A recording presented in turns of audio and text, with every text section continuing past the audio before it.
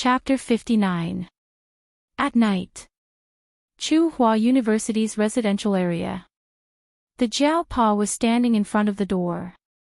He raised his hand and rubbed his face to hide his tired expression. He took out his keys and opened the door. The sofa in the living room was still empty. There was no longer a black cat lying there and watching TV. When they heard the sound of the door opening, the doors of the two children's rooms opened at almost the same time. However, when they saw the expression on the Jiao Pa's face, their eyes dimmed again. It had been a week, and there was still no news. The few illegal cat and dog trafficking dens that were taken down in Tsinghua City didn't have the information they wanted. Bang! The door of the two children's rooms was closed again. They went to do their homework. When they first found out that their cat was missing, the eyes of the two children were swollen from crying. Even though a week had passed, their eyes were still red and they were in low spirits. Still no news? The Jiao Ma asked in a low voice. She was also in a bad mood. The Jiao Pa shook his head and didn't say anything. After a while, he said, Celestine and Director He are helping to look for it. Director Zhao also asked a friend to keep an eye out for news in this area. There should be news soon.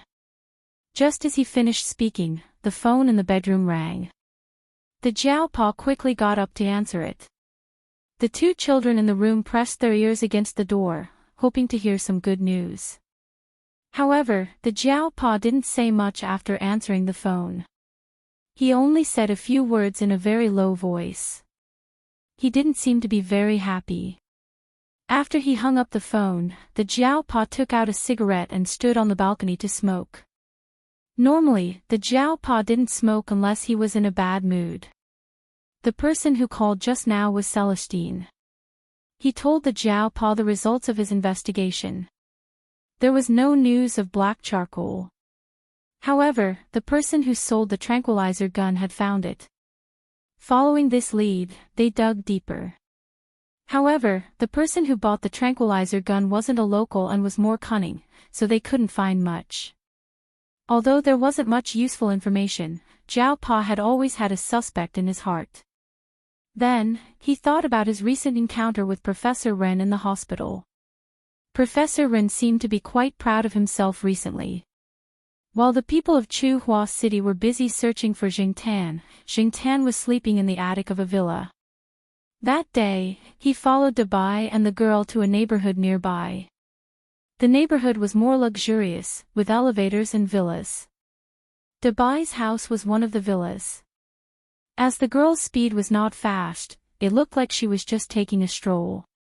She would stop and occasionally get off to buy something, so Jingtan was able to secretly catch up with her. It was just that he was too tired and had a hard time. His condition that day was really bad. The girl and the white bear entered from the main entrance of the residential area, but Jingtan entered from the side of the fence. He followed the direction of the girl and the dog and arrived at a villa. He found a nice place in the villa, the attic. For a cat, climbing into the attic of an American-style villa was not difficult.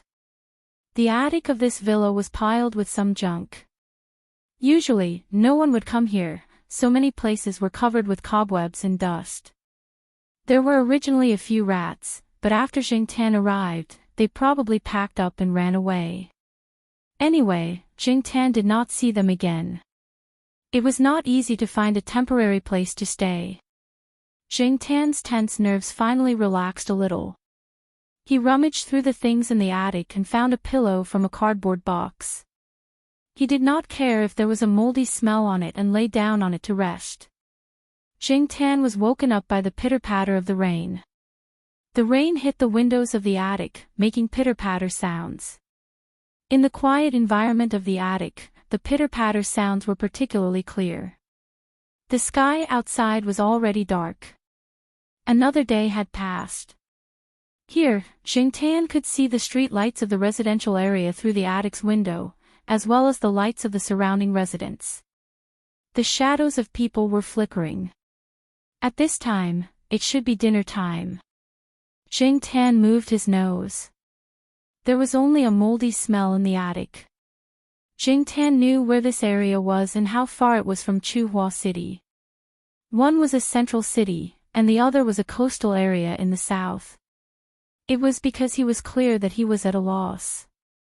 Xiahe City was not too far away from Nanqing, where he had lived for 20 years. Jingtan looked at the raindrops on the window. He did not know what he was thinking. To be precise, he was in a daze. However, he did not stay in a daze for long. He was hungry. Jingtan thought that he would wait until later, when everyone in this family was asleep, and then go down to look for food. Jingtan was not ready to expose himself. This family had a dog. They might not eat dog meat, but who knew if they would eat cats? What kind of character did this family have? He did not want to take the risk. Stretching, Jingtan moved his hands and feet, thinking about what to do in the future.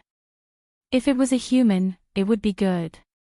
Unfortunately, it was just a cat. Waiting was boring. Jingtan rummaged through the junk and pulled out a small ball, the kind that was used for children's toys. It looked like it had not been touched for a long time. Lying on the pillow, Jingtan played with the ball with his 4 paws. His palm gently pushed the ball back, and then he used his foot to kick it back. Looking at the ball jumping in the air, Jingtan felt that he was really like an animal in a circus. Speaking of which, if he was not there, he did not know what would happen to the Zhao family. There was also Xiaoguo's advertisement. Jingtan played with the ball and thought about things at the same time. The sound of the family's laughter came from downstairs. There was also the sound of advertisements on the TV and the familiar dialect that he had not heard in a long time. Finally, in the middle of the night, the rain outside seemed to have stopped. There was a window in the attic that could be pushed open. The family probably did not know that a window in their attic was broken. However, even if they knew, they would not care because the window was very small. Even a 7 or 8-year-old child would not be able to climb in easily. There was no need to worry about thieves entering the attic. Coming out from the slanted window, Jingtan looked around. Because it had just rained, the surroundings were wet. Looking at the water stains on the soles of his feet, Jingtan found a place to go down from the roof and went to the kitchen. Initially, Jingtan saw that there was an opening on the door for pets and wanted to use it to enter. However, after trying it out, it was locked. It was probably because the white bear was too big. It could be used when it was young, but now, it had no use. Therefore, the owner had directly locked the door. Since he could not enter through the door, Jingtan could only climb through the window. Fortunately, there was a window above that was not closed. Jingtan climbed through that window. Before he climbed through the window, Jingtan purposely stepped on the doormat at the back door a few times to dry the water stains on his feet. He did not want to leave cat paw prints in the kitchen. There was a large refrigerator in the kitchen. Jingtan opened the refrigerator and looked inside. There was not much food. Looking at the family's condition, even if they did not finish their dinner, they would probably directly throw it away. However, the good thing was that there were some pre-made meatballs bought from the supermarket. Jingtan ate a few, but they were not cooked. He could only make do with them. Most of the other food was for children. There were some biscuits, fruit cakes, and so on. Jingtan ate some of them. Jingtan took out some of the snacks that came with individual small packaging. He would take them to the attic later. After eating some food, Jingtan felt much better. Although they were all cold, it was much better than starving. Gently closing the refrigerator door, Jingtan carried some snacks and quietly left. He was getting more and more proficient at walking with 2 legs. It was a little troublesome to climb through the window. It was not easy to climb with 2 legs, so Jingtan carried the snacks out bag by bag. Before leaving the kitchen, Jingtan looked at the gap under the closed kitchen door. Through the gap, he could see some white dog hair, the big white bear was lying on the other side of the door. Jing Tan believed that it should have discovered him, but it did not make a sound. What a good dog. It could bare its teeth at the people who beat the dog, and it would cover for him. It was quite smart. After looking for food, he moved the bags of snacks to the attic. Jing Tan lay on the musty pillow again. He never thought that he would steal food at night like a mouse. He had fallen to this point. At night, he slept well. He did not know if it was because of the drugs, but Jing Tan had been sleepy recently. Sometimes, he slept very deeply. Even if someone was next to him, he probably could not hear it. The next day, Jing Tan heard several news. For Jing Tan, the news was not bad. First, he heard that there was a murder on the street that sold cat and dog meat. The victim was Uncle Rod, the famous person on the street. The cause of death was a rabies attack. It was strange that this experienced person did not get vaccinated, or rather, he did not get vaccinated in time. Theoretically speaking, he should have known better than others how to protect himself, but in the end, he did not escape death. Jing Tan listened to the discussions of the people around him and came up with many possibilities. Maybe there was a problem with the vaccine, or maybe the veteran had been careless. Or maybe he had been infected for a long time but had not been vaccinated. Or maybe he had eaten dog meat. After all, the hygiene of the street was not very good. They had cut corners when cooking, and the rabies virus was not completely eradicated. These were all possibilities. In any case, there were many different opinions, but the truth was that the famous Uncle Rod had died of rabies. Other than this famous Uncle Rod, there was another unlucky person, and that was the young man who had captured Jing Tan. It was said that when Uncle Rod was sick, the young man had gone to find him. In the end, Uncle Rod, who was not in his right mind, had hit him with a bottle of alcohol. He was still lying in the hospital. Hearing these two pieces of news, Jing Tan was very happy. Even though he did not know Uncle Rod well, from the discussions around him, the old man had killed countless dogs. He had even taught a group of people to kill dogs and trap cats. He had even poached, so he deserved to die. Furthermore, because of Uncle Rod, everyone on the street was in danger. Even those who did not kill the dogs in their own restaurants went to the hospital to get vaccinated. After all, many animals could carry rabies. As for the young man, Jing Tan thought to himself, even if you can walk out of the hospital alive, don't let me see you, or I'll kill you. Jing Tan would remember this grudge. Other than these two pieces of news, Jing Tan also heard that the family was going out for a vacation that weekend. There would be no one at home, and it would be easier for Jing Tan to do what he wanted. Jing Tan wanted to use the family's phone to inform the Jiaopa. Even if he could not say what he wanted to say, at least he could let them know that he was still alive. Jing Tan had thought it through. He would call the Jiao family, and then the Jiaopa would call the family, and then they would come to pick him up. After all, the family would be back on Sunday night, and he would not have to wait for too long. It was better than being homeless. 2 days later, on Friday afternoon, the family had packed their things. When the children came back from school, they drove an off-road vehicle and left with the family and the dog. After they left, Jing Tan could not wait to jump into the house through the window to look for the phone. There was a landline next to the sofa in the living room. Jing Tan jumped on it, bent his arm, and picked up the receiver. Then he raised his paw and pressed the numbers one by one. Jing Tan remembered the Jiao family's phone number. In Jiao Yuan and Little Pomelo's rooms, there were 3 numbers, the family's landline, the Jiao Pa's, and the Jiao Ma's. Therefore, Jing Tan knew these 3 numbers by heart. But until now, Jing Tan had only called the Jiao Ma when the Jiao Pa was sick. Jing Tan was a little nervous when she pressed the button, but after she pressed the number, the voice on the other end of the line said, "The number you have dialed is not in service." Jing Tan was stunned. He dialed again, and the result was the same. Had the Zhao family's landline changed? Jing Tan dialed the Zhao Pa's number again, and the call did not go through. He tried the Zhao Ma's number again, and it still did not go through. F***CK. Was there a problem with this phone? It could not make long-distance calls? That was not right. Yesterday, he heard the family's owner calling someone overseas. How could it be a long-distance call? Jing Tan did not give up and tried again. The result was the same.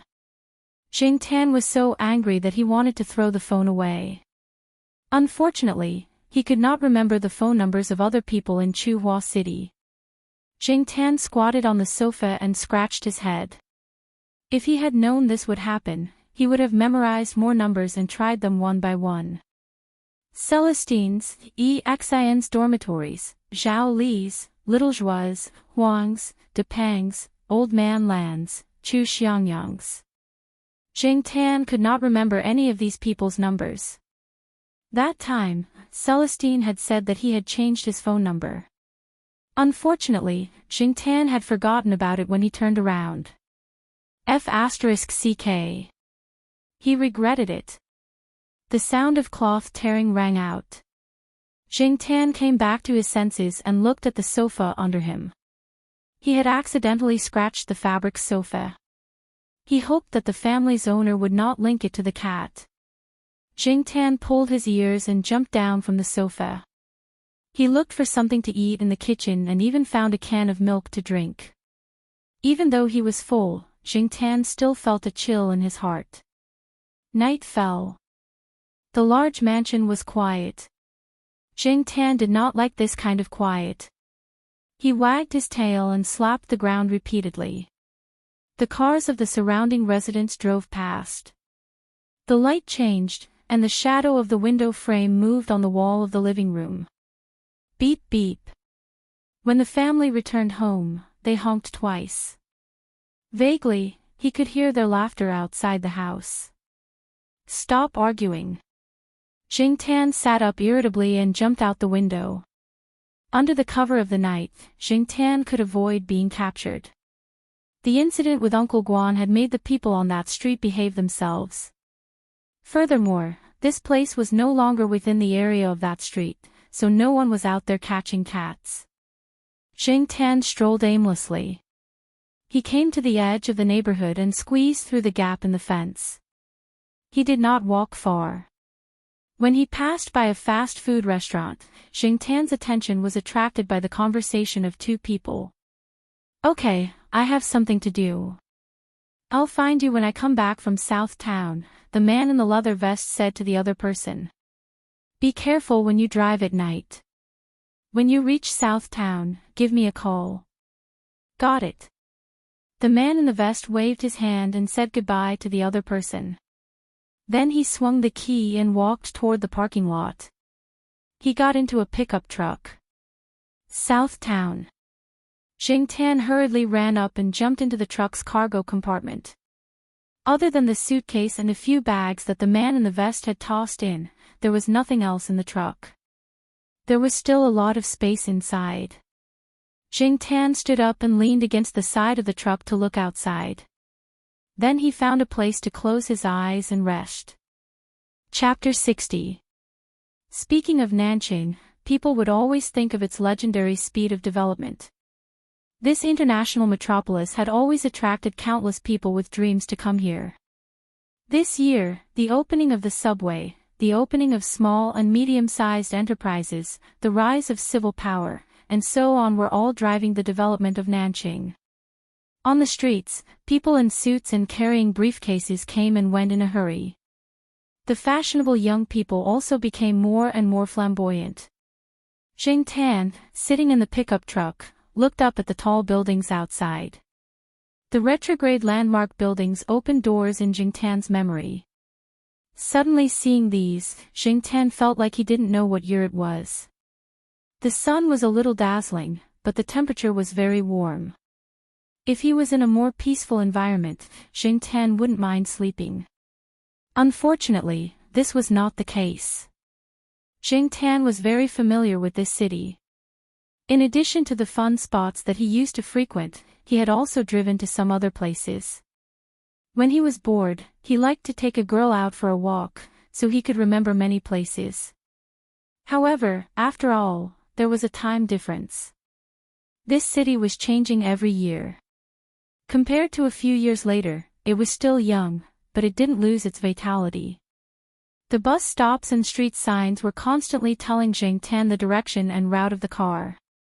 The pickup truck drove towards the city center, and Jing Tan was happy to do so. However, his happiness didn't last long. The pickup truck drove into a residential area. This residential area wasn't very high-end in Nanjing, and it wasn't very big. After the pickup truck stopped, Jing Tan immediately jumped down from it without being noticed by the driver. After jumping out of the car, Jing Tan first found a place to hide. He didn't know what Nanjing's attitude toward stray cats was at this time. If stray cats were seen on the streets, would they be taken away? If they were really caught, Jing Tan wasn't sure if he could escape successfully every time. It was close to noon, and the temperature was about 20 degrees. Compared to Chuhua City, it was slightly warmer. Jing Tan hid in a corner and moved his nose. He smelled a stench on his body, and his body was a little itchy. He didn't know if it was because he was in the same cage with other cats. With so many cats in the same room, the possibility of getting fleas was very high. What a troublesome matter. Jing Tan hadn't taken a shower since he was caught. His body was covered in dust, and there were probably some bloodstains on it as well. When the dog cage was opened, there were a lot of dried or half-dried blood stains around the shelf. Jing Tan inevitably got some of it, and it still smelled. However, the good thing was that the color of his fur made these stains not obvious, and he didn't look too miserable. If it was white fur, it would be difficult to clean it. Without shower gel, it would be difficult to clean it. Therefore, Jing Tan was very glad that his fur was all black. Jing Tan never licked his own fur. Now, when there was no one to help him with the hot water to comb his fur, he had to find a way to do it himself. In order to not look like a stray cat, she had to keep her body clean and her fur smooth. Jing Tan looked around the neighborhood and finally chose the man-made pool. There were some koi and other small fish in it. The pool must have been cleaned often. The water was clean, and the rockery was tidied up well. Taking advantage of the fact that there weren't many people loitering outside at noon, Jing Tan jumped into the pool and swam around. He rubbed against the rockery to wash off the sticky dirt on his body and smooth the knotted fur on his body. After rubbing for a while, Jing Tan played with the fish for a while, chasing them around. However, Jing Tan had no interest in raw fish, so he didn't eat them. After feeling that it was enough, Jing Tan came out of the pool and shook his fur to get rid of the water on his body. Sometimes, Jing Tan wondered why cats would lick themselves when there was water on their bodies, but dogs would shake their fur vigorously or rub themselves on the ground when there was water on their bodies. Especially dogs with long fur. Sahara of the East Courtyard was one of them. He would rub himself everywhere after bathing, so his owner had to tie him up every time he bathed. Jing Tan's fur wasn't long, so he couldn't shake off much water. When the wind blew, he felt a little cold. He couldn't get sick now. If he got sick, he would probably be thrown away like the plague or disposed of in some other way. Looking around, Jing Tan saw a first-floor resident drying a towel outside on the balcony. He ran over and grabbed one with his claws. He wiped his fur. Jing Tan was already familiar with this kind of thing. Without shower gel, the water in the pool wasn't very clean, but it was passable. It was better than not washing at all. After washing, Jing Tan felt a lot more refreshed. In order to let his fur dry faster, Jing Tan jumped onto a tree and found a place with sunlight to dry his fur. The neighborhood was quiet. Occasionally, he could hear some dogs barking. The greenery was good, but it wasn't as comfortable as the East Courtyard of Chuhua University. Jing Tan had now formed a habit of comparing it to the East Courtyard. After yawning, Jingtan changed his position. The fur on his back was almost dry, but the fur on his stomach was still dry. He lay on his side and changed the angle to continue drying his fur. He really missed the children's hair dryer in the Zhao family. Jingtan closed his eyes and rested. He had to be alert at all times. Otherwise, he would be tricked. With the experience of being caught, Jingtan didn't dare to be careless at any time, let alone in this unfamiliar environment. Occasionally, there would be people walking around. As long as they weren't walking in his direction, Jingtan wouldn't get up and run away. He tried to save as much energy as possible. After all, it wasn't the day where he could go home and open the fridge whenever he wanted to eat. Small footsteps sounded. In other words, it was the sound of walking through the grass. Jingtan's ears twitched. It didn't sound like a human's, nor was it a dog's. Jingtan knew the sound of a dog's paws walking on the ground. So, it was the same kind. Jingtan opened his eyes and looked over. A white Persian cat was walking towards him with elegant steps. Many people said that Persian cats were born spoiled and gave people a feeling of magnificence and nobility. It was like a noble, not something a stray cat could compare to. Jingtan didn't care if it was a noble or not. At the moment, he was staring at the cat tag on the Persian cat's neck. The tip of his tail moved. It seemed that there was a good way, even if the fur on the cat's body was cleaner, there was no guarantee. It wasn't the most direct way for people in big cities to distinguish stray cats from pet cats. The cat tag was like a person's ID card. It played an important role in such a big city. Sometimes, it could change the attitude of passers-by. With a cat tag, it proved that the owner valued the cat more. It also told people that the cat had a backer. To get rid of the impression that it was a stray cat, Jingtan had to start with the cat tag. After all, he didn't look like a famous cat. As long as he went out and rolled a few times and got dust on him, people would probably think that he was a stray cat. The Persian cat didn't know what Jingtan was thinking, and it didn't notice Jingtan's existence. It certainly didn't know that someone was thinking about its cat tag. It still walked with elegant steps towards a few big trees. It walked over and rubbed against the tree trunks, sharpened its claws, and peed to mark its territory. No matter how elegant a cat was, it couldn't get rid of some of its natural instincts. Jingtan was no longer lying down. He quietly moved over from the branch and waited there. The elegant Persian cat was still intoxicated in its own world. After it finished marking its territory, it was probably ready to go to the pond next to it to watch the fish.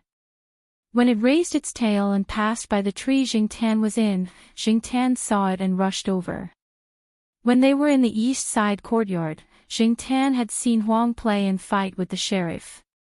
He knew that cats generally used those few skills the most.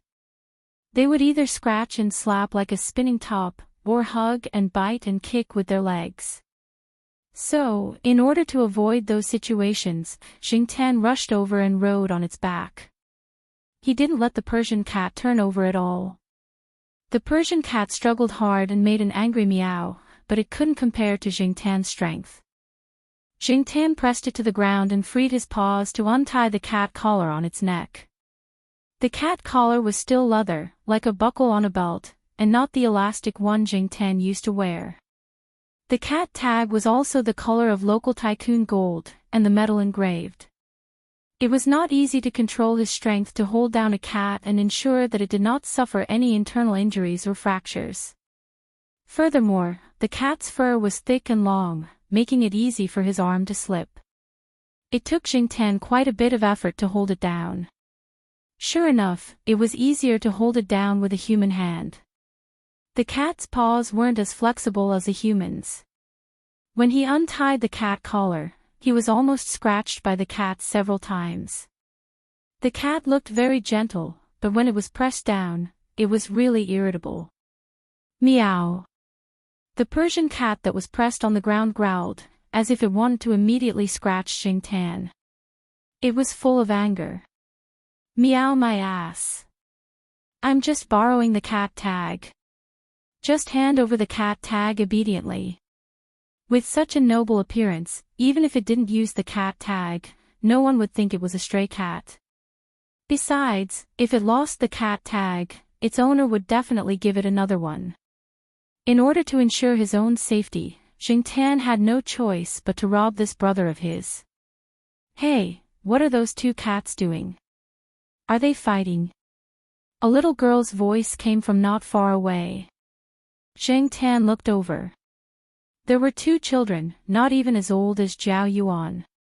The little girl who spoke just now was about the same age as little Pomelo.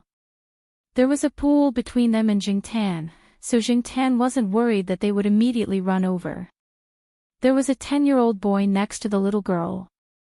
After seeing Jingtan's situation, he immediately covered the little girl's eyes.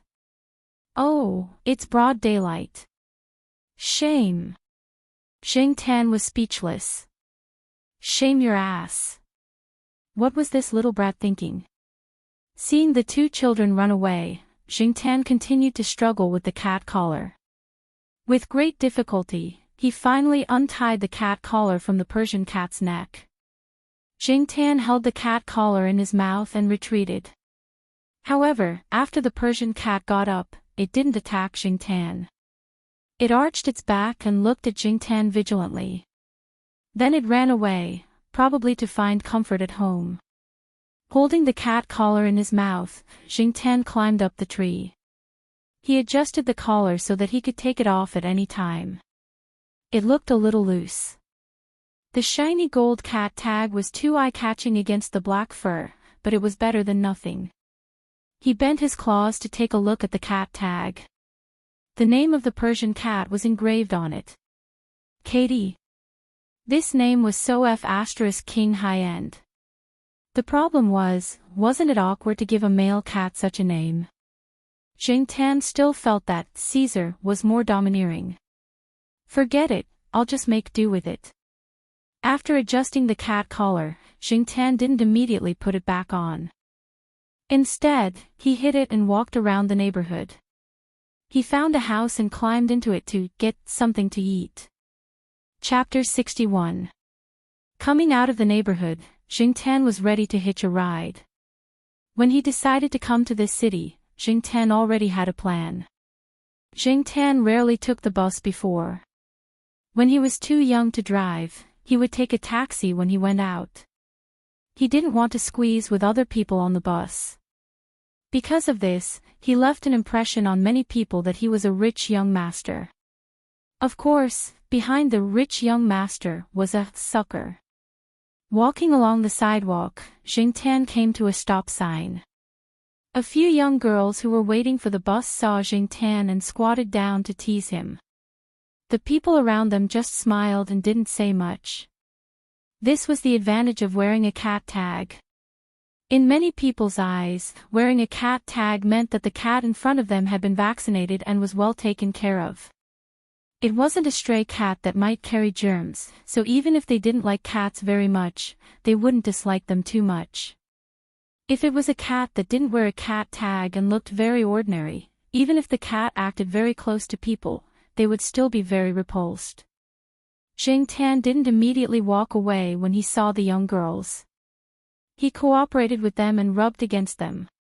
He was happy to be touched by the girls. If they took out some trinkets from their keychains, Jingtan pretended to be very interested and raised his paw to touch them a few times to earn their favor. While pretending to cooperate, Jingtan also paid attention to the bus routes and stops on the stop sign. He wasn't familiar with many of the stops, but he knew the names of some of the landmark buildings and places. He couldn't move around in the daytime, so he could only wait until night to hitch a ride. After figuring out the general route, Jingtan found a place to sit and wait for night to come. It was impossible to find a pickup truck every time, and not every pickup truck would take the route Jingtan planned. So Jingtan decided to hitch a ride on the bus. Forget about the double-decker buses, and forget about the trams. To avoid accidents, Jingtan chose to hitch a ride on the more common single-decker buses. Finally, the sky turned dark. Jingtan's chest tightened as he looked at the crowded buses. Fortunately, he didn't have to squeeze in. When the bus he wanted arrived at the bus stop, Jingtan sped up and rushed over without waiting for the door to open. Then, he jumped onto the roof of the bus. It was noisy inside the bus, so no one heard the noise from the roof. What happened just now? A passenger sitting by the window saw a black shadow flash by from the corner of his eye. What do you mean what happened? Forget it, I guess my eyes are playing tricks on me. I'll take a nap first. Wake me up when we arrive. The man leaned against the window and began to take a nap. At this moment, Jingtan, who had jumped on the roof of the car, was still a little surprised. He thought that he would step on the window or something to assist him when he jumped. He didn't expect that when he accelerated toward the car, he suddenly had a strong feeling of confidence that he could jump directly. After that, he was already on the roof of the car. He moved his legs and didn't feel any discomfort. Gee! After the passengers had alighted and boarded the bus, the door closed and the bus started moving. Jingtan quickly ran over and hooked onto the protrusion at the skylight of the bus. The roof of the bus was relatively smooth. After the bus started moving, if it made a sharp turn or a sudden stop, Jingtan would probably be thrown out. Therefore, he had to firmly hook onto the fixed object to stabilize himself. Probably no one would have thought that there was a cat lying on the roof of this very ordinary bus. Jingtan couldn't tell where the bus was going. He could only pay attention to the bus's stop announcement every time it arrived at the bus stop. This bus's route was only part of the route that Jingtan wanted. Therefore, after arriving at a certain stop, Jingtan had to get off the bus and change to another route to continue his ride. Some buses stopped at 9:00 in the evening. Some were open all night. Every time he changed buses, Jingtan had to look at the time of the bus he was about to take. It would be best if the bus was open all night. That way, he wouldn't have to worry about not being able to wait for another bus. Taking the bus was troublesome, but in order to achieve his goal, Jingtan had to repeat this trouble again and again. In this way, Jingtan was getting closer and closer to the destination in his heart. When the bus stopped at a stop in the middle, Jingtan suddenly heard someone calling him. Hey, Jingtan, wait a minute. It was a child's voice. Jingtan couldn't remember who it was. Jingtan looked in the direction of the voice. He only saw the back of a few children walking into a taxi. The night light intertwined, so he couldn't see clearly. There was an arcade around this stop. Jingtan recalled that he often came here when he was young. When he was in the mood, he would skip class and come here to play for the whole day. Although there were many places that minors were not allowed to enter, that was only on the surface. As long as you threw money, there would naturally be places to play. The taxi went away. The route was in the same direction as Jingtan's own plan. However, Jingtan couldn't see the appearance of the passengers in the car clearly. He could only vaguely see that there were a few children sitting inside. He was inexplicably nervous. When the bus suddenly moved, Jingtan almost lost his grip and slid out. After getting off the bus at the stop, Jingtan squatted not far from the bus stop and looked at the bus stop sign showing the various bus routes. This was the last bus. After the bus came, it would be very close after 7 or 8 stops.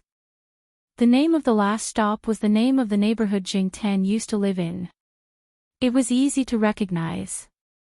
As he was thinking, Jingtan suddenly became alert. He dodged sideways. The place where he was squatting just now was hit by a rubber bullet. It bounced up and disappeared. After being caught, Jingtan's vigilance increased a lot. He was also more sensitive to the danger around him. That was why he could dodge the rubber bullets so quickly. Jingtan had played with rubber bullets before. It was a toy that children liked. Zhao Yuan also had one. Looking sideways, Jingtan saw a few young people sitting by the railings. They looked like they had drunk too much. They probably saw a cat on the side of the road and raised their toy guns to shoot at it. They usually like to play shooting games. They had played rubber bullets, paintballs, field games, and so on. The toy guns in their hands were won from a shooting game at the club. Although they didn't like children's toys, they could use them to pass the time when they were bored. Moreover, even if they had drunk, they were very confident in their shooting skills. They thought they would hear the cat scream, but they didn't expect that the cat could dodge it. Therefore, they got excited. A few of them got up and walked towards Jingtan. F***ck. Jingtan cursed in his heart. His luck was really F***king bad. On the other side, a few young men were holding toy guns. They shouted like madmen as they chased after Jingtan. Rubber bullets were fired one after another. Jingtan didn't want to run too far. He wanted to wait for the last bus, but the crazy people behind him kept chasing. As Jingtan ran, he looked around to see if there was a good place to hide. There was a van at the corner. The door of the luggage compartment at the back was open. Jingtan rushed in and found a place to hide. The driver of the van had a cigarette in his hand and was talking to the people standing outside the van. He didn't even notice that there was an extra cat in his car. There was no one else in the van except for the driver. There were some goods on the seats, such as color TVs and other household appliances. There was also some stuff in the luggage compartment. In the back, there were daily necessities, such as toothpaste, shower gel, shampoo, and so on. Jingtan hid behind the goods and looked at the crazy young people running towards him through the gap. "Where did the cat go?" one of the young people said as he fiddled with his hair. There were some shopping malls around. After turning the corner, there were no bushes or flower beds except for the trees on both sides of the road. "Did it climb up a tree?" another young man said as he looked at the surrounding trees. The person who first shot at Jingtan looked around and walked towards the van. Jingtan shrank back and lowered his body, trying to hide himself. Just as the young man was getting closer, another person came to the back of the minivan. This person was the one who had spoken to the driver earlier. He raised his hand and pulled the door of the luggage compartment open with all his might. Paw! The door of the van was closed. Jingtan was speechless. He turned around and saw that the driver had finished smoking and closed the window. Jingtan's plan to run out through the window was ruined. F***ck. Bad luck. Life is full of obstacles. No amount of beauties could calm Jingtan's heart, which was currently galloping like an alpaca. Jingtan suddenly wanted to yell, F***ck, let me out. However, Jingtan's response was the sound of the van's engine. It was as if there was a pair of invisible hands that forced him away when he was close to the target. He couldn't resist. He was so close to the target twice, but the result was still the same. Was this God's will? Jingtan didn't know. The driver was playing some nostalgic songs in the van. Jingtan used to listen to a few of them before. Coupled with Jingtan's complicated feelings, he had the urge to bang his head against the wall. There were no walls here, so Jingtan hit the back seat. The music in the van was too loud, so the driver didn't hear the strange sounds behind him. He was still singing along in his narcissistic state. After a while, the driver's phone rang. He turned down the music and answered the call. Jingtan wanted to say that it was dangerous to talk on the phone while driving, but he used to do this often. Even drunk driving was common. Jingtan really felt that he was lucky to be able to grow up safely. Okay. I'll call him. Yes, I know how to call the landline. Oh, what's the area code in Beijing? 010. Okay. I got it. The driver happily talked on the phone, but Jing Tan felt like he was stuck in mud and then struck by lightning. Area code F*CK, he didn't add the area code last time. As for the phone, it seemed like he needed to add a 0 when he called a long-distance call from another province. Jing Tan, you're a pig. He hadn't used a phone for so long that he didn't even remember this basic knowledge. Jing Tan wanted to slap himself a few times. His brain wasn't working at the critical moment. He really didn't expect it to be so severe at that time. The opportunity was so close, and he had suffered so much for nothing. His current situation was even more unpredictable. If the Jiao Pa knew about it, he would definitely blame himself for not teaching his cat how to make long-distance calls. Jing Tan lay on a cardboard box, thinking back to when he made the call. His brain wasn't very clear, and he wasn't very rational.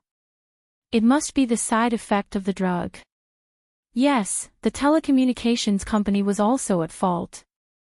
Even if they couldn't recognize the number from another province, they should have given some hints.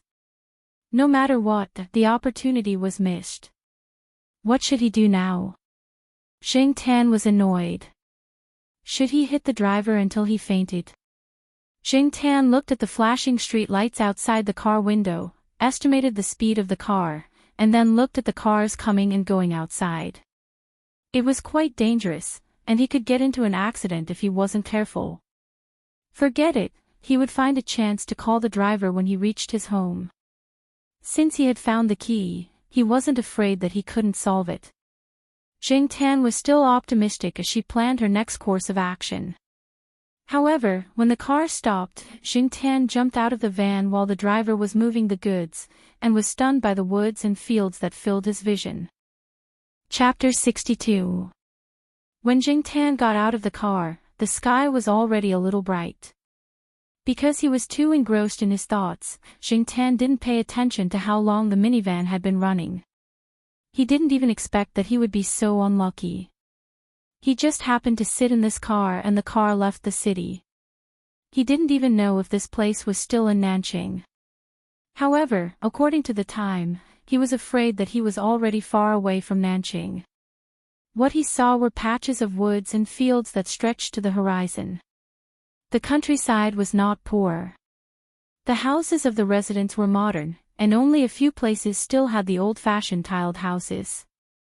Jing Tan didn't know where this place was on the map, but seeing that many of the residents' houses were 2- or 3-story bungalows, he knew that the living conditions of these people were good. It was easier to find a phone. If it was a poor place, it would be difficult to find a phone. Jing Tan wrote down the address of the minivan driver's house. If the driver drove again, he could continue to ride. After that, Jing Tan was ready to walk around to familiarize himself with the terrain and the unfamiliar environment. To wait for an opportunity, he must spend the waiting days peacefully. He wanted to see which residents were easier to kill and easier to find food. He also wanted to see which villagers had phones at home and whether it was easy to find an opportunity to make a call. Another important thing was to find a safer place for himself. In terms of safety, Jing Tan preferred the taller branches. Perhaps because the temperature here was slightly higher than in the central region at this time of the year, it was warmer. Many deciduous trees were leafy, which was good for Jing Tan to hide. Walking around the village, Jing Tan met a few dogs and a cat that was playing with bugs outside. They were all kept in captivity. Seeing them wandering around leisurely, Jing Tan felt more at ease. The fact that these cats and dogs were wandering around meant that no one was trying to trick the dogs and cats. Jing Tan found a large locust tree with lush foliage as a temporary foothold when the weather was clear. She jumped up and tried it out. Overall, she was quite satisfied. She chose a branch to lie down on and looked around. From here, he could see the situation in the village. At the same time, he was not very close to the village, so he would not be harassed by the villagers. There was a citrus grove near the locust tree, and there were 2 dogs tied up in it. Jing Tan had just seen a cat enter the citrus garden and walk past the 2 dogs. The two dogs only glanced at it and then did not respond. They were probably familiar with each other and did not bother to bark. A black butterfly flew past the big locust tree and into the citrus garden, dancing among the citrus trees. Jing Tan remembered that this seemed to be a type of butterfly. He had seen something similar in Old Man Land's small garden before.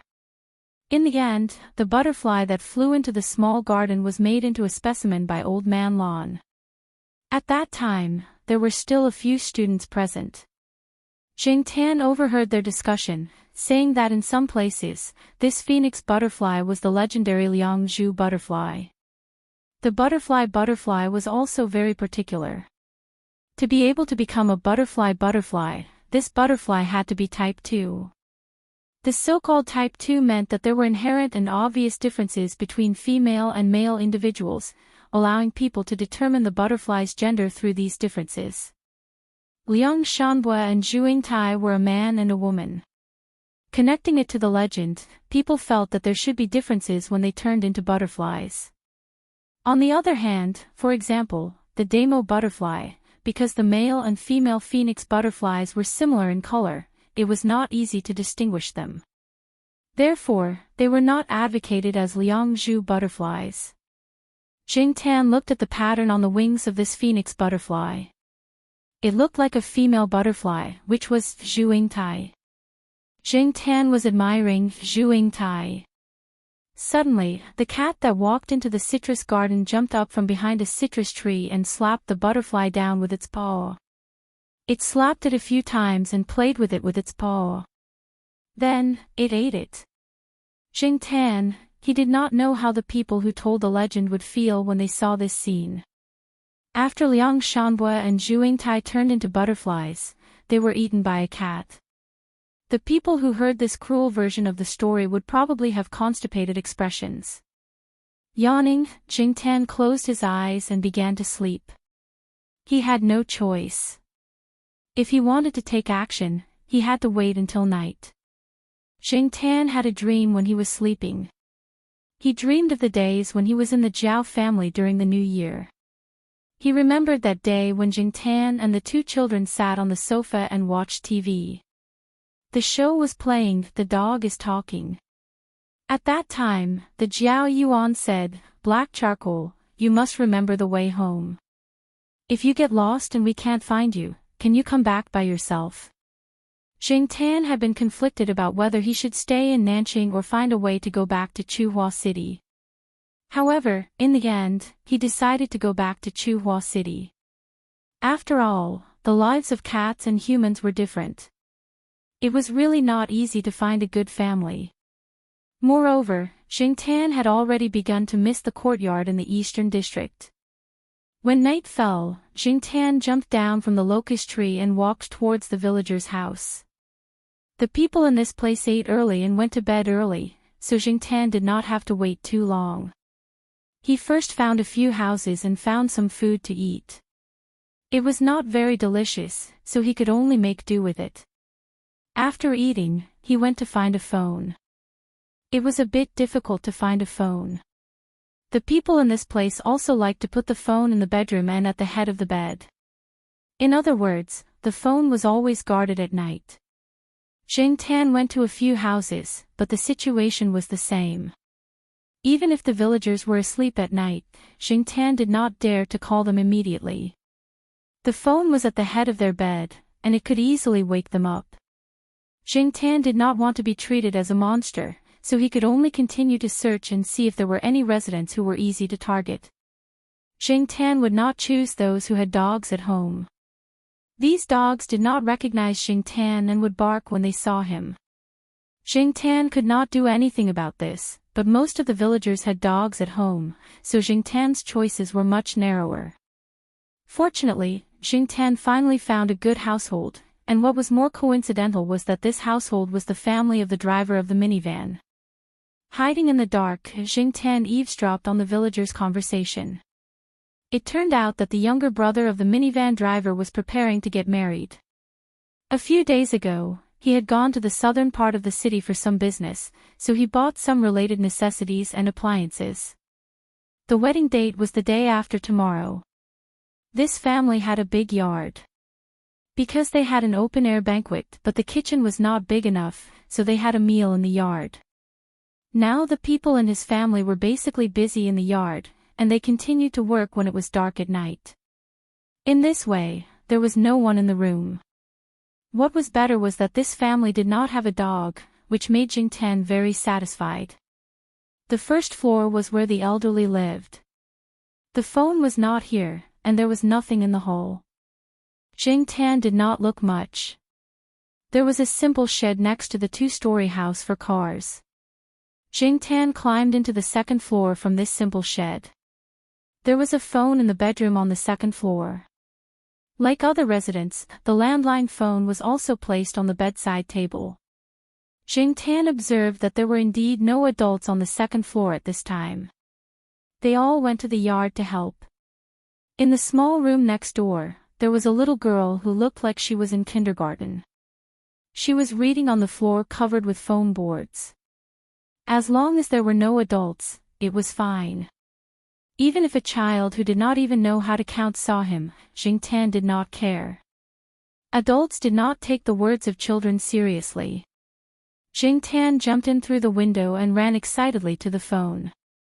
He jumped onto the bedside table, picked up the receiver, and dialed the number by heart. Of course, this time, he did not forget to add 0 in front of the phone number. As for the landline number, Jingtan did not remember what the area code of Chuhua City was, so he dialed the number of Jiao Pa. At this time, the Jiao family should be at home, right? Associate Professor Jiao should be at home too. Jingtan waited excitedly after dialing the number. However, when he heard the notification sound from the phone, Jingtan's mood suddenly became gloomy. F***CK. This phone did not have a long-distance lock. He had to find the key to unlock it. Where could he find the key?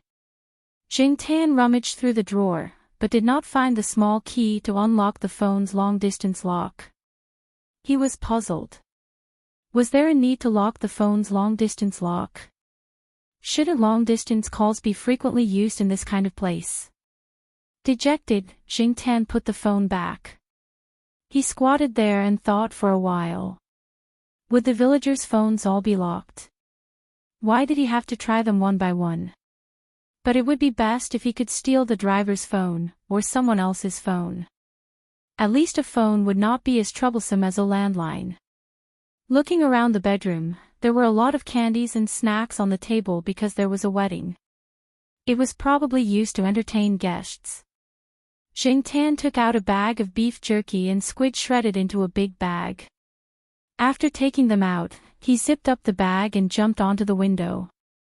He carried the 2 bags of snacks and prepared to leave. When Jingtan stood by the window, he was holding the snacks in his hands. His legs were on the windowsill, and he was ready to jump down. Before jumping, Jingtan felt someone looking at him.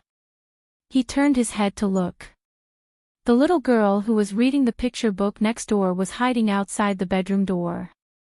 She did not shout, but her eyes were filled with curiosity. Jingtan paused, then ignored her and jumped off the windowsill. It was not convenient to jump with 2 legs, but it was okay to jump a few times while looking for the phone. Jingtan was willing to empty his hands to carry things. Anyway, at this time, no one saw him except for the little girl. What was there to be afraid of? Besides, he would not stay in this place forever. If he was discovered, he could just run away. Jingtan left in a carefree manner, but it had a big impact on the child. In the evening, the child's mother came over with a picture book to teach the little girl how to count, from 1 to 10. In order to match the memory, her mother also taught her some things in the real world.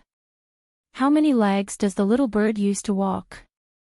Her mother asked. 2. The little girl stretched out 2 fingers. How many legs does the big yellow dog use to walk? 4. The little girl counted the legs of the big yellow dog in the picture book and said, "Yes, so smart. How many legs does the little cat use to walk?" Her mother asked with a smile. The little girl thought about the cat she saw today and counted with her fingers. Then she stretched out 2 fingers and said, 2. Her mother was speechless. Jingtan did not know the impact he had caused. At this moment, he was holding 2 bags of snacks and walking towards the big locust tree. At this time, there was no one in the field. There were only a few dogs guarding the orchard. No one would see a cat that walked very naturally with 2 legs. As Jingtan walked, he thought about how to borrow the phone. Suddenly, he heard a faint humming sound. Jingtan perked up her ears and tried to distinguish the sound. She felt that it was similar to the sound of a dog. Putting down the snacks in his hands, Jingtan walked in the direction of the sound. If there was any danger, her legs would be faster to run. Chapter 63. Puppy. And it was locked in a dog cage. This kind of dog cage was not like the ones Jingtan had seen in dog and cat meat restaurants. The cage in front of him was obviously more high-end and looked like it was for pet dogs. Jingtan remembered that when he ran from the big locust tree to the villager's house, he didn't hear anything. This should have happened when he was looking for the phone. However, when he was looking for the phone, he avoided some residents who had dogs, so he didn't know who the owner of the cage and the dog belonged to. He moved his ears, but there was no sound of other people around, and there was no smell of strangers. Jingtan went to the cage and looked. Because the puppy was too small, Jingtan couldn't tell what breed it was. He didn't know much about it. The door of the cage was not locked, but there was a small catch. The puppy didn't know how to open it, so he didn't know how long it had been trapped inside. The temperature at night in the mountains was relatively low. Although it was not as cold as late autumn and winter, it was still not something that a puppy of this size could withstand. Dogs, like cats, had a slightly higher body temperature than humans. The surrounding temperature was about 10 degrees. He didn't know if the puppy could withstand such a difference in temperature. Noticing that Jingtan was standing outside the cage, the barking puppy came to Jingtan and looked at Jingtan through the cage. Seeing that Jingtan didn't move, it continued to hum and bite the cage with its small teeth that hadn't grown much. Jingtan opened the cage door with his paw. The puppy paused, tested the door, and then ran out. Although it was still a puppy, this kind of dog should be relatively large. Compared to the current Jingtan, the size of these 3 puppies was not much smaller than him. Ignoring the puppy that ran out, Jingtan looked at the other 2 in the cage that didn't move. He raised his paw and touched them. They were still soft. He thought that the 2 puppies were dead. He didn't expect them to kick their legs and open their mouths twice. Did they sleep too soundly? Jingtan looked around. The pit was too big to block the wind. The wind was relatively strong at night. If 2 or 3 of them were left here, they probably wouldn't survive for long. But Jingtan didn't want to get into trouble. He had a hard life, so how could he take care of these 3 puppies? It was more practical to steal a phone as soon as possible and figure out a way to go back to the east courtyard. However, when Jingtan turned around and walked 2 steps, the puppy that ran out of the cage immediately came over and rubbed against Jingtan. Jingtan pushed it aside. It ran back happily, probably thinking that Jingtan was playing with it. Jingtan simply threw it directly into the cage and closed the cage door. He didn't care and it began to hum. He turned around again. But after walking for about 10 meters, he slowed down again. Jingtan looked back at the dog that was squatting by the cage and looking straight at him. The night sky was dotted with stars. With the starlight, Jingtan could see that the dog's body was basically white. There was a large patch of black where one of its eyes was, as if it was wearing an eye patch. This reminded Jingtan of Niu Zhuangzhuang in the courtyard. But the 2 looked different. Niu Zhuangzhuang's big head was too special. This paparazzi's body proportions were not like that. It also didn't look like the common dogs in the village. It was probably a skewer. Otherwise, it wouldn't have been abandoned by its owner. When Jingtan used to walk in the courtyard, he often heard the conversations of dog owners. He knew the attitude of many dog owners. If their dog's puppy didn't satisfy them, they would directly throw it away. Sahara's owner said, "A wolf travels 1,000 miles to eat meat, a dog travels 1,000 miles to eat shit."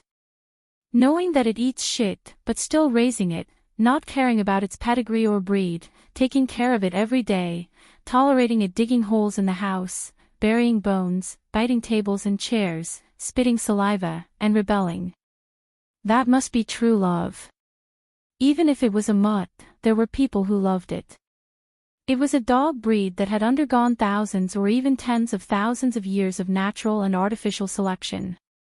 There was no lack of individuals who understood human nature, had good perception, were loyal and obedient, and had strong hunting abilities.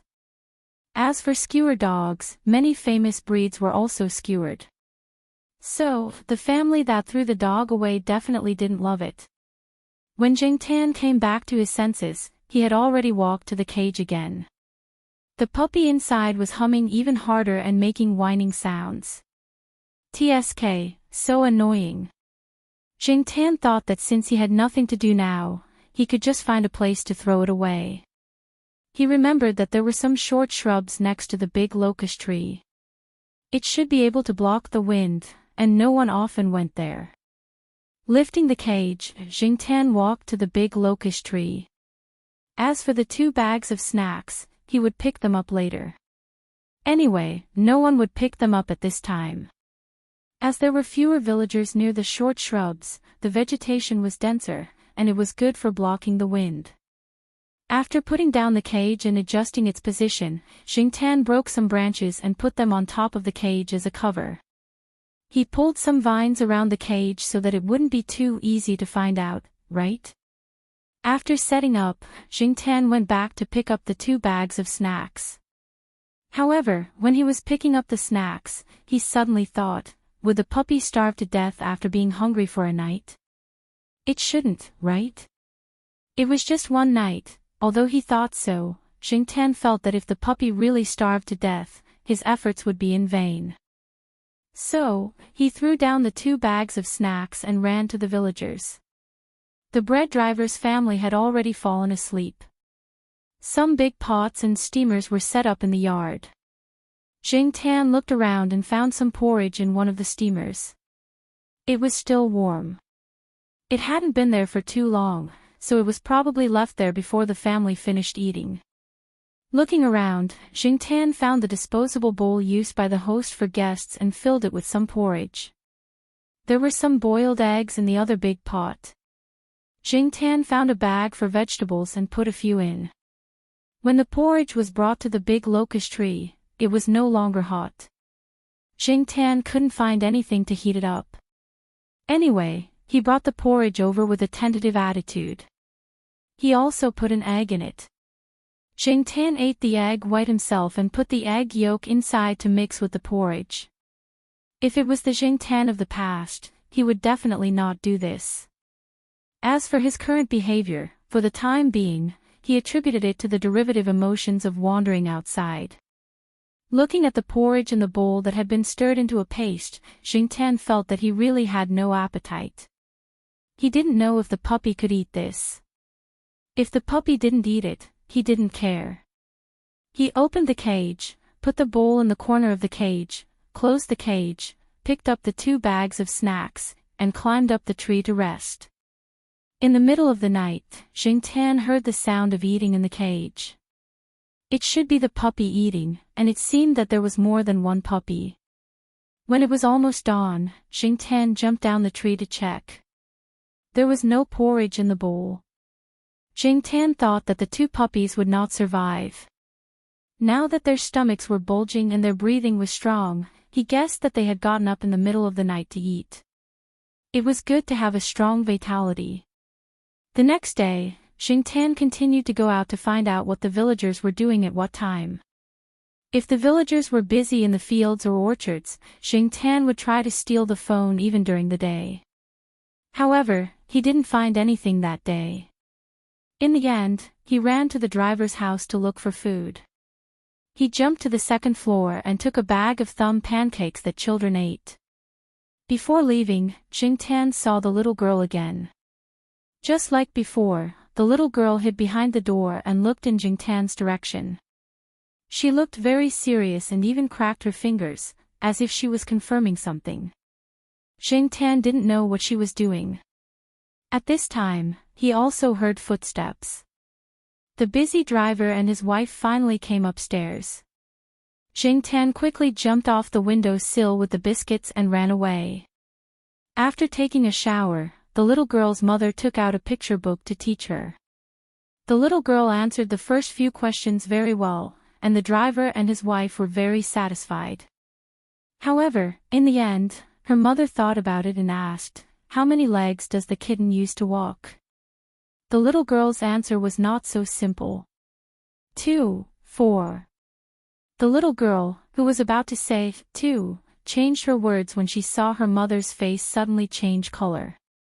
However, she felt very wronged, so she cried out. This question was really too difficult. Did it have 2 legs or 4 legs? Jingtan didn't know the trouble he brought. He searched for 2 days in a row and didn't find a suitable opportunity. The villagers, even if they had mobile phones, carried them close to their bodies and hid them well for fear that someone would take them away. Also, in this era, mobile phones were still very valuable items, not as common as a few years later. However, in this way, Jingtan suffered. The 3 puppies were now much more energetic. Jingtan would let them out to play for a while during the day. The 3 puppies didn't run around and just played around. Jingtan looked at them from a tree not far from the cage. In fact, it would be much better if they could be kept in the cage, but these 3 puppies still had to pee or poop. It was too troublesome to put them in the cage. Jingtan didn't want to clean them a second time. He directly released the 3 puppies and threw them into the cage after they pooped. During the day, he looked after the 3 puppies. At night, he looked for opportunities to steal mobile phones and find some food to feed the puppies. This continued for a week. On this day, the 3 puppies were playing outside. The cat that ate butterflies ran over, and the 3 puppies jumped and chased after it. Jingtan didn't stop it. According to the situation this week, the 3 puppies would come back if they couldn't catch up and wouldn't run far. But Jingtan didn't expect that the cat didn't run away directly, but played with the 3 puppies for a while. It was estimated that the cat usually spent a lot of time with dogs and didn't reject them.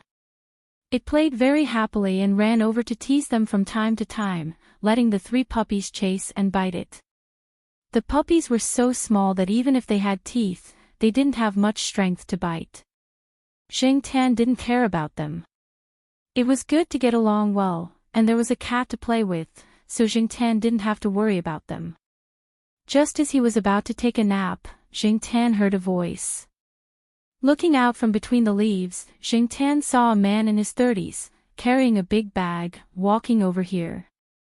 As he walked, he was holding a mobile phone and talking to someone on the phone. The man's accent on the phone didn't sound like a local, and he looked a little down and out. Chapter 64. Jingtan was so focused on his phone that he didn't notice the 3 puppies and the cat running towards him. After the man finished the call, he squatted down and scratched the chin of the cat, then looked at the 3 puppies in surprise. When the puppies saw the stranger, they didn't immediately approach him.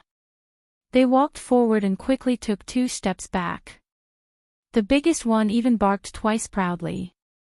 However, because it was still too small, it couldn't run steadily. It tripped and rolled on the ground. "Hey, whose puppy is this? Why did it run here?" The man pulled a piece of grass to tease the puppy, but it was intercepted by the cat next to him.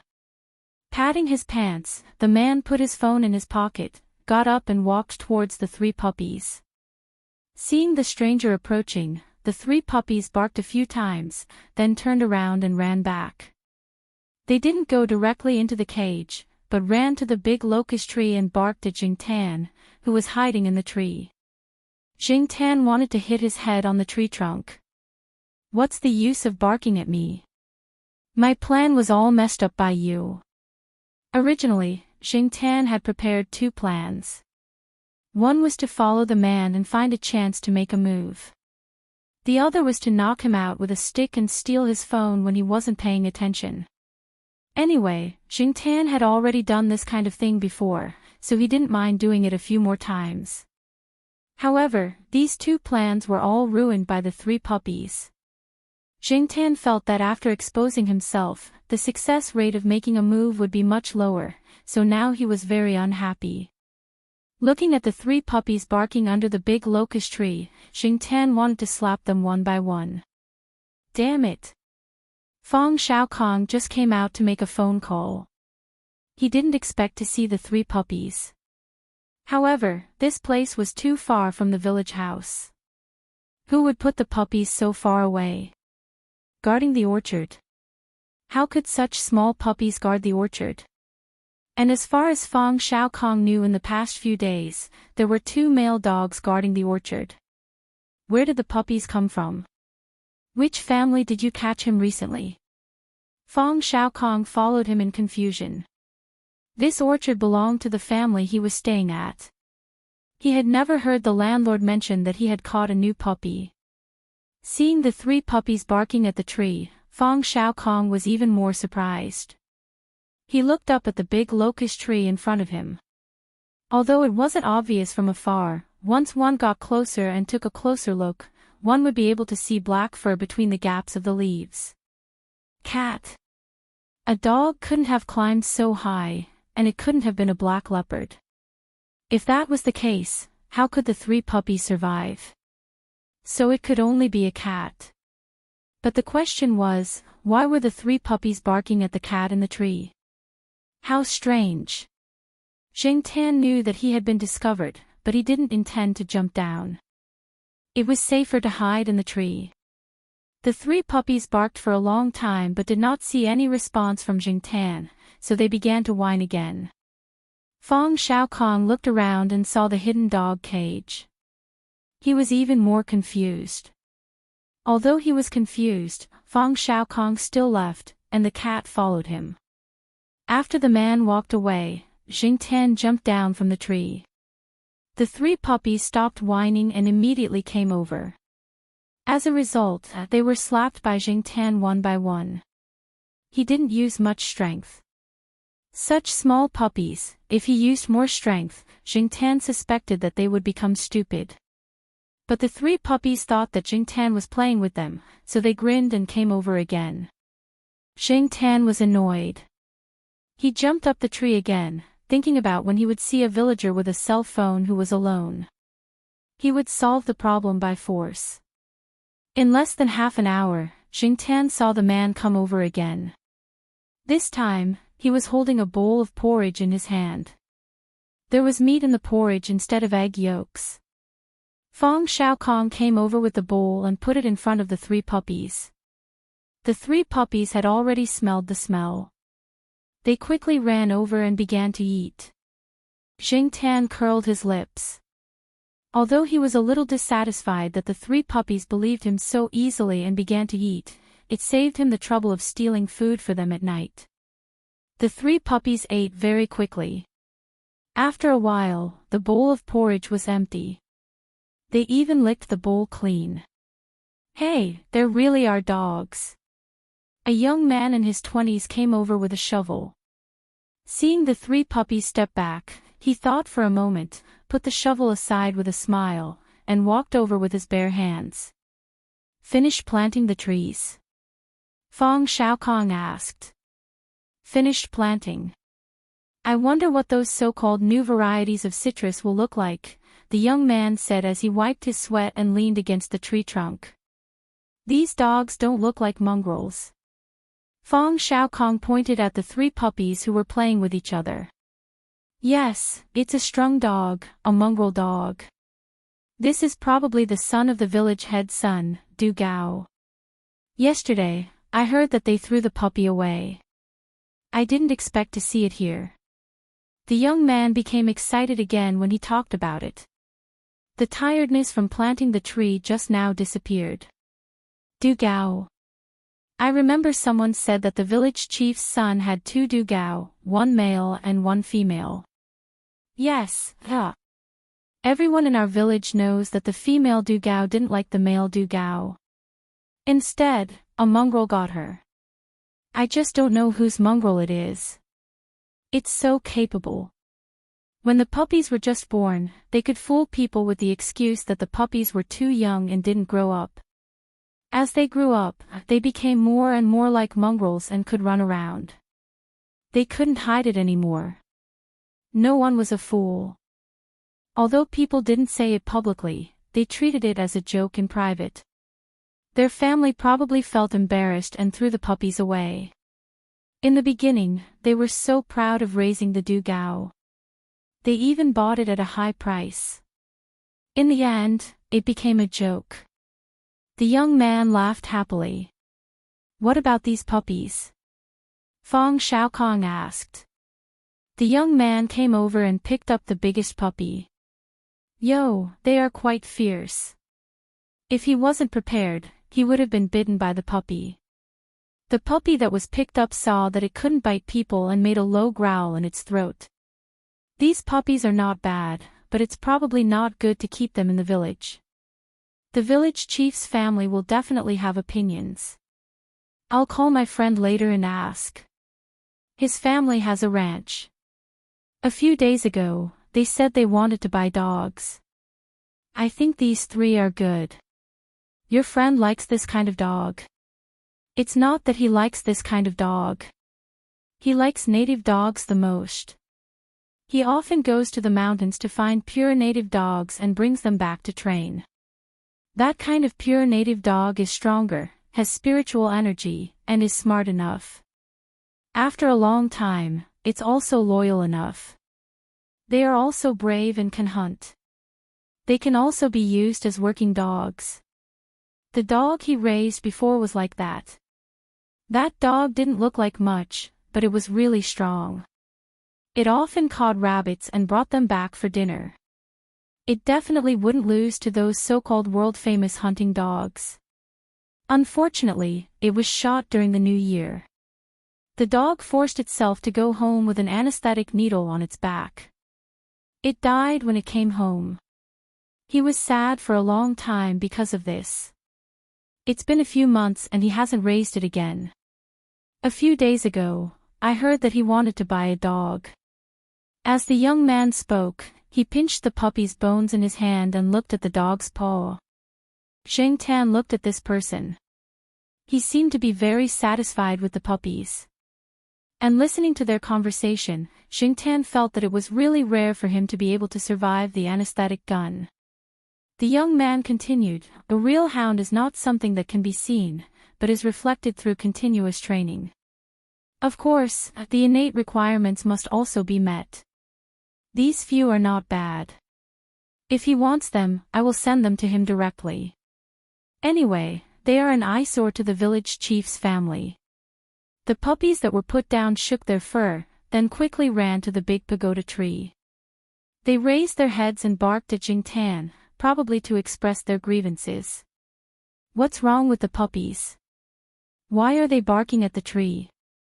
The young man asked. There's a black cat up there. Fong Xiaokong stretched out his finger and pointed up. The young man shook his head. No one in our village raises a black cat. Some people say that black cats are unlucky, so they don't raise them. Even if they do, they'll send them away or throw them away. These three puppies were probably picked up by the black cat on the tree, Fong Xiaokong said. Black cats are really weird. They even pick up puppies. The young man didn't care whether the black cat was telling the truth or not. The more he looked at the three puppies, the more satisfied he was. Brother Fong, I'll go back and make a call. Just use my phone. Fong Xiaokong was about to take out his phone from his pocket. No, I'll go first. Brother Fong, help me look after the puppies. Don't let anyone take them. After that, the young man turned around and walked quickly home with a shovel. After the young man left, Fang Xiaokong put down his backpack and took out a camera. He felt that it was too hot, so he took off his jacket and put it on the bushes next to him. He took out his phone from his jacket pocket and put it on top of the bushes. He got up and took the camera to take pictures of the surrounding scenery. Jing Tan looked at the camera in the man's hand under the tree. It was an SLR. These days, SLR should be considered a high-end product. Was he a photographer? She had heard that some photographers like to run around and make themselves look like refugees who had fled from a dire situation. Regardless of whether this person was a photographer or not, Jing Tan's attention was mainly on the phone. What a good opportunity. Should he grab the phone and run? Jing Tan looked at the person taking the photos and started to slide down the tree. Unfortunately, the person quickly turned around and came back. He walked to the backpack and took out a water bottle to drink. He also poured some water into the puppy's bowl. Jing Tan estimated the distance between him and the phone. He wanted to take the phone away when the person wasn't paying attention. However, the person was also paying attention to him. It was not easy to take action. Fang Xiaokong finished drinking the water and put the water bottle back into his bag. He took the phone and looked at the time. While Fang Xiaokong was looking at the time, Jing Tan's eyes also followed the phone. You want to play with the phone? Here, play with it. Fang Xiaokong put the phone on the ground in front of him. Obviously, Jing Tan's small movements didn't escape the other person's observation. Jing Tan looked at the person in front of him and then looked at the phone on the ground. Could it be a trap? He was willing to give the phone to the cat to play with. However, if he could play with an SLR, he might not be short of money. Whatever, I'll contact him first. Jing Tan grabbed the phone with his hand. While grabbing the phone, he also paid attention to the person in front of him. Seeing that he just sat there and didn't have any intention of moving, Jing Tan put the phone on the ground again. This phone's screen wasn't colored. A few years later, this phone would fall under the category of unwanted phones. However, logically speaking, people who could afford a DSLR should also be able to afford a new phone with a colored screen. Why would they still use this one that was already worn out at the corners? However, Jing Tan couldn't be bothered to think too much about it. Just this phone was enough to excite Jing Tan. After going through so much trouble, climbing through the window and looking for a phone, he had originally planned to snatch one by force. Now, the phone was right in front of him. How could he not be excited? However, this phone should be able to make long-distance calls, right? It wouldn't be in arrears, right? Jing Tan looked at the person sitting there with a curious expression. He raised his paw and began to press the button. Fang Xiaokong saw that the black cat was staring at his phone, so he passed the phone to it with a playful thought. Who knew that the cat really pressed the button, and it was a long-distance phone number? It didn't press it blindly. Interesting. Jing Tan pressed the phone number excitedly and nervously. He waited with his ears perked up, and his tail slapped the ground to reduce his nervousness. Finally, the phone rang a few times before it was picked up. Hello. It was the Jiao Pa's voice. After being captured for so long, he finally heard a familiar voice again. He suddenly felt touched as if he had seen a real family member. Jing Tan gathered all the complicated feelings in his heart into a cry, "Oh whoa." Chapter 65. Tsinghua University, Biology Building. After Associate Professor Zhao finished his class, he went back to his office building. Just as he was about to open his office door, his phone suddenly rang. Associate Professor Zhao quickly took out his phone and looked at the caller ID. It was an unknown number.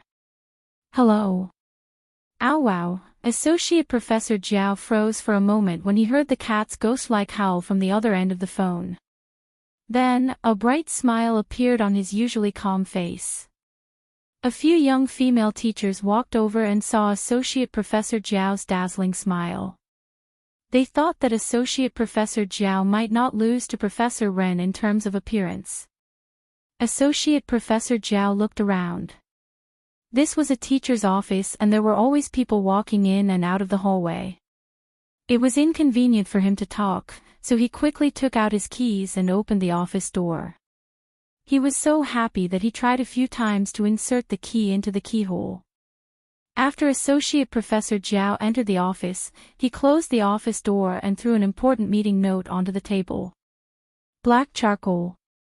Zhao Pa asked tentatively. As for the fact that his cat would call him, Associate Professor Zhao was just imagining it. Associate Professor Zhao looked at problems too rationally. He analyzed the probability of all kinds of situations, but the conclusion he came up with was very disappointing. There were so many people in the city to help, so many channels and manpower to search, but there was no news. Director He and the others said that the cat must have been transported to another province. It was very difficult to find the cat outside the province. Even in the south, they had asked for help and put up notices, but there was no news. Also, if the cat was out of the province, even if it was fine and had the chance to call, it wouldn't know that there was a prefix in front of the phone number. But now, he really did receive a call from his cat. Associate Professor Zhao felt that this was even worse than when he heard that the project application was successful. Unknowingly, they had already treated Black Charcoal as a member of the family. After Black Charcoal disappeared, it was as if there was a missing piece in their lives. Every time they went home, they would feel sad when they saw the missing piece. The two children were also in low spirits. The neighbors offered to find another black cat to comfort the children, but the two children refused. Everyone in his family knew that Black Charcoal was irreplaceable. On the other side, Jingtan was also excited. He howled again, louder and louder than before. He didn't notice Fang Xiaokong's expression when he saw E.T., nor did he notice the three puppies who were stunned by the howling. Even though the howls were terrifying, Associate Professor Zhao still felt a sense of familiarity. The people outside who were talking about Associate Professor Zhao would never have thought that the person they were talking about was talking to his cat on the phone. Black Charcoal, is there anyone around you? Associate Professor Zhao asked. Jingtan's excitement gradually calmed down. He looked around, and then his eyes fell on Fang Xiaokong. After answering the phone, he pushed the phone to Fang Xiaokong. When Jingtan pushed the phone, someone knocked on the door of Associate Professor Zhao's office. Come in, Associate Professor Zhao said without taking the phone away from his ear. It was Zhao Lu who came in. After she found out that the black cat that saved her had been taken, she had been looking for it. She had also asked many friends to help, but the person who took the cat was too slippery and didn't leave any useful clues. Although she and Associate Professor Zhao both suspected that Ren Chong was suspicious, they didn't find any evidence. It was Celestine who went to Ren Chong's house and hid for a while to find some clues. Today, she came to discuss with Associate Professor Zhao how to deal with Ren Chong and get some clues from him. Zhao Le didn't expect to see Associate Professor Zhao smiling when she walked in. Her heart skipped a beat. Did he find it?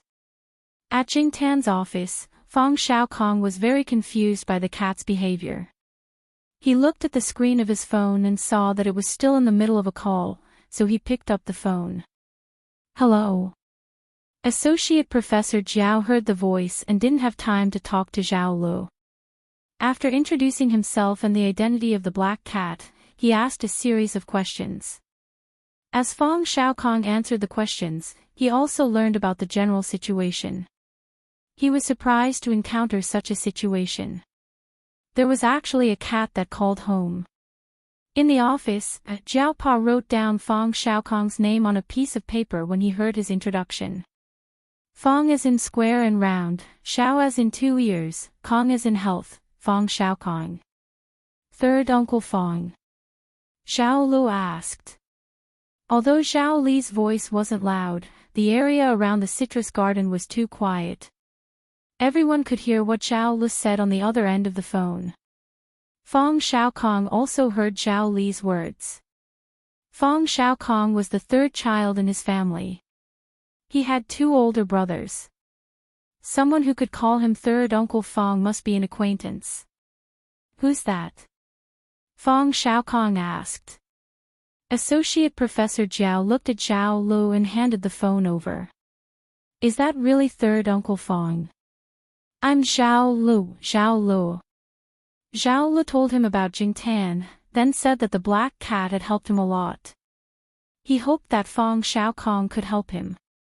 Feng Xiaokong looked at the cat who was still in the mood to play with the dog. He was very surprised. He did not expect that a cat he met in such a remote village would know an old friend. This cat was very capable. Just like what the elders in the village said, a black cat was always a little strange. Jingtan was in a good mood. He hadn't been in such a good mood in a long time. Ever since he was caught, he had been in a constant state of fear. He doubted everyone he met for a long time. Every step he took, he had to think about whether this would work or not. Every day, he had to sleep in the open and take the risk of being caught to steal food. After all, he couldn't stand raw food. All in all, this was a rather bitter experience. But this bitter history was coming to an end. He was about to return to that familiar place, see those familiar people, have a warm bed at night, have someone to help him brush his fur, and have breakfast prepared in the morning. Now that he thought about it, he really missed it.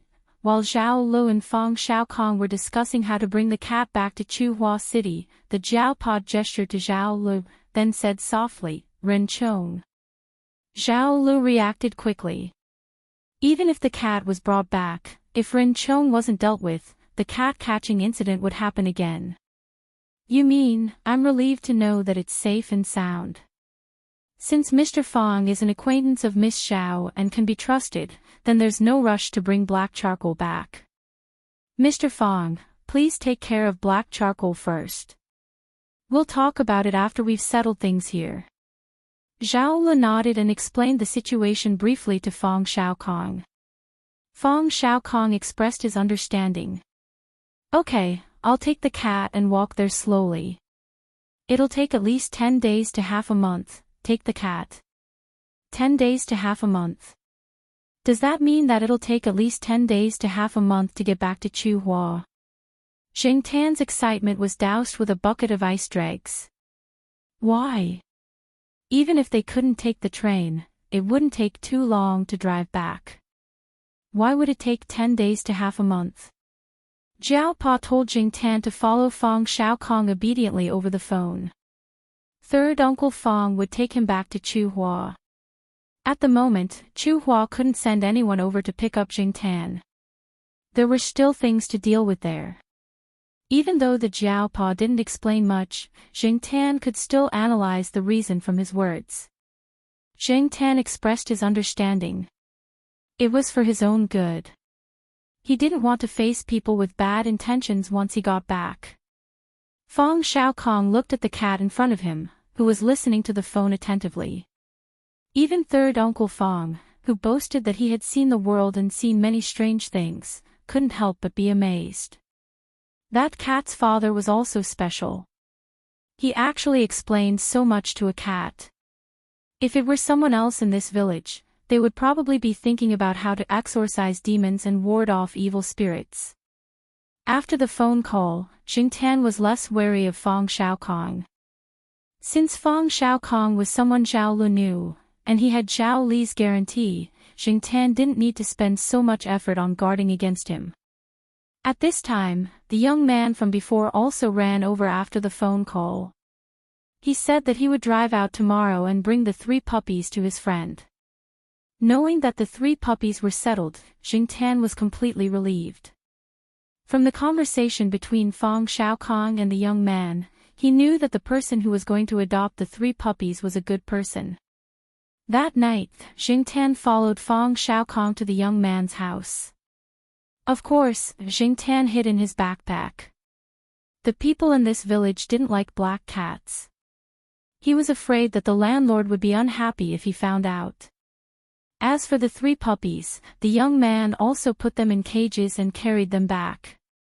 After eating and drinking and sleeping well, Jingtan woke up early in the morning and followed Fang Xiaokong onto the young man's tricycle. The puppies were in cages. They had a good meal last night and this morning, and now they were going to sleep. The road in the countryside wasn't easy to drive on. There was a long stretch of uneven road. The bumpy driving made Jingtan feel dizzy. The 3-hour drive, in fact, would probably take less than an hour if the road was flat. The young man and his friend raised sheep and some cows. They also built a place to raise poultry. The scale was quite large. No wonder they wanted to raise dogs. Looking at the 3 puppies, the friend was very satisfied. He had already tidied up the kennel yesterday. After looking at the 3 puppies, he took them over. Jingtan and Fang Xiaokong had lunch there. In the afternoon, the young man would drive them to the county. The road to the county was much better. It wasn't so bumpy. Although the journey was twice as long, it took about the same amount of time. Jingtan didn't bring Kitty's cat tag with him. In the village, he took off the cat tag and hid it for convenience. When he left with Fang Xiaokong, he didn't take it. Now, he was really a stray cat without a tag. However, with Fang Xiaokong by his side, Jingtan wasn't so anxious. However, his good mood didn't last long. After Fang Xiaokong bought a bicycle, Jingtan couldn't stay calm. Chapter 66. Jingtan felt that Fang Xiaokong was quite unreliable. After this guy entered the county, he happened to pass by a bicycle shop and suddenly came up with the idea of buying a bicycle. In fact, this guy hadn't ridden a bicycle in a long time. Even when he was traveling, he drove a 4-wheeled bicycle. The owner of the bicycle shop promoted it for a long time, but Fang Xiaokong didn't buy the brand new mountain bike that was said to be the most advanced design. In the end, he bought a second-hand bike. Even if it was a second-hand bike, it was still a mountain bike. The shop owner didn't seem too happy because Fang Xiaokong didn't buy a new bike, but after all, it was still a business deal, so he inspected the bike again. Fang Xiaokong looked at the black cat squatting not far away, then looked at the bicycle being inspected. He said to the shop owner, "Boss, can you add a basket for me?" The shop owner looked at Fang Xiaokong strangely. He probably didn't expect someone to make such a request. Most people bought this type of bike mainly for sports. Who would put a basket on it to buy groceries? However, since the customer made the request, he wouldn't refuse. A basket could still make a few dollars. Being a professional, the boss still asked, "Are you loading the basket to store the goods?" Fang Xiaokong thought for a moment and nodded. "Yes." "How heavy is it?" "It's not too heavy." Then the shop owner didn't say anything else. Since it was just for goods and wasn't heavy, there was no need to modify it too much. He just put a basket on it. After the inspection, the basket was loaded, and the payment was made. Getting on the bike, Fang Xiaokong felt good. It was as if he had returned to his youth. He was suddenly looking forward to the rest of the trip. Jingtan squatted at the side and looked coldly at the self-satisfied Uncle Fang. He couldn't understand why Uncle Fang would choose such a lifestyle. When he was on the phone with the Jiao Pa, Jingtan heard a hint of respect in Zhao Li's tone. It wasn't fake politeness, but real respect. This meant that Uncle Fang should have some background. At the very least, he shouldn't be short of money. But why would a man in his 30s choose such a lifestyle? He made himself look like a poor man. As Jingtan was thinking, Fang Xiaokong rode over. He stopped in front of Jingtan, patted the basket, and said proudly, "Goods, get on." Jingtan. Goods my ass. They were going to go from this small county to another city. Their next stop was a big city. The surrounding roads should be relatively good. Jumping on the basket, Jingtian felt something was wrong, but he couldn't tell why. Anyway, it wasn't as comfortable as squatting in the basket of little Pomelo's children's car. Feng Xiaokong carried his travel bag and rode out of the city on his bicycle. The roads in the city were very smooth, but it was different when they left the city. From the small county to the big city, there were indeed roads, but they were all highways. It was fine to drive there, but it was impossible to ride a bike. There were no highways, so they took the national highway. However, the entire journey wasn't entirely on the national highway. In order to experience the feeling of riding a mountain bike, Feng Xiaokong chose a small rural road after leaving the city. After that, they went on the national highway. Jingtian's bitter experience began on this small rural road. The front of a mountain bike had a shock absorber design, which was different from ordinary bikes. The owner of the bike shop didn't modify the basket too much when he loaded it, so the one who suffered was Jingtian. The bicycle traveled along a small country road. The road was filled with potholes, gravel, and dirt. Whenever it bumped, Jingtian would feel the bicycle's basket move up and down violently. It was much more uncomfortable than riding Wei Leng's bicycle in the past. The shaking made her dizzy. Feng Xiaokong didn't feel too uncomfortable. He was still in the novel stage. He was in a good mood, humming a tune until he felt the movement on the basket. Jingtian jumped twice in the basket to attract Feng Xiaokong's attention. When Feng Xiaokong stopped the bike, he jumped out of the basket.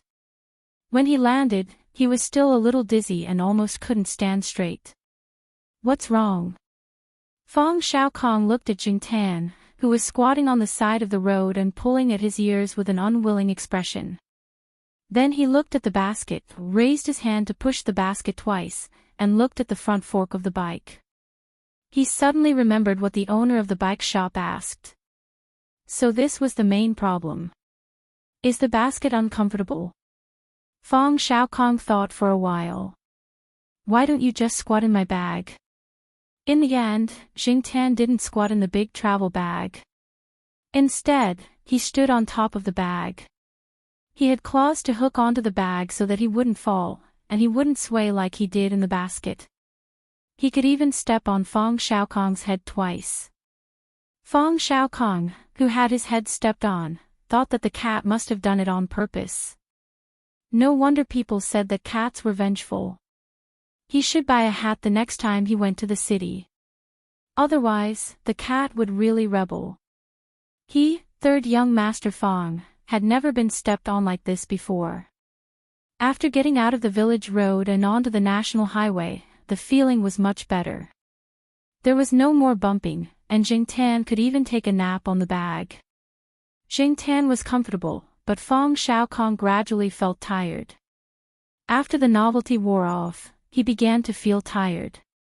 The backpack was heavy, and with a cat, it was even heavier. After riding for a few hours, they found a place to rest. When they set off again, under Feng Xiaokong's complaints, Jingtian went back to squatting on the basket to relieve the pressure on third Uncle Feng. The roads on the national highway were much better than the village roads, so Jingtian didn't have much of an opinion.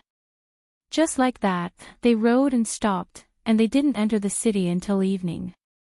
They found a small hotel to stay in. Because he didn't know if the owner of the hotel allowed him to bring a cat, Jingtian hid in the bag and went in.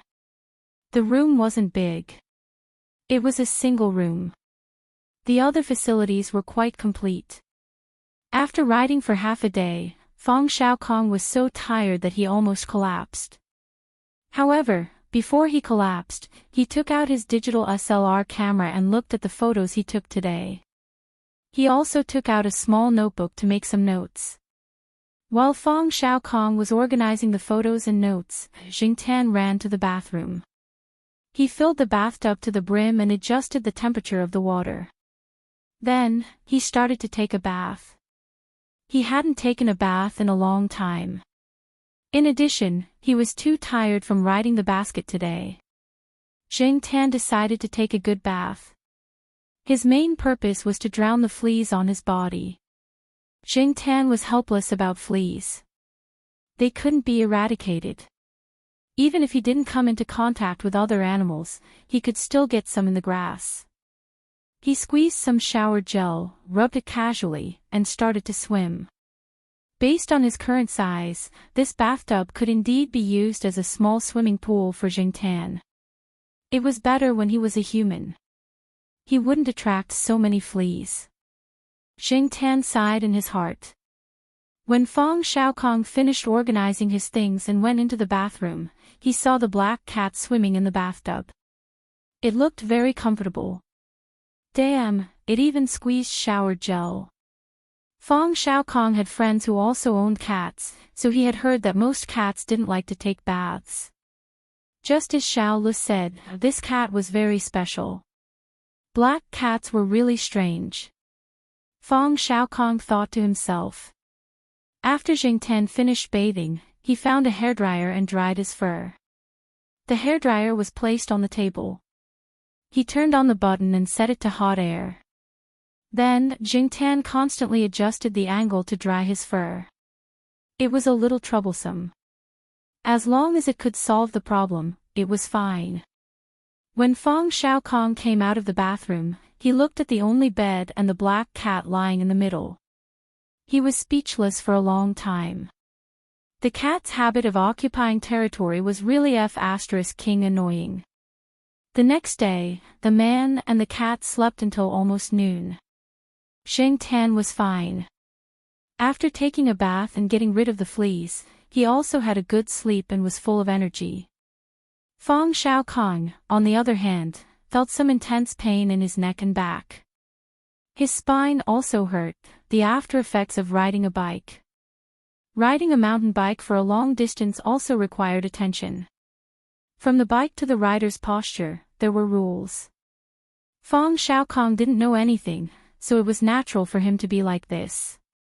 After lunch, Feng Xiaokong and Jing Tan went out. Feng Xiaokong wanted to take a good look around and learn more about the city. Jing Tan didn't have anything special that interested him, so he just treated it as a free trip. Feng Xiaokong hung the camera around his neck. Jing Tan stayed in the bag. Like before, he looked out from the zipper of the bag. These days, many big cities in the inland didn't have subways. The urban construction definitely couldn't be compared to a few years later. Jing Tan didn't care about many things nowadays. He just looked around to kill time when he was bored. He didn't know what Feng Xiaokong was looking at, but he looked quite serious. In the evening, Feng Xiaokong came to a square. There were more people here. There was a commercial street nearby. Some people were dancing in the square. There were groups of young people and middle-aged women. The surroundings were noisy. Feng Xiaokong didn't want to stay here and was ready to leave.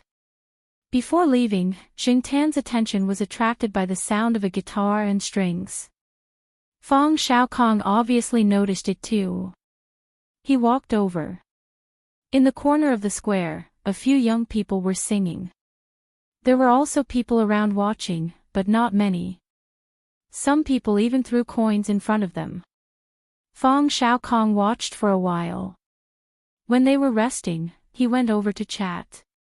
These 5 young people weren't from this city, nor were they from the same place. They all met here and got along well. They were planning to start a band. They were in high school. They were still underage kids, but they didn't go to school. They said that they liked music so much that they wanted to go out and see the world.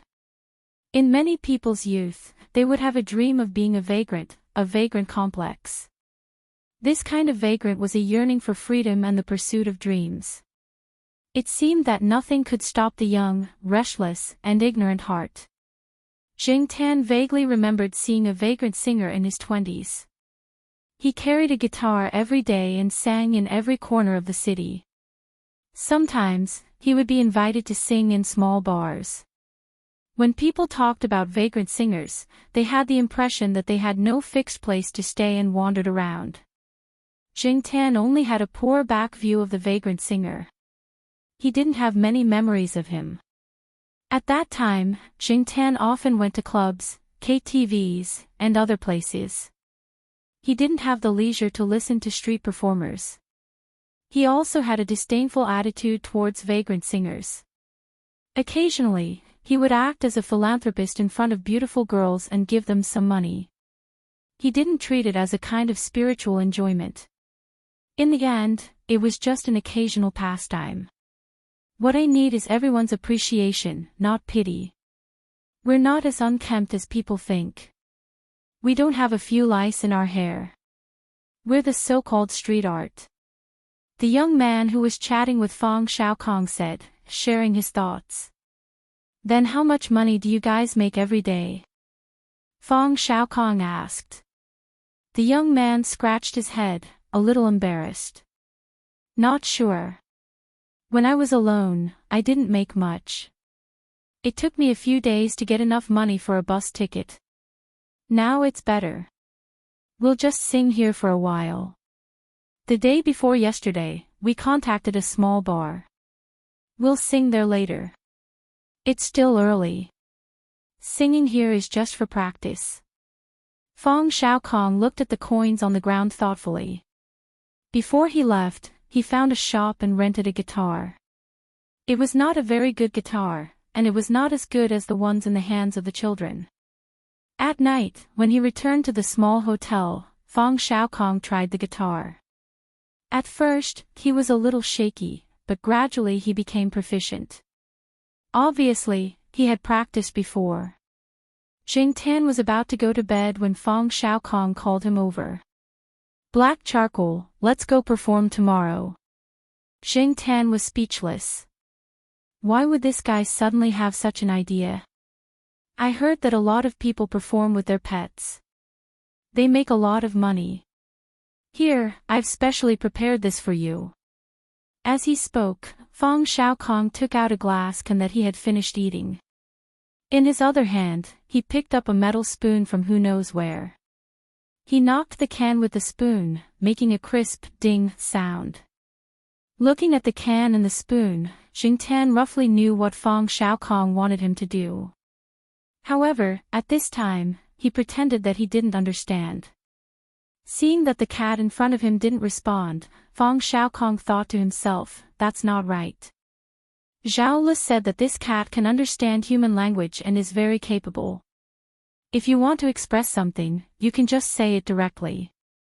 There's no need to use food to induce it.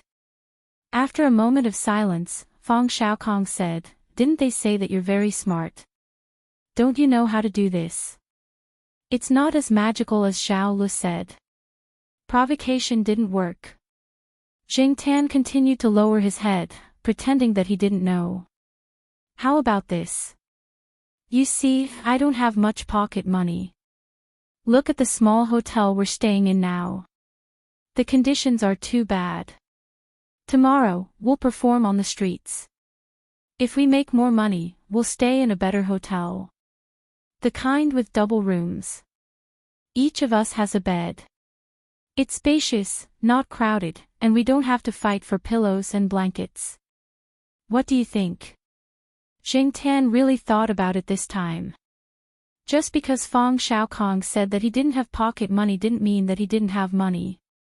Therefore, Jing Tan treated this sentence as a fart. However, if they could really change to a better hotel, Jing Tan would certainly be willing. There were flies and mosquitoes in this place, and it was annoying.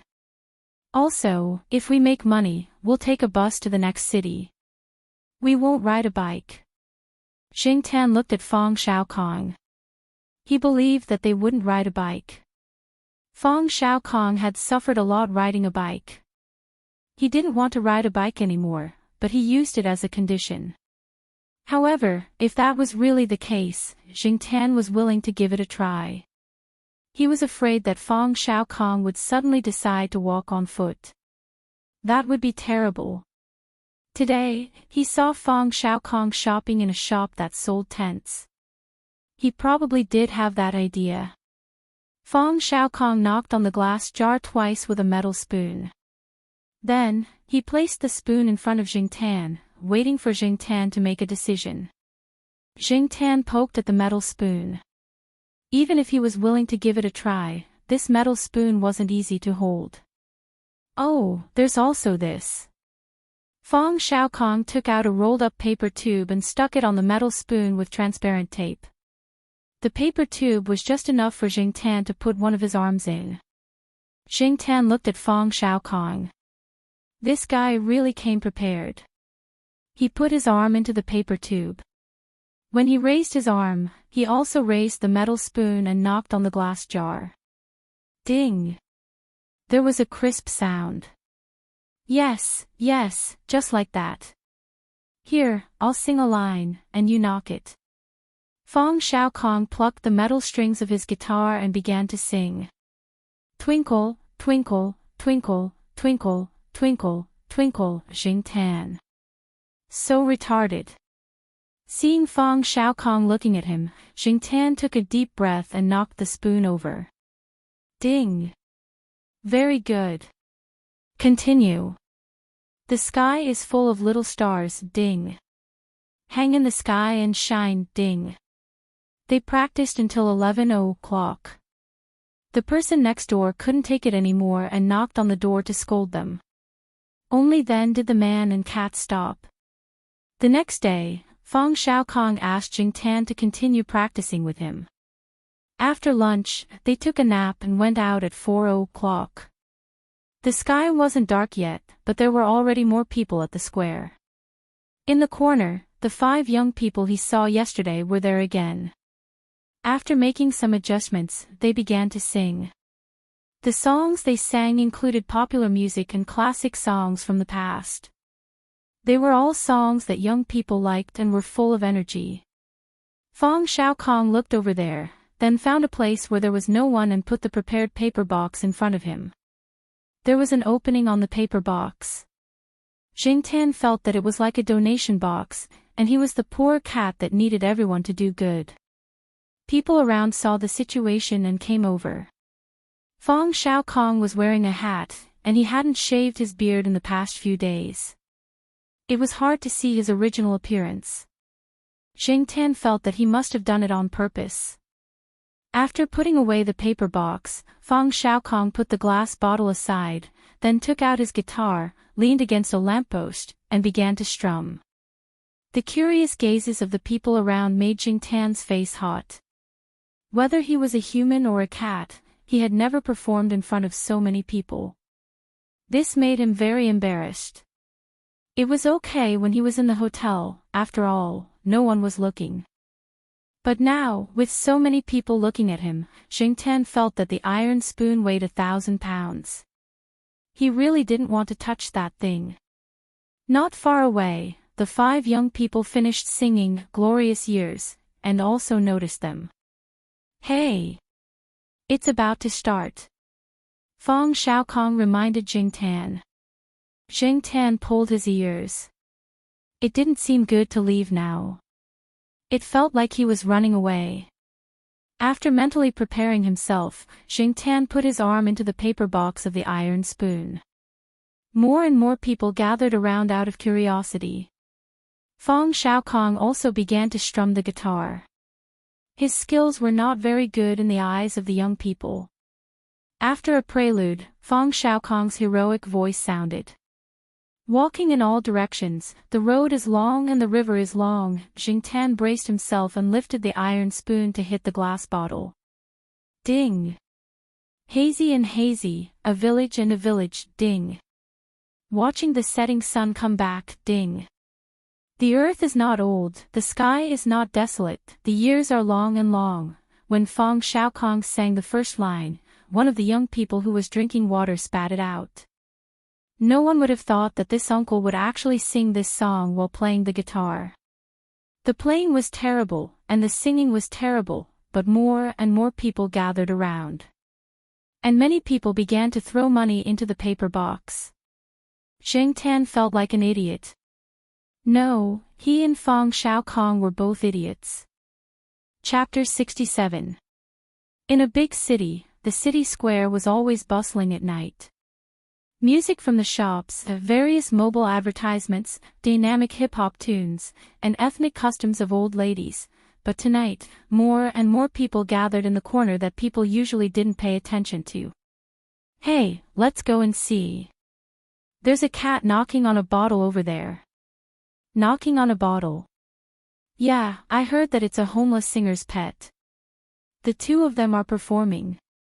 Sounds interesting. Let's go and see.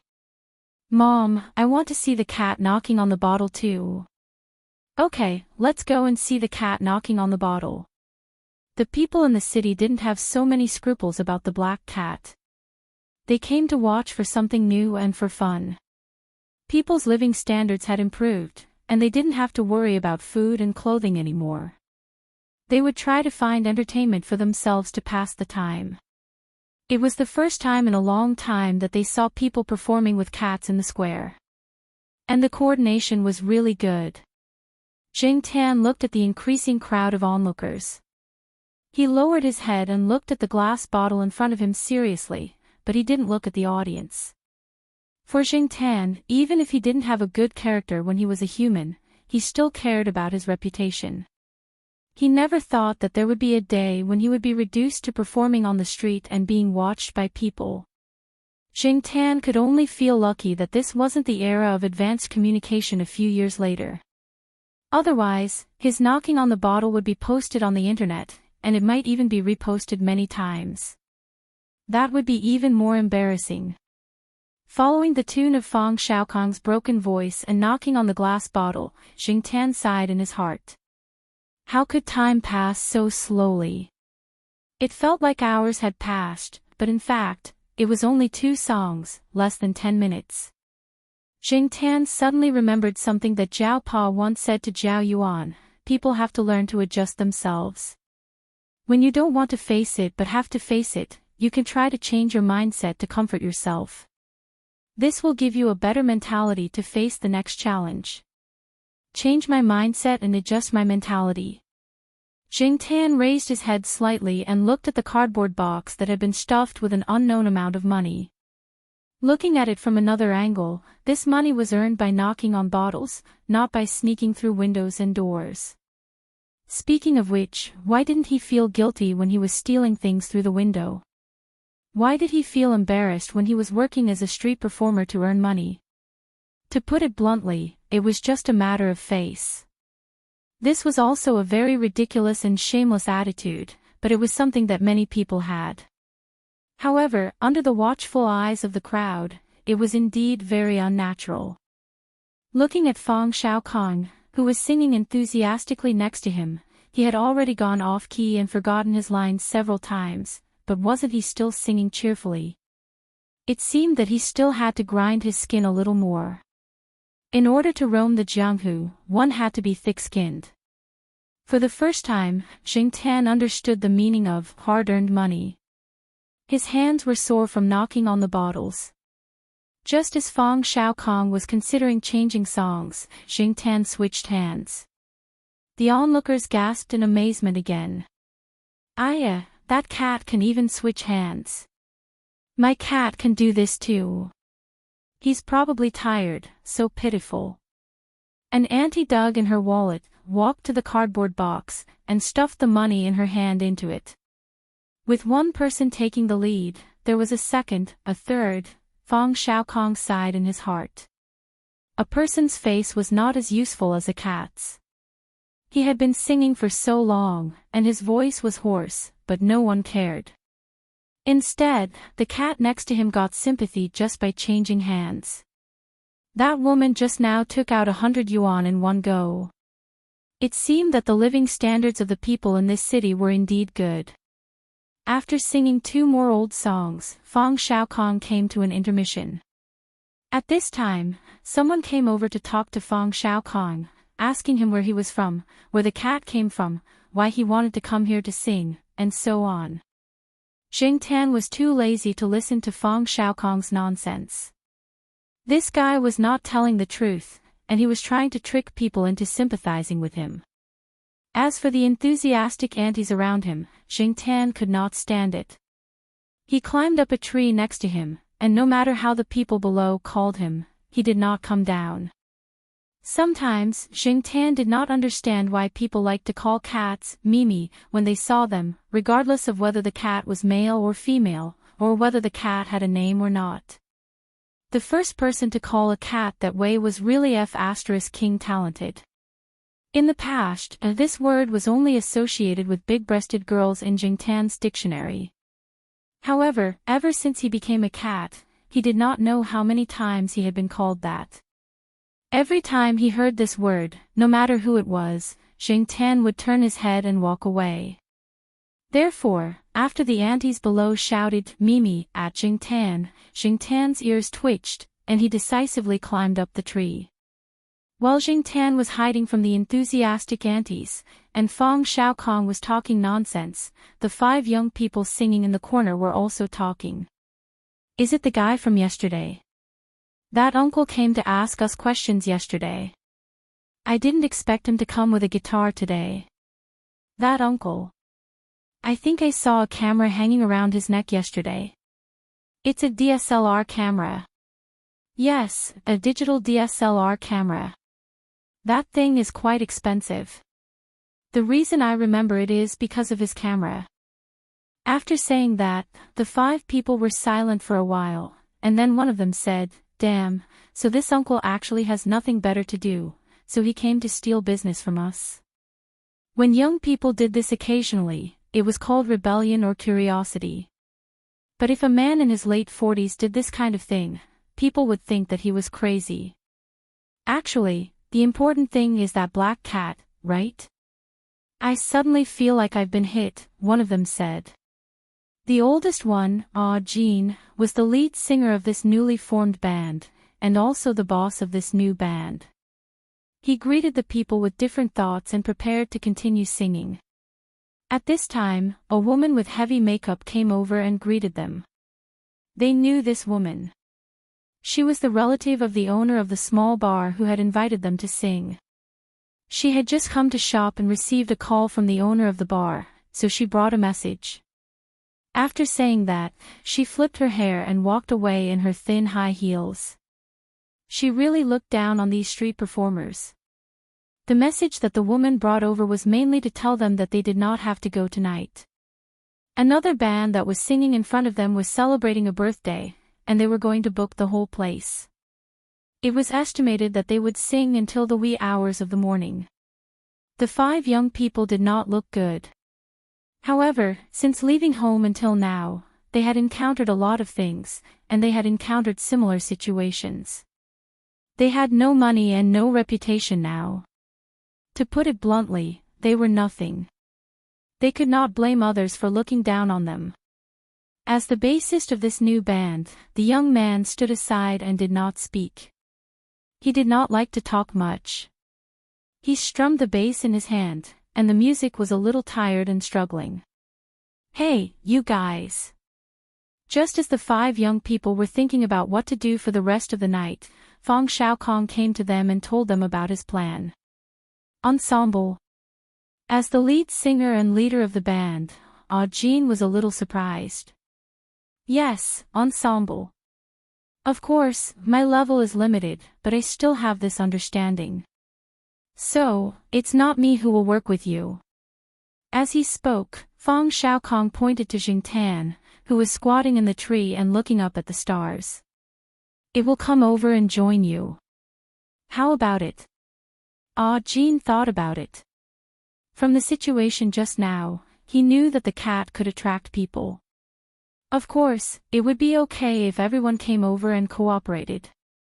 Moreover, when they were discussing just now, they were ready to leave the city for the next stop. Anyway, they were not in a hurry.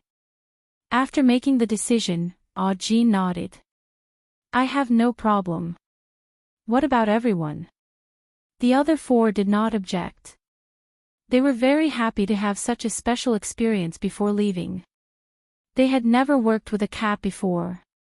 Jingtan had been squatting in the tree and counting the stars out of boredom, but he was told to play with those people. Charcoal, look, your uncle can't sing anymore. My voice is hoarse, and I don't have enough money. If I work with those little fellows, I can earn more money. You just have to squat at the side and show your appreciation. You don't have to work too hard. Fang Xiaokong looked up and said to Jingtan, and those little guys are quite pitiful. Today is probably the last time they will sing in this city. They will leave tomorrow. I want to help, but I don't have as much influence as you do. Jingtan looked at some people who were still standing around and did not leave. Then he looked at the 5 young people who were 17 or 18 years old. He thought about it. He was already somewhat resistant to this kind of shameless performance. It was okay to help a little and make some money. Anyway, he just needed to pretend to knock on the bottle twice. After discussing, Jingtan came to the 5 young people. Facing the black cat, the 5 young people did not know how to get along with it. Fang Xiaokong came from behind to help carry the bottle and spoon. After discussing with Jin, he borrowed a high stool and put the bottle and spoon on the side.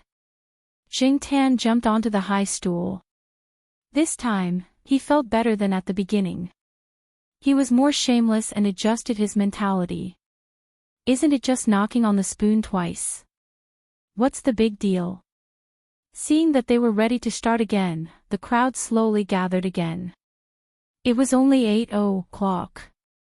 The city's nightlife was very rich, not to mention the commercial square here. Compared to before, there were actually more people at this time. The 5 young people were not sure if they could cooperate with the cat. Fang Xiaokong came over and said a few words to calm them down. Jingtan, who was standing at the side, had some complaints. Could it be that these brats were looking down on him? Seeing Jingtan pulling his ears like that, Fang Xiaokong knew that the cat must be angry again. Okay, let's get started. Fang Xiaokong waved his hand and put the paper box in a conspicuous place. Then he retreated to the side and sat down to watch. Seeing the paper box, the 5 young people's expressions were very unnatural. It was too straightforward. Their skills were still not as high as Fang Xiaokong's. Hey, these little guys are still shy. Fang Xiaokong said to the person sitting next to him. There was also a middle-aged man sitting there. He was the owner of the musical instrument store where Fang Xiaokong rented the guitar. In addition to guitars and basses, Jin and the others rented drums and keyboards from this shop. Most of the time, he would come here to listen to these young people sing. Chapter 68.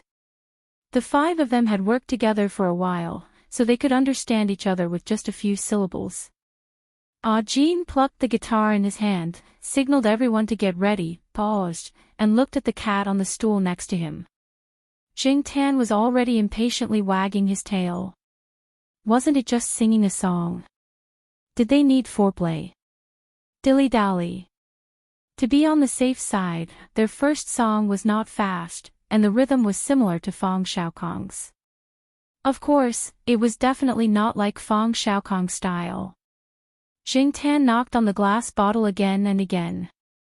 It was not difficult for him to grasp the rhythm, and the onlookers were more tolerant of cats than people. Even if there was a mistake, everyone would understand. After all, it was a cat. After the song, Jin and the others were very happy. They thought that the sound of knocking on the glass would be abrupt, but they did not expect that after the rhythm was fixed, the effect would be very good. They could try to add similar elements in the future. Giving Jingtan a thumbs up, Jin was ready to change to a slightly faster song. Jingtan was secretly proud, and the tip of his tail unconsciously twitched. Sure enough, he was proud. Look at the crowd, as well as the girl with big eyes, her hands were red from clapping. Compared to the time when he cooperated with Fang Xiaokong, Jingtan felt much better now. It had nothing to do with the onlookers, but with the acceptance of music. He could not understand Fang Xiaokong's feelings for old songs like Go Square, but he could easily immerse himself in this kind of rock-style pop song. After all, Jingtan's body was also a young man's soul and thoughts. In the corner of the square, under the blurred lights, the rhythmic music came out. When the music started, even the bass player, who was usually a little dull, still looked silent and calm, but the syllables he plucked were full of movement and rhythm. When they were immersed in the performance, Jean and the others had forgotten that there was a cat squatting next to them, and that they were performing with a cat at this time. Instead, they sang the rhythmic songs according to their previous habits. After a series of hurried syllables, when it entered the chorus, it was like a new green that broke free from its shackles and broke out of the ground, swaying freely, sweeping away all shyness and restraint. It was not only the rhythm and melody that affected people, but also the wanton passion that was infused into it. Hot-blooded youth. It was not only the song that made people excited, but also the atmosphere. It provided people with a way to release themselves, just for this moment to let loose. Just for this moment, it was enough. They were still young and might not be able to express the mature emotions of the original singer, but they had already taken a big step forward. Who could say for sure that they would not shine in the future? If Xing Tan had a playful attitude at the beginning, he had already immersed himself in it. He knocked on the bottles with great passion, which was completely different from the lazy attitude he had when he first cooperated with Fang Xiaokong. Young people were always easily affected by the atmosphere and did not know what they were doing. Even if it was just a cat now, it was still the same. The owner of the musical instrument store, who was sitting not far away, praised, "Your cat is good at knocking bottles. This is the first time I've seen a cat knock bottles like this, like you're stirring up eggs." Fang Xiaokong. Ha! It was also the first time he had seen it. More and more people gathered around. At first, most of them were people who came to watch the cat knock bottles, such as parents with children and aunties who had just finished dancing. Gradually, a group of young people gathered here. People liked to watch and join in the fun.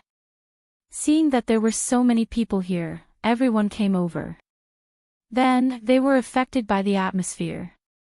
Some sang along, some clapped, and some cheered. For the young people, it was a familiar song, and it was easy to pick it up. Fang Xiaokong took out a camera from his backpack and began to take pictures. "Hey, isn't this in DSLR? If you have the money to buy in DSLR, why are you here performing? Are performers so rich now?" someone who had seen Fang Xiaokong sing asked. "No," Fang Xiaokong calmly raised his finger and pointed in a direction. "I borrowed it from a student of the photography club over there. I have to return it later." The man looked in the direction that Fang Xiaokong was pointing at. There were people everywhere, so he couldn't tell which one he was referring to. However, there were indeed photography clubs here.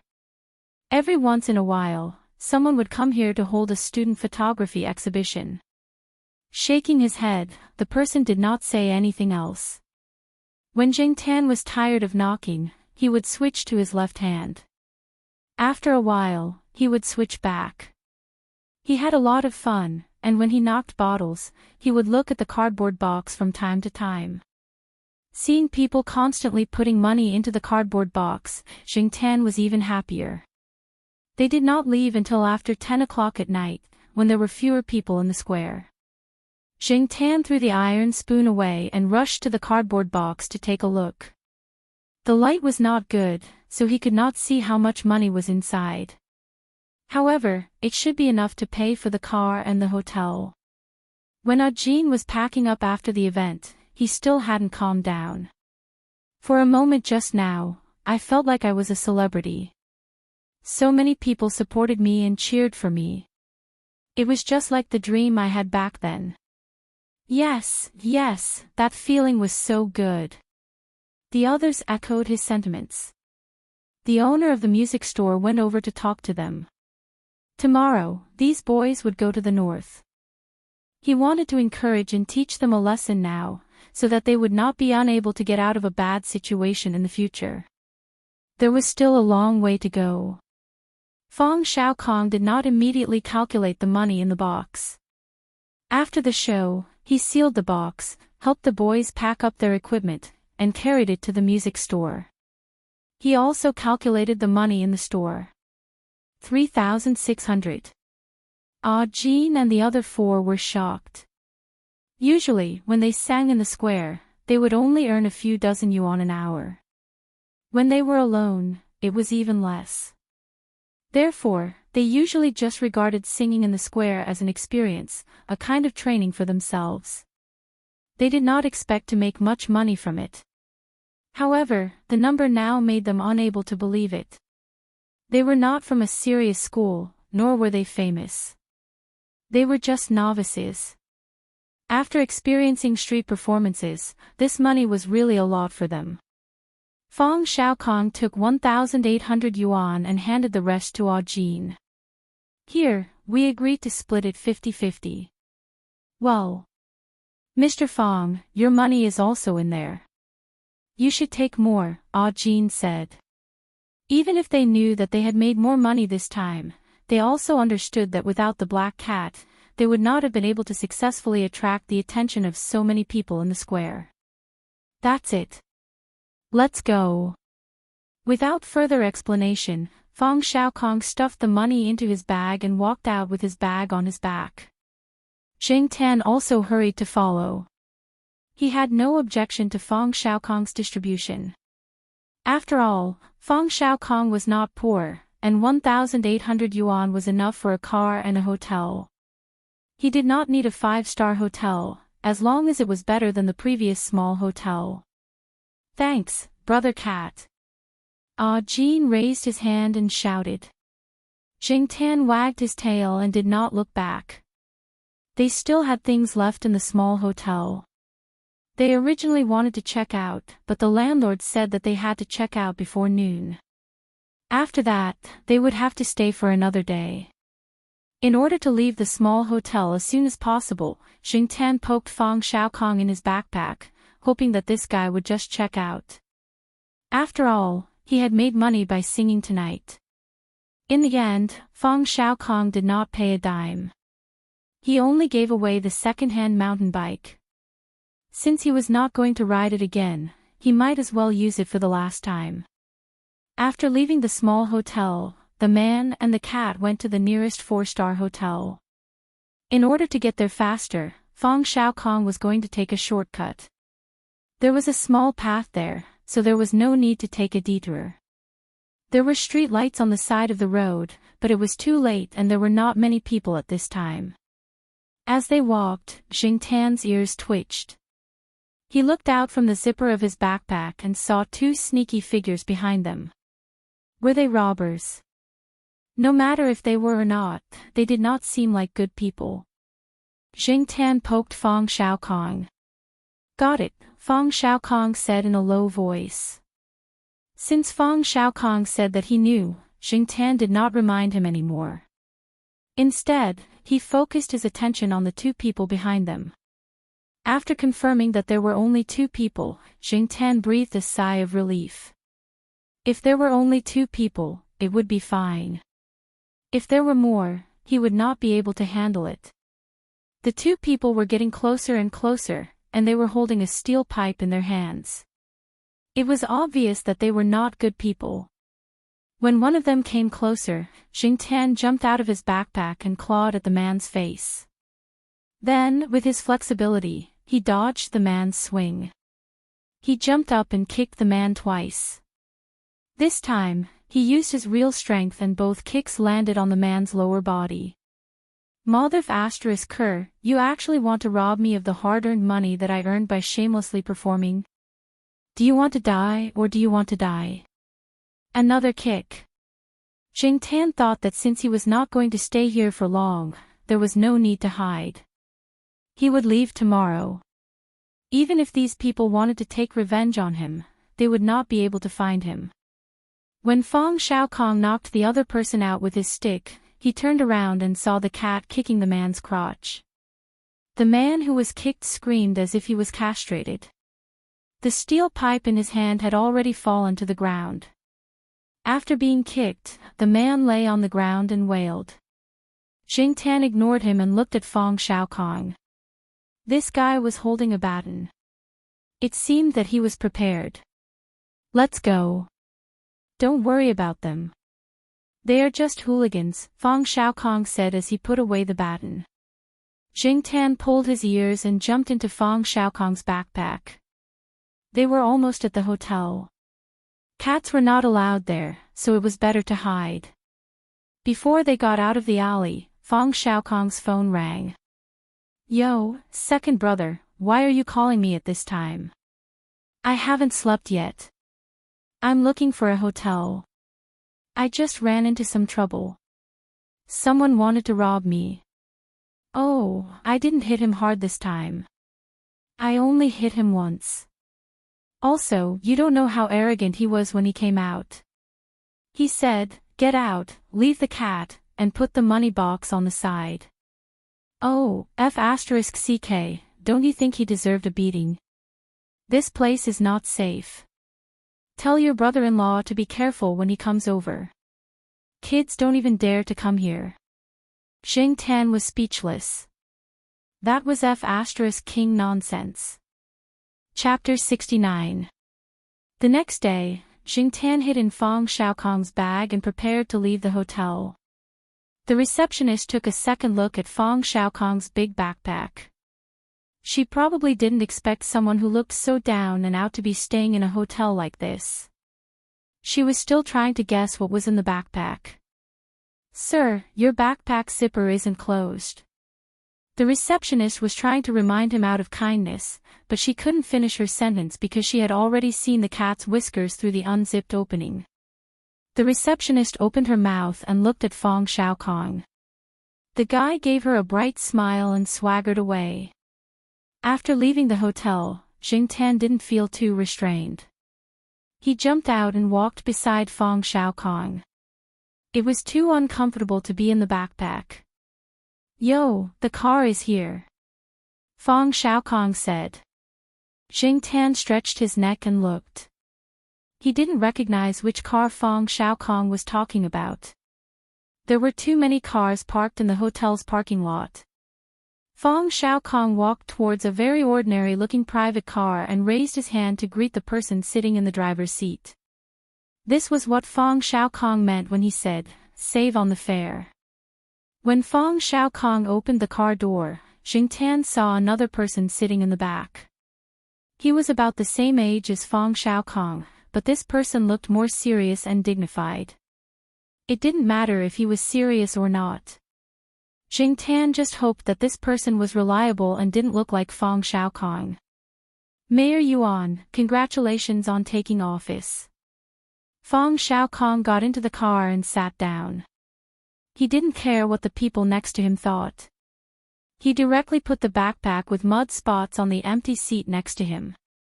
He patted the last bit of space in the back seat and said to Jing Tan, who was still watching from outside the car, "Get in." Jing Tan looked at the other person in the back seat, then looked at the small space in the back seat, and then looked at the empty front passenger seat. He jumped into the car and sat in the front. "Hey, this cat is really..." Fang Xiaokong laughed. He ignored Jing Tan and started chatting with the people next to him. Jing Tan squatted in the passenger seat.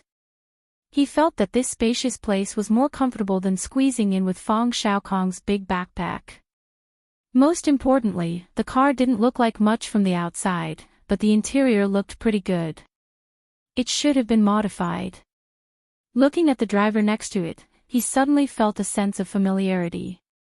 It wasn't that Jing Tan had seen this person before, but that this person gave Jing Tan a similar feeling to Celestine. This person was probably a bodyguard and driver. Thinking back to the great Mayor Yuan that Fang Xiaokong had mentioned just now, it was understandable. The driver next to him sensed Jing Tan's gaze and turned his head to look.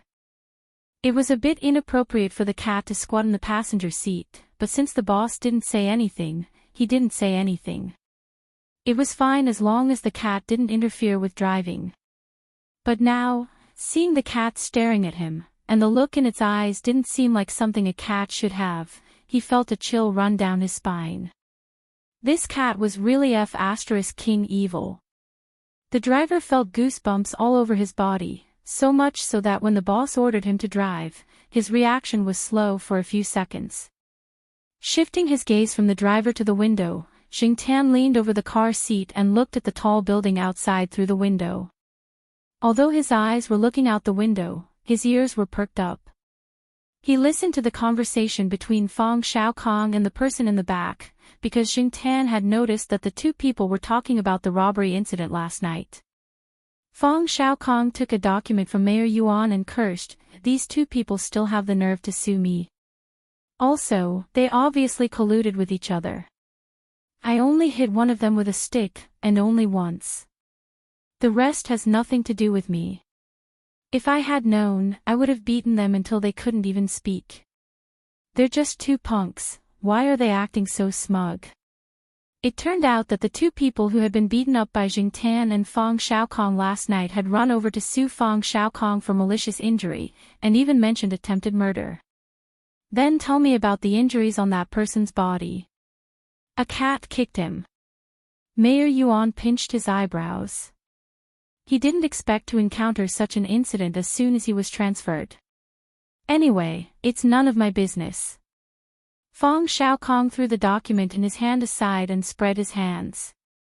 Even if that person really became a eunuch, it can only be said that he was unlucky and asked for it. Last night, of all things, he tried to rob others and even brought a steel pipe. Besides, this person has a criminal record. Even if he knows a few people and has some connections, it can't be denied that he's a scoundrel. He just wants to extort money. Fang Xiaokong rattled on for a while, and concluded with one sentence, "Anyway, it wasn't me who kicked him in the balls." Seeing that Mayor Yuan was deep in thought, Fang Xiaokong snorted. "Don't put on a sad face. This incident is just an excuse for you to take action. A new broom sweeps clean. If there's a place for you to burn, you have to burn it properly, right?"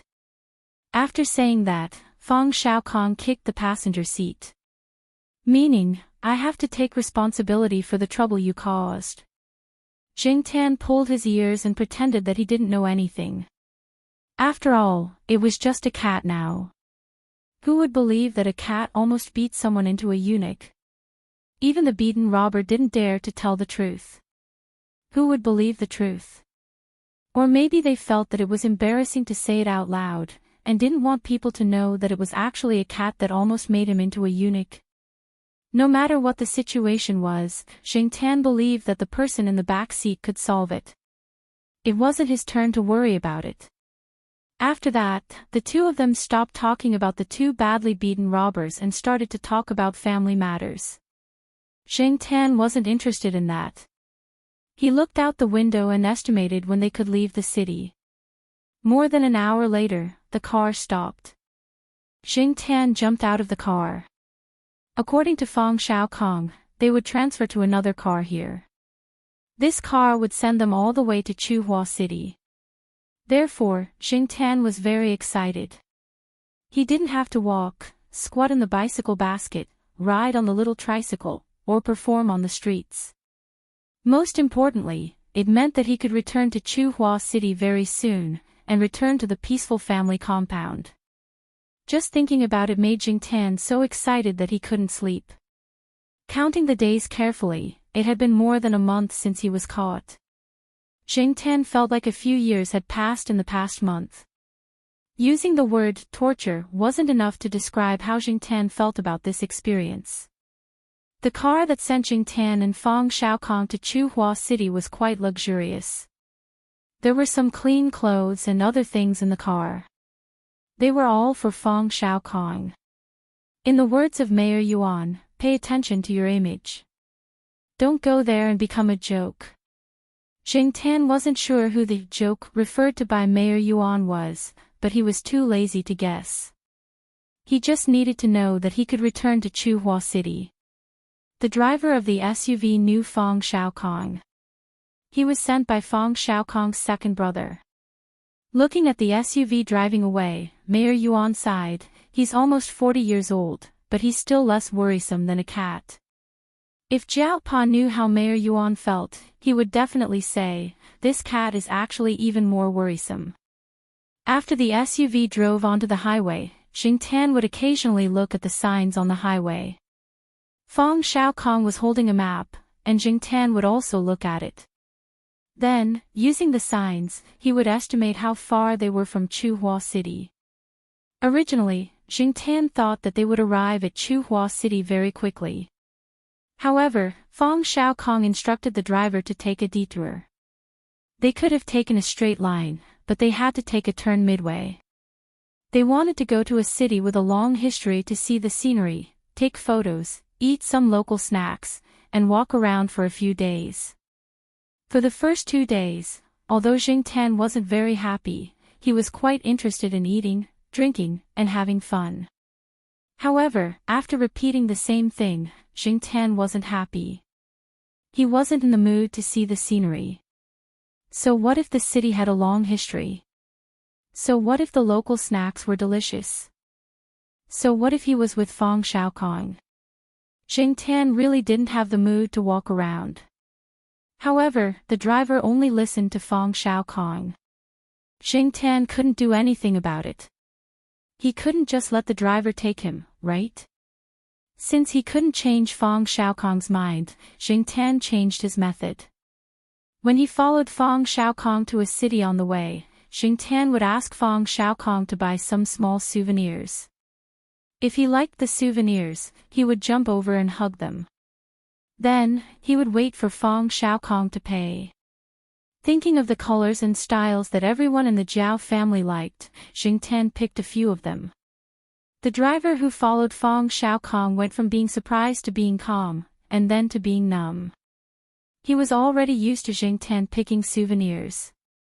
Moreover, if Fang Xiaokong was busy taking photos and didn't have time, he would be the one to pay for the souvenirs. This was the first time the driver felt that cats were really King troublesome animals. They walked and stopped, and took a long detour. After a week, they entered Jinghan Province, which was the province where Chuhua City was located. Just when Jingtan felt that the light was in front of him, Fang Xiaokong asked the driver to stop again. They went to a county not far from Chuhua City to play for a few days, saying that they were going fishing there. Jingtan wanted to slap him. In the future, he would never ride with this kind of person. He was too much of a troublemaker. Didn't you say that you would stay for 10 days to half a month? Why are you going back so early? Fang Xiaokong sat by the lake, fishing leisurely with a fishing rod. Jingtan squatted on a tree nearby, pulling his ears and ignoring him. It had been 10 days since he contacted the Zhao Pa. Was he really going to wait for half a month? Yesterday, when he called the Zhao Pa with Fang Xiaokong's phone, the Zhao Pa said that things were almost done there, and that Jingtan could go back at any time. Woof woof. Woof woof woof. Beside him, a black dog was happily jumping on the spot. This dog was raised by a farmer nearby. It always liked to watch people fishing, and it would bark excitedly whenever there was a movement. It took the bait. Fang Xiaokong hurriedly raised his rod. We have fish to eat tonight. Jingtan yawned and ignored them. He was bored, so he ran to Fang Xiaokong's big backpack, unzipped it, and took out his phone. Chapter 70. Jingtan decided to make phone calls every day because he felt that he wouldn't be able to return to Chuhua City anytime soon. Every time he called, Jingtan would be on the dot. By this time, the two children should have returned home from school. Then, he would listen to little Pomelo and Zhao Yuan complain about what happened at school. Even though there was not much substance to the conversation, Jingtan's mood was inexplicably better after the call. Even though he could not speak on the phone, hearing the voice on the other side of the phone made him feel at ease. The tip of his tail wagged slowly. After the phone call, Jingtan threw his almost dead phone into his bag. At this time, Fang Xiaokong also put away his fishing pole. He asked the driver to help deliver the fish to the farmer. Since he was bored, Jingtan saw a small plant next to him. He raised his paw and played with it. Jingtan often saw this kind of plant. It could be found everywhere. There was almost no geographical restriction. Are you playing with plantain? Fong Xiaokong held a bun in his hand and nibbled on it as he walked over. He was hungry from fishing. Dinner wouldn't be ready anytime soon, so he asked for a few buns to fill his stomach first. Fong Xiaokong handed the bun that he took a bite out of to Jingtan. He asked, "Do you want to eat it?" Jingtan looked at the gap on the bun and turned his head. He was very disgusted. "Oh, I remember Associate Professor Jiao said that you don't eat things that others have bitten." "Okay, I'll bite off the part that I've bitten." Fong Xiaokong took a few more bites from the gap and handed it to Jingtan.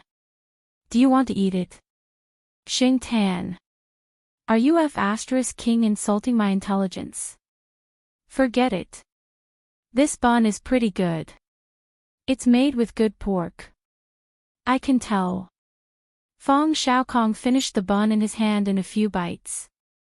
He then squatted down and looked at the grass in front of Jingtan. "Do you know why this grass is called plantain?" Fong Xiaokong asked. Jingtan paused in the middle of plucking the grass. He really didn't know about this. Perhaps it was because it was too common, so he didn't pay much attention to it. In ancient times, whether it was official carriages, private carriages, ox carts, horse carriages, rickshaws, wedding carriages, torture carriages, or war chariots, there would always be this kind of grass on the side of the road. However, why did it have to be called plantain grass and not plantain grass or plantain grass? There was a story that had to be mentioned. In the Han Dynasty, there was a famous general called Ma Wu. He was defeated in a battle. Coincidentally, there was a drought, and all the crops died. His troops retreated to the wilderness where there was no sign of human habitation. Many people and horses died of thirst. Those who did not die also fell ill and peed blood. Later, a coachman found that a few horses were no longer peeing blood, and they were very energetic. They no longer looked sickly. After observing them, he found that these horses were eating a kind of wild grass. He tried it himself, and his condition was much better. Ma Wu asked him where he found the grass. The coachman said that it was in front of the carriage. Ma Wu laughed and said, "What a good plantain grass." Jingtan listened to Fong Xiaokong's story of the plantain grass. He raised his paw and plucked the grass with wrinkled leaves. He really didn't expect this grass to have such a story and medicinal value. However, after listening to Fong Xiaokong's story, this person also had a lot of feelings for the plantain grass. After telling the story of Ma Wu and the plantain grass, Fong Xiaokong looked into the distance.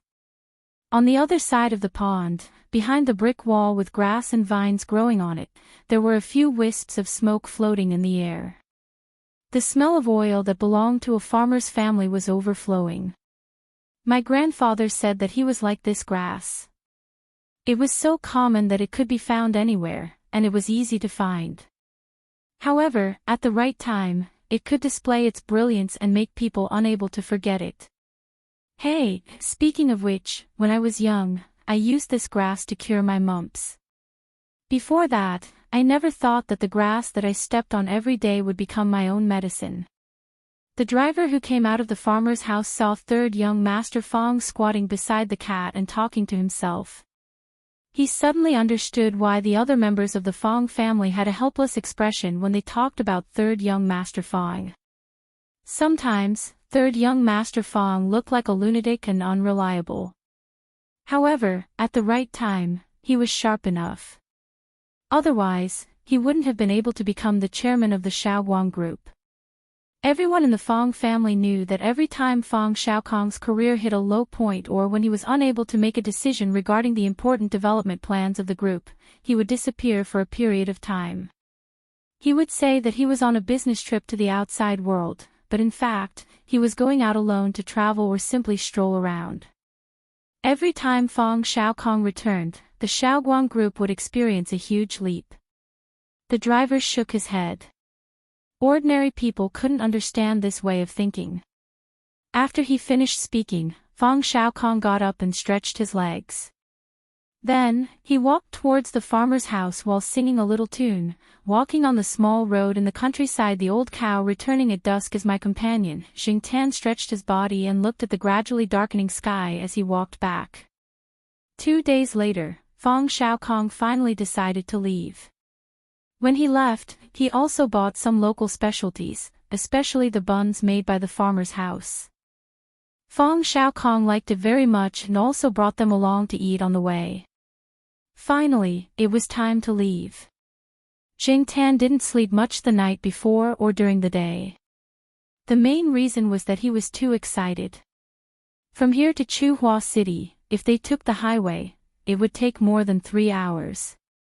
If they left in the morning, they would arrive at Chuhua City at noon. They could have lunch there.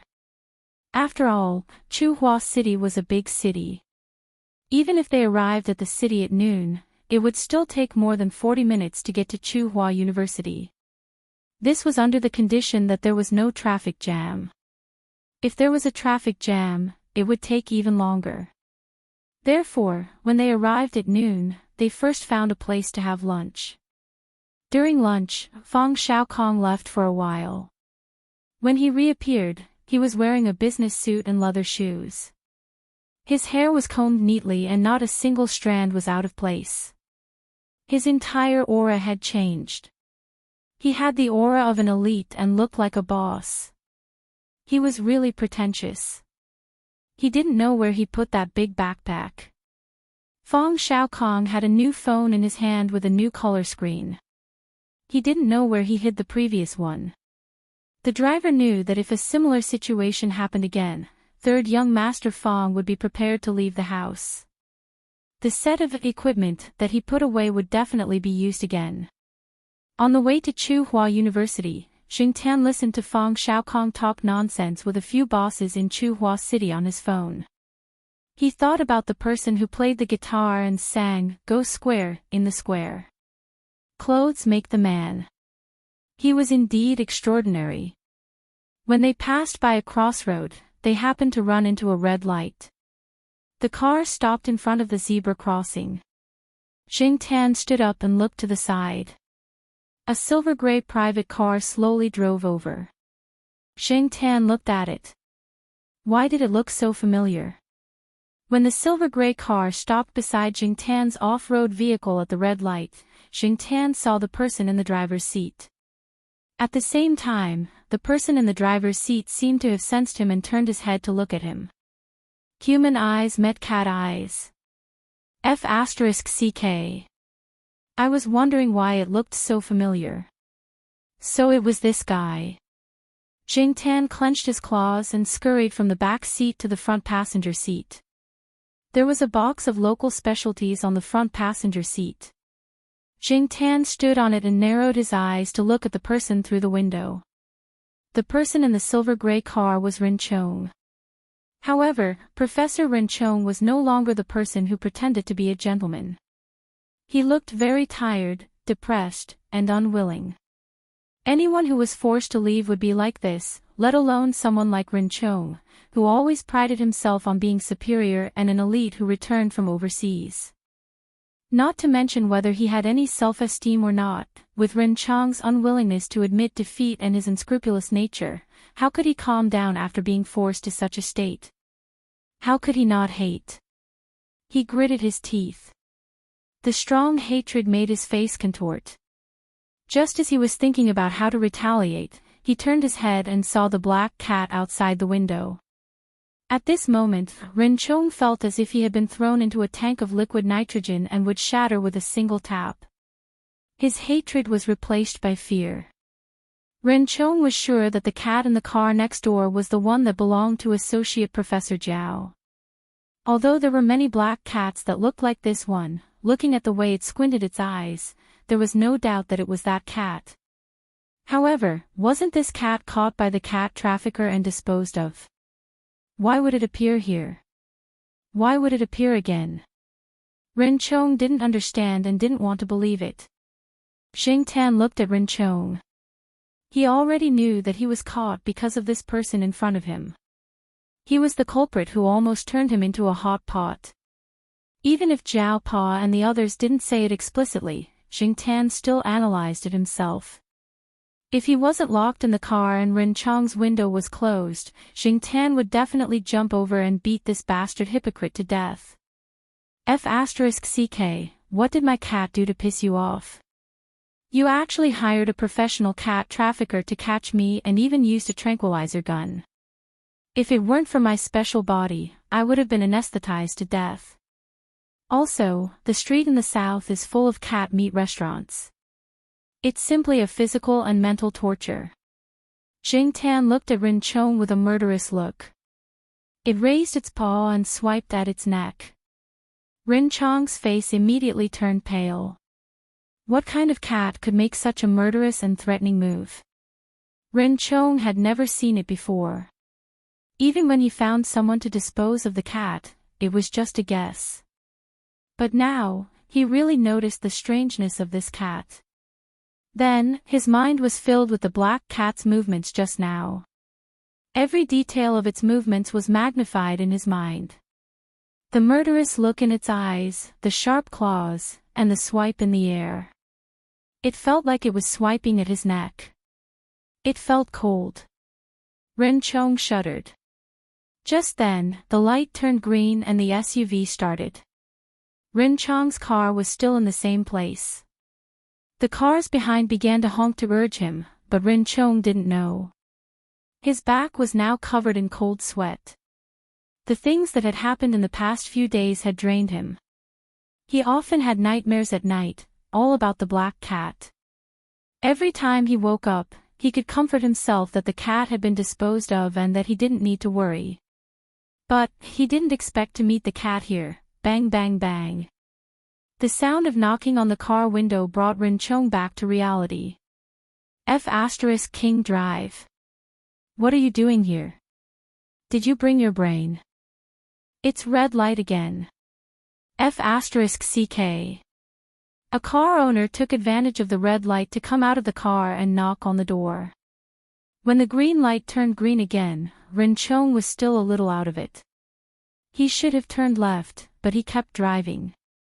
When he reacted, he hurriedly made a sharp turn. He didn't control the car well and directly hit the roadside lamp. Chapter 71. Not far from the intersection, there was another inconspicuous car parked there. The person inside was making a phone call. We really didn't do it. We haven't even stopped him, and he got into trouble himself. It can only be attributed to fate. Tell Brother Leopard that Ren Chong has been sent to the hospital. We'll see what Brother Leopard says about the rest. We'll call it a day. Chuhua City High-Tech Development Zone, Tianyuan Biology. A person sat opposite Celestine. He was about the same age as Celestine. He had no expression on his face, and it was the same when he answered the phone. Celestine had long been used to this. After all, they were buddies who grew up together. What's up? Is there a new situation? Celestine asked. The person opposite him put his phone in his pocket and said, Leopard said that the person got into trouble while driving. They didn't do anything. Oh. Celestine was curious. Even if Ren Chong got into trouble, he wouldn't be so crazy that he couldn't drive steadily. Your people really didn't do anything. Didn't they threaten him? No. The person opposite him said affirmatively, now he's in the hospital. He'll probably stay there for a while. What are you going to do? Celestine thought for a while and waved his hand. Forget it. Ask your people to leave. I'll take care of the rest. The person opposite him nodded, made a brief phone call, and sat down again. Howsy, have you thought about the matter I told you last time? Celestine asked. About the transportation. I've already started to choose people, Yihao said. That's good. Yuan Ziyi has been urging for the past few days. The quantity of goods is quite large, and some of the samples are quite special. He's planning to set up a specialized logistics department after expansion. It's best to decide on the candidates this week. He said he wants to start training as soon as possible. The two of them discussed the candidates again. Yi Hao looked at the time and got up to leave. Before leaving, Yi Hao asked a question: "Did you really do all that just for a cat?" Yi Hao was referring to some of the things that had happened a while ago, such as the investigation of a group of cat traffickers and the university professor whose surname was Ren. Yi Hao could not understand why these people would make such a big move for a cat. No matter what, it was just a cat. Was it necessary? It could really be called a murder case caused by a cat. Celestine smiled. Yes, my senior still owes that cat a favor. Anyway, it's a very special cat. You'll know when you meet it. Oh, that guy seems to be coming back soon. Yi Hao did not comment on Celestine's words. He patted the corner of his clothes and left. At this moment, Jing Tan, who was sitting in the off-road vehicle, didn't know what had happened in Chuhua City during his absence. When Rin Chang's car hit the street lamp, Jing Tan's car was already far away, so he didn't know what had happened to Rin Chong. When the green light turned green and the two cars separated, Jing Tan was still thinking about when he could take revenge. Fong Xiaokong saw the scene that happened when the car stopped at the red light. As for Rin Chong, Fong Xiaokong had already obtained information about him through some means, so he recognized Rin Chong. He planned to add fuel to the fire when he had the time. When the off-road vehicle was about to arrive at Chuhua University, Jing Tan put aside his other thoughts and looked at the familiar roads and buildings. He couldn't sit still anymore, so he stood on the chair and leaned against the window to look out. After more than a month, the leaves on many trees had grown thick. He didn't know what the compound was like. The off-road vehicle drove in through the main gate of Chuhua University, but Fong Xiaokong and the driver didn't know where the East Side family compound was, so they could only ask along the way. Jing Tan was really impatient. He scratched the window and asked Fong Xiaokong to open it, then he jumped out. The familiar environment made Jing Tan feel relaxed. Jing Tan took a deep breath and smelled the familiar scent in the air. He felt like his heart was about to float. He didn't care about Fong Xiaokong anymore. Jing Tan started running. Even though he had only been away for a month, he had experienced so many things that it felt like years. However, when he set foot in this place again, the familiar route naturally appeared in Jing Tan's mind. The leaves of the sycamore trees by the road had grown so long that they could cover the sky above the road. The noisy birds on campus didn't seem so annoying anymore. Running among the flowers and plants on the side of the road, his originally tired body became lighter and lighter in the wind that blew against his face. What did it feel like to be anxious to return home? Now, Jing Tan finally understood. In the off-road vehicle, the driver looked at Fong Xiaokong. Fong Xiaokong gave him a helpless look. "Follow me." However, within 2 minutes, they couldn't see the cat anymore. Why did the cat run so fast? It's so impatient. Ask the people next to you where the East Side family compound is, Fong Xiaokong said. Fong Xiaokong and the others couldn't find Jing Tan because Jing Tan ran fast and was in the flowers and plants. Another reason was that Jing Tan took a shortcut.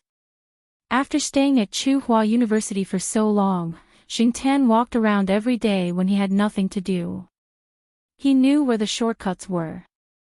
Therefore, in order to reach the East Side family compound as soon as possible, Jing Tan took a shortcut. Seeing the familiar gate of the East Side family compound, Jing Tan couldn't wait to do a few backflips to vent his excitement. The guard uncle had one elbow on the window, supporting his chin as he read the newspaper.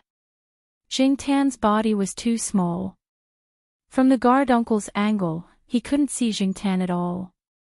When they passed by the guardhouse's window, Jing Tan jumped up and slapped the guard's head. The guard uncle was shocked by the sudden slap. When he looked up, he saw a black shadow flash by. He poked his head out and saw the black shadow that had disappeared for more than a month. "Oh, black charcoal is back." The guard uncle laughed. He didn't care if the cat could respond. Although there were many black cats, he could tell who it was at a glance. Besides, how could someone with bad eyesight be a guard? Seeing the cat walk away, the guard uncle sat back down.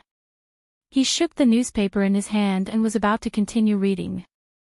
However, he suddenly remembered that there was no one in the Zhao family. How was the cat going to get in? Jing Tan excitedly ran to the Zhao family's building. He jumped up reflexively and rubbed against the card reader. However, there was no reaction at all. Then Jing Tan remembered that he didn't have an access card around his neck. F***CK, how was he going to get in without a card? Also, if there was no one in the house, he couldn't open the door. It was already past 2 o'clock. There weren't many people going in and out of the building. Maybe someone would come back in the afternoon. Shaking his tail in annoyance, Jing Tan turned his head to look at Depang's house. The fat man was lying on the balcony, staring at Jing Tan with his eyes wide open. He was probably still wondering why Jing Tan had suddenly appeared after disappearing for more than a month. Jing Tan jumped onto Depang's balcony. He was going to ask the old lady for help. Depang got up and ran over. He stopped in front of Jing Tan and sniffed. He seemed to be confirming Jing Tan's identity. Then he raised his paw and patted Jing Tan. Jing Tan didn't care about the way Depang greeted him. What he noticed was that after not seeing him for more than a month, this guy seemed to have gotten fatter. His base was also bigger. He probably squatted on instant noodles. Looking from the back, when he ran, his legs were in a figure-8 shape. Looking at Depang now, and thinking about the first time he saw him last year, he could only sigh. He still remembered how fresh he was back then. There was still the smell of food in the house. It wasn't the old lady's lunch, but Depang's food. The old lady made all Depang's cat food. Depang's current cat food was made by the old lady. To some extent, the old lady had spoiled him. When Jing Tan went in, he found the old lady resting. He guessed that she had just fallen asleep. The big bowl on the table was still warm. In front of the old lady's door, Jing Tan didn't go in immediately. Depang, who was standing next to Jing Tan, looked like he wanted to stop Jing Tan, but he was hesitant. Jing Tan pulled his ear. "Look at you." It was as if you were afraid of waking up the old lady. The old lady was old, and it wasn't easy for her to fall asleep. Jing Tan didn't want to bother the old lady. Besides, he had other ways. Coming out of Depang's house, Jing Tan was going to find the Zhao Pa in the biology building. As for Depang, it was still squatting on the balcony, guarding the old lady. It was like a guard dog. No, it was more responsible than a dog. The security guard, who had been looking out the window, saw Jing Tan come out. He waved his hand. "Black charcoal, come here and wait for a while. Don't run around. Here, I have some small yellow croakers." Before the security guard finished speaking, Jing Tan ran out like a gust of wind. There was a small path from the eastern courtyard to the biology building. It was closer, so Jing Tan didn't run into Fang Xiaokong and the others. When he came to the biology building again, Jing Tan was a little nervous.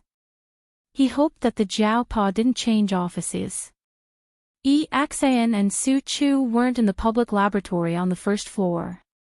Jing Tan went to the tree near the Zhao Pa's office and looked inside.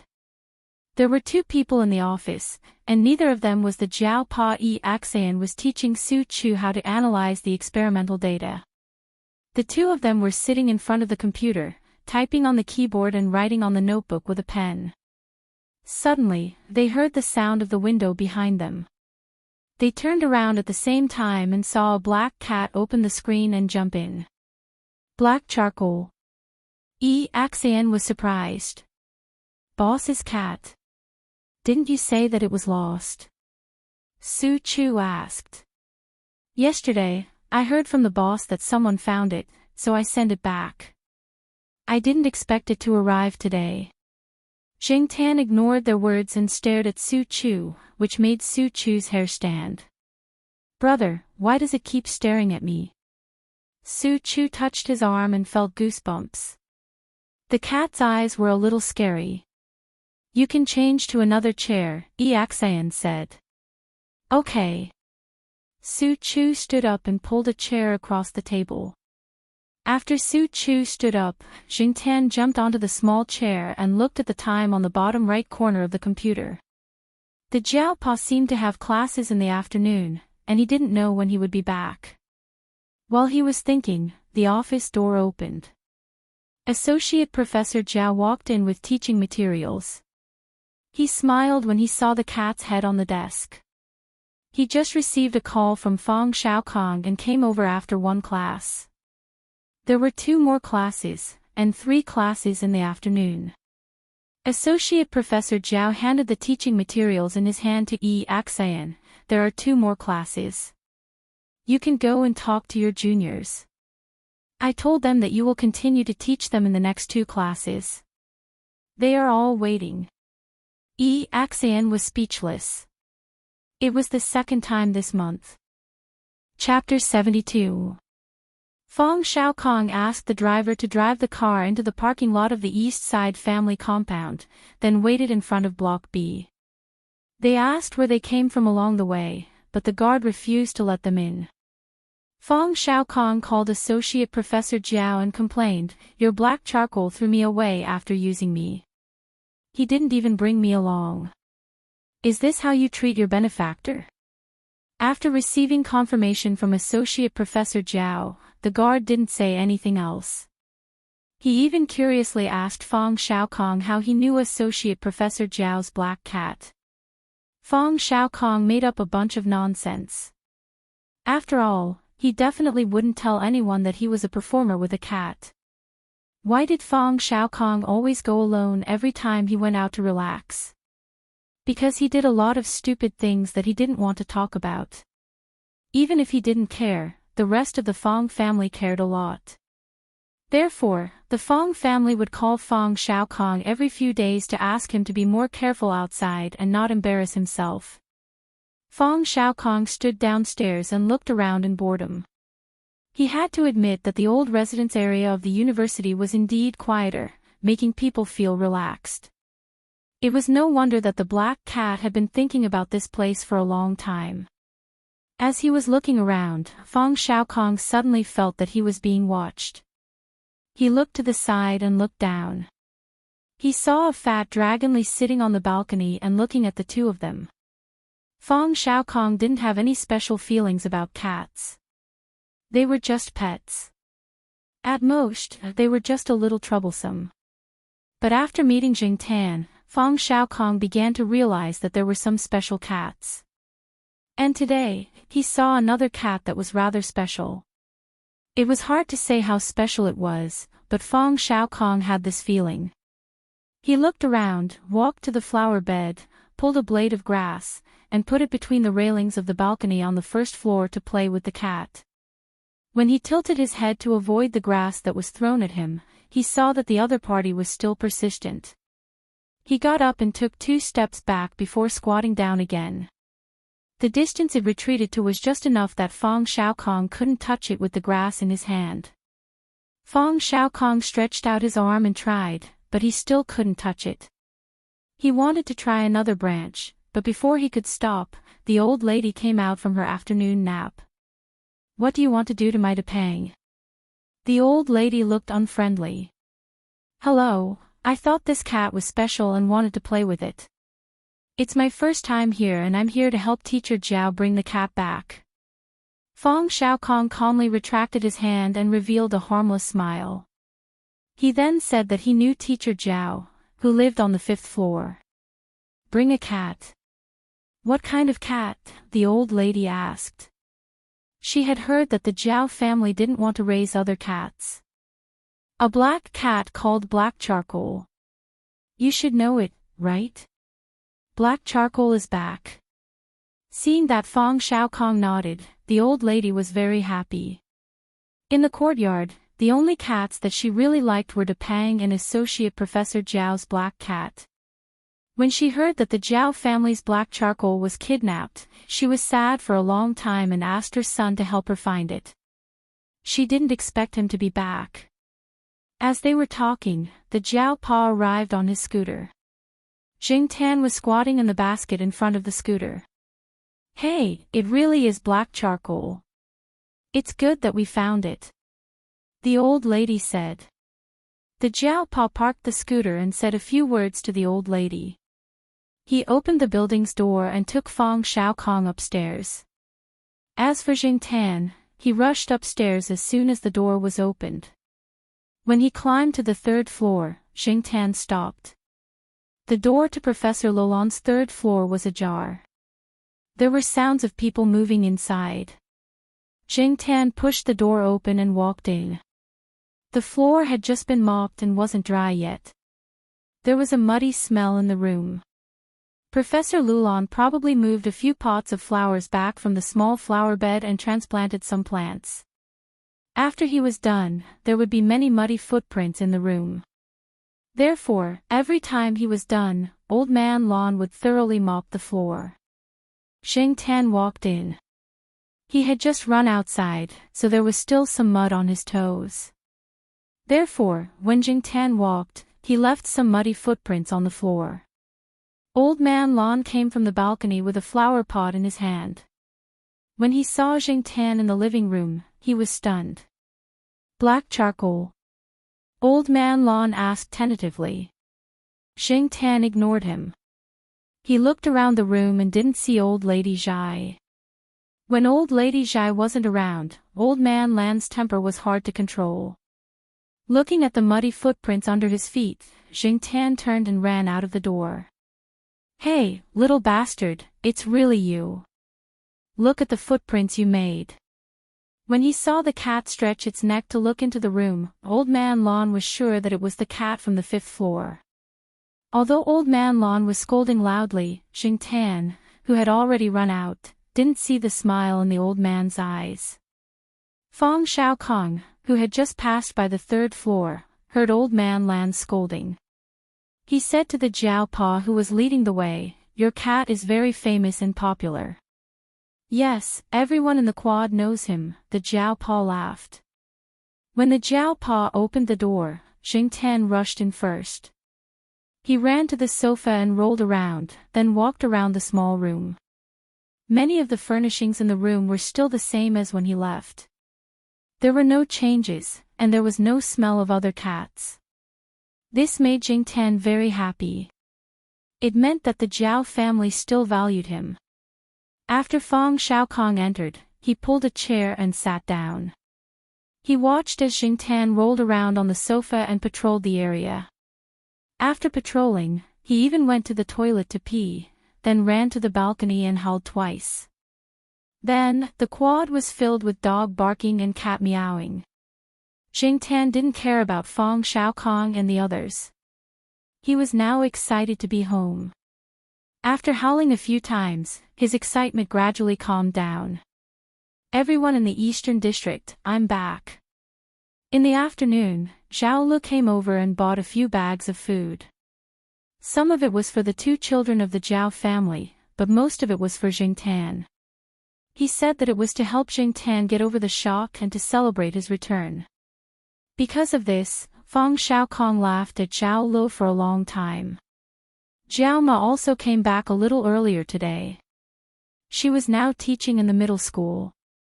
After receiving a call from the Zhao Pa, she asked for leave and came back first. The Zhao family was very grateful to Fang Xiaokong and invited him to stay for dinner, but Fang Xiaokong refused. He still had a lot of things to do in Chuhua City. After relaxing for so long, he had to throw himself into the busy business and various dinner parties again. He didn't have much time to stay here. This time, he was only here to send the cat over. If he needed to go out in the future, he might come back to look for the black cat.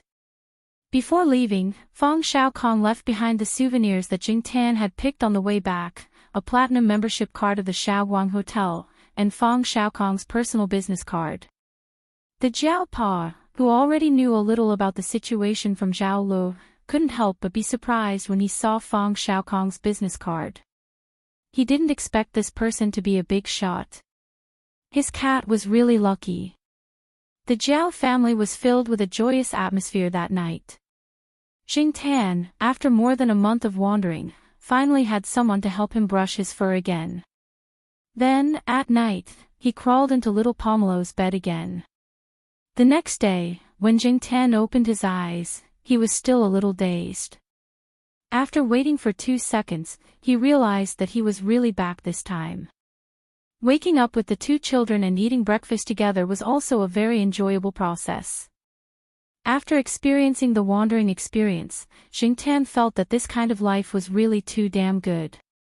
He didn't have to think of ways to steal things through the window, and he didn't have to be afraid of being chased and beaten after being discovered. Because of Jingtan's arrest, the Jiao family was nervous when Jingtan went out for a walk. However, after a few days, they found that nothing had happened. Everything was still the same as before, so they were a little relieved.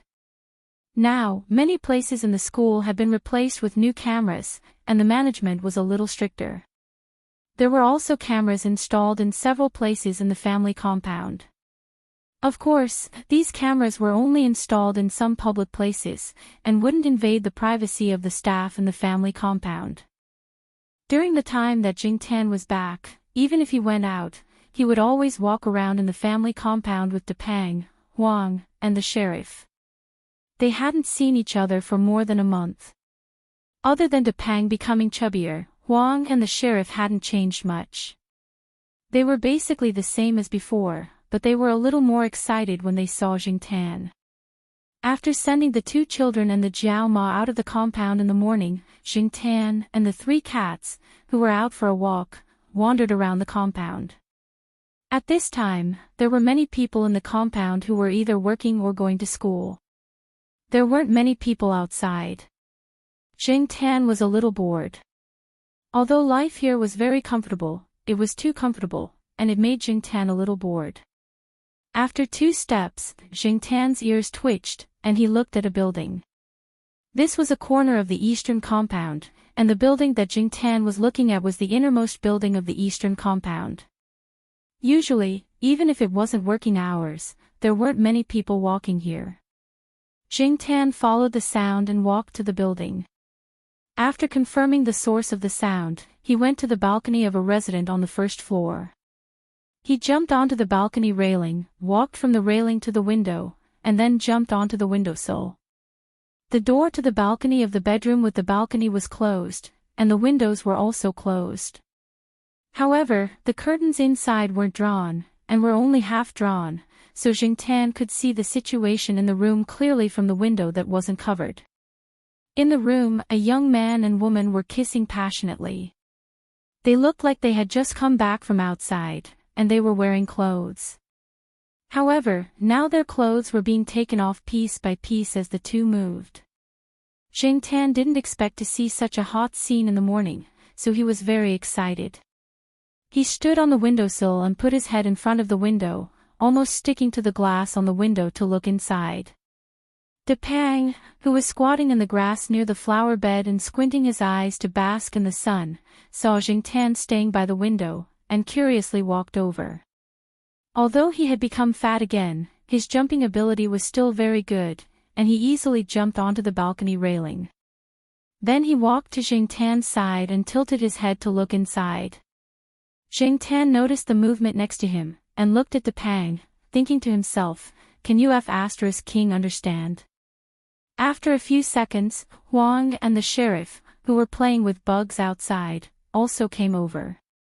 The 4 cats squeezed on the windowsill and looked inside through the window that wasn't covered. The man and woman inside had already taken off their clothes and were lying on the bed.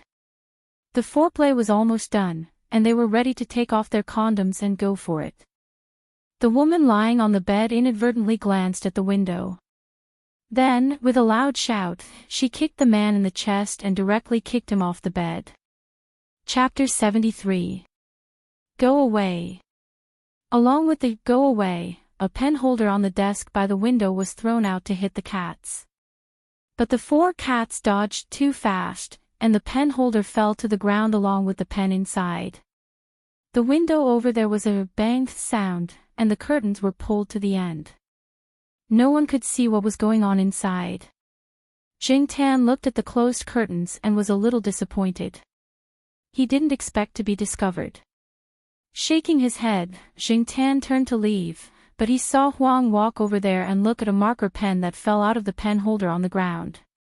It raised its paw and poked at it, then suddenly jumped around the marker pen like a kangaroo, rolled on the ground, and played with it with its paw, as if it had found a new toy.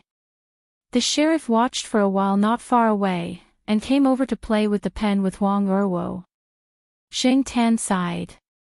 So, these cats didn't understand what they had just seen. In their eyes, live-action movies were not as attractive as a broken marker pen. Lying on the grass and basking in the sun, Jing Tan jumped onto a tree and waited for Jiao Ma and the others to come back at noon. Although Jing Tan had brought the access card with him, there was no one at home, and Jing Tan didn't want to be alone at home. Being outside for more than a month really did affect him, and he couldn't sit still at home. In the afternoon, he still had to go to Xiaoguo's place. Xiaoguo only knew that Jing Tan was back yesterday, and said that he was going to pick up Jing Tan today. Jing Tan had been away for more than a month, and he heard that Xiaoguo's pet advertisement wasn't going very well. Xiaoguo was used to Jing Tan's high efficiency.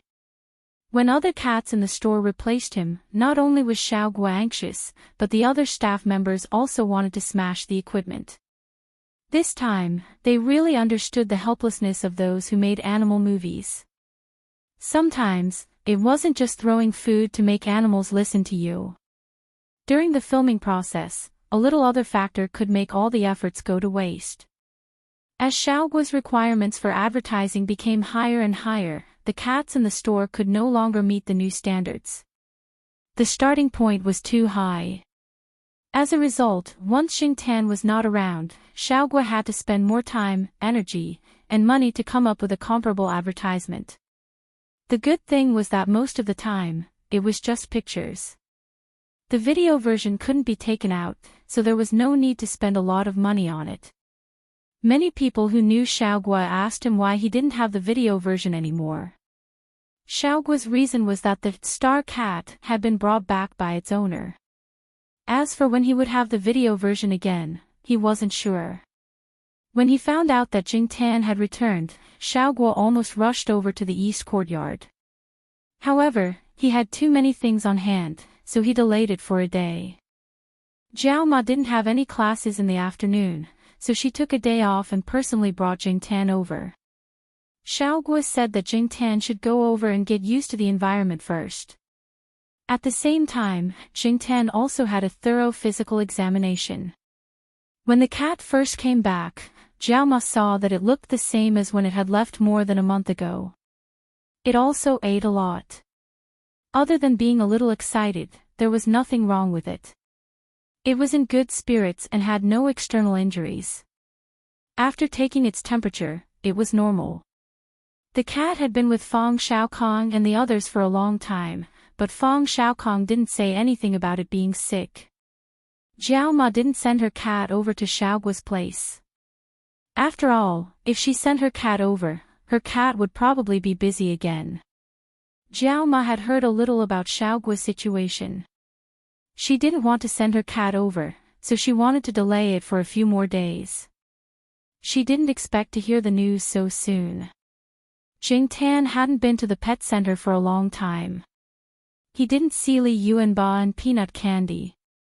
He heard that they had just gone out for a walk. After checking Jing Tan and making sure that he was healthy, Jiao Ma was relieved. She went to the studio where the advertisement was shot and sat down to watch Xiaoguo and the others shoot.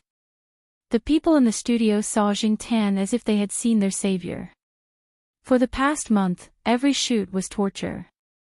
Without comparison, they couldn't tell the difference. In the past, they thought that such an ordinary black cat was nothing special, except that it was a little smarter than other cats. After more than a month of experience, they knew that this was a big mistake. Jiao Ma sat next to them and saw the expressions of the staff when they saw her cat and couldn't help but praise it. She smiled proudly. Today, they only did some simple activities to let Jing Tan get used to it. In the future, Xiao Guo would come every 2 weeks. If there were special circumstances, Xiao Guo would call the Jiao family. Logically speaking, the advertisement didn't need to be shot so frequently. 1 or 2 would be enough, but Xiao Guo had his own plans. Jing Tan didn't care. After all, he had nothing to do and could earn some pocket money. After leaving the pet center, Jiao Ma didn't go home directly. Instead, she took Jing Tan to the affiliated hospital. There was a residential area next to the affiliated hospital. There were teachers and doctors from the affiliated hospital nearby, as well as some students who rented rooms here. However, the rent here was slightly more expensive, so there weren't many students here. Even if there were, they were either from wealthy families or graduate students at Tsinghua University. At the moment, in room 302 on the 3rd floor of the affiliated hospital building, Bai Yang, a third-year graduate student at the School of Management of Tsinghua University, was writing a thesis on the computer. After the internship and market research, there was a lot of data to be processed. He hoped to sort out a few reports as soon as possible. After graduation, these reports and theses published in foreign magazines would become his personal calling card when he entered society.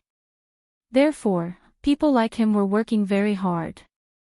While Bai Yang was typing on the keyboard, a cat jumped on the desk. The cat's back and tail were yellow with tiger stripes. Its belly was white. It was about 8 months old. The cat meowed twice. Bai Yang kept staring at the computer and ignored it. Seeing that Bai Yang was ignoring it, the cat squatted by the desk and looked at Bai Yang. Then, it looked at some things on the desk. There was a pen. It raised its paw and moved it. Patter. The 2B pencil fell to the ground. The sharpened tip was broken. The cat tilted its head and looked at the pencil that fell to the ground. Then, it turned its attention back to the desk. There was an eraser. It raised its paw and moved it. The eraser was thrown off the edge of the desk. Looking at the eraser that fell to the ground and bounced twice, the cat looked at the other things on the desk again. There was a cup of warm coffee next to it. Only half of the cup was drunk. The cat went up and sniffed the cup. It was not interested. Then, it turned its attention to the computer. It looked at the mouse moving on the computer screen. It raised its paw and chased after the mouse. Bai Yang pushed it to the side. Stop fooling around. Go play by yourself. After that, he continued to organize his thesis. But the cat did not give up so easily. It pressed the keyboard and blocked the screen. Bai Yang had no choice but to carry it off the desk, go to bed and sleep. Meow, the cat squatting on the floor saw that Bai Yang was ignoring it again. It meowed twice and did not get a response. It went to the other side of the desk and jumped on it. There was a piggy bank there. Next to the piggy bank was a wooden pen holder. There was only a gap between the 2 items. The cat did not leave. Instead, it squeezed between the 2 items and knocked the pen holder over. Then, it slowly walked to Bai Yang's side. There was a pen on the open notebook. The cat looked at the pen for 2 seconds. Then, it raised its paw and moved it. Patter. The pen fell to the ground. Bai Yang processed the data in the Excel and was ready to record it in the notebook. However, he found that the pen on the notebook was missing. He looked at the floor. The pen, eraser, and some plush pendants were thrown on the floor. Bai Yang let out a long sigh and bent down to pick up the pen from the computer chair. Seeing that, the cat lay on the edge of the table and stretched its arm and bent its palm to scratch the hair on the back of Bai Yang's head. Are you done fooling around? Bai Yang got up and roared. Meow, meow your ass. Bai Yang rubbed his forehead. He already regretted promising Li Shaoqian to raise the cat. The cat was called Dodo. It was named by Li Shaoqian. Dodo was probably abandoned by the students in the school after they raised it. When Li Shaoqian picked it up, it was splashed with soy milk. Its whole body was covered in dust. It was skinny and hunched pitifully on the lawn. When the wind blew, it would tremble. As long as someone walked by, it would run away as if it was frightened. After Li Shaoqian fed it a few times, she gradually became familiar with it. Later, she simply brought it home. Since Jiao Ma was hospitalized, Li Shaoqian often helped to take care of her. Later, Li Shaoqian also helped when Jiao Ma came to the hospital for a follow-up visit. In addition, Jiao Pa and Li Shaoqian's mentor were more familiar, so Jiao Ma had a good impression of this medical school girl. She would chat with her when they met. She knew that Li Shaoqian picked up a cat to raise. Jiao Ma even saw Dodo a few times. 2 weeks ago, Li Shaoqian followed her mentor to study abroad. She asked Bai Yang to help raise it. Then Bai Yang's bitter life began. In the first 2 days, Dodo was still very obedient and didn't run around. However, it completely changed after getting familiar with it. It threw the cup, scratched the sheet, and messed around everywhere. The good thing was that the cat didn't make much noise. It might be because it was castrated. It didn't run out. Even if it opened the door, it didn't run out. It was probably scared of staying outside. After Dodo was familiar with the environment, it was curious about everything in the room. It also wanted to smell the coffee that Bai Yang made. Although it didn't lick it, its whiskers touched the inside. There were also 2 short cat hairs floating on the surface of the coffee. Bai Yang really couldn't drink it. Not only that, but it also stretched out its paw to poke the coffee cup. If it wasn't for Bai Yang's quick hand, the coffee cup would have been sacrificed again. Bai Yang would be scolded by Li Shaoqian when he broke a cup lid. This cat broke 3 cups in just 2 weeks. Li Shaoqian didn't say anything when they were chatting online. When both of them finally had time to do an international video call, this cat even snatched the video time. As for sharpening its claws, except for the scratching board, it scratched everything else. The cat's claws could be seen on the curtains, sheets, quilt covers, sofa, clothes, and the jeans that Bai Yang was wearing now.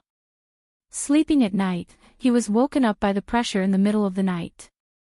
The pressure on the chest could easily make people have nightmares. When Bai Yang woke up, he could see the lump on his chest. Sometimes the cat would directly get into the quilt. Not only did it get into the quilt, but it also made a lot of trouble from the head of the bed to the end of the bed, left to right. It would take a long time before it could calm down and sleep. What made Bai Yang depressed the most was, it was still lying on my lap when I watched a movie at night. How can I touch it? Even if you can, why don't you try touching it? With the cat's nature, it would definitely come over and scratch. It was said that when cats were lonely, they would take the initiative to come over and be intimate with you. It sounded beautiful, but the problem was that when it was lonely, Bai Yang was busy and disoriented. Looking at the cat that caused all kinds of trouble in front of him, Bai Yang wanted to slap it. But he couldn't slap it. He promised Li Shaoqian that he would take good care of the cat. Li Shaoqian said that Associate Professor Zhao's cat was well-behaved and considerate. It knew to visit Ms. Gu when she was sick and helped to pick up the children every day. Chapter 74. When Bai Yang was staring at Dodo, he suddenly heard someone knocking on the door. Who is it? Bai Yang's tone wasn't very good. There was still anger in his words when he roared at the cat just now. When he opened the door and saw the person standing at the door, Bai Yang was a little embarrassed. Teacher Gu, it's you. Please come in. Bai Yang quickly wiped the chair. The chair was crawled on by the cat. Usually, he didn't wipe it when no one came. Jingtan came out from the bag carried by the Jiao Ma. He looked around and saw the cat squatting on the table. Teacher Gu, is this cat yours? Bai Yang handed over a cup of tea and asked. Yeah, my family's black charcoal. I lost it because of some things before. I just asked someone to help me find it a few days ago. Because her family's cat came back, the Jiao Ma had a smile on her face recently. Oh. This is black charcoal. Bai Yang looked at the black cat that jumped on a chair. Is this the black cat that Li Shaoqian has been praising? Jingtan noticed Bai Yang's gaze and turned his head to look at him. When Bai Yang and Jingtan's gaze met, his heart skipped a beat. He always felt that the cat in front of him was a bit strange. Perhaps he was used to Dodo's antics.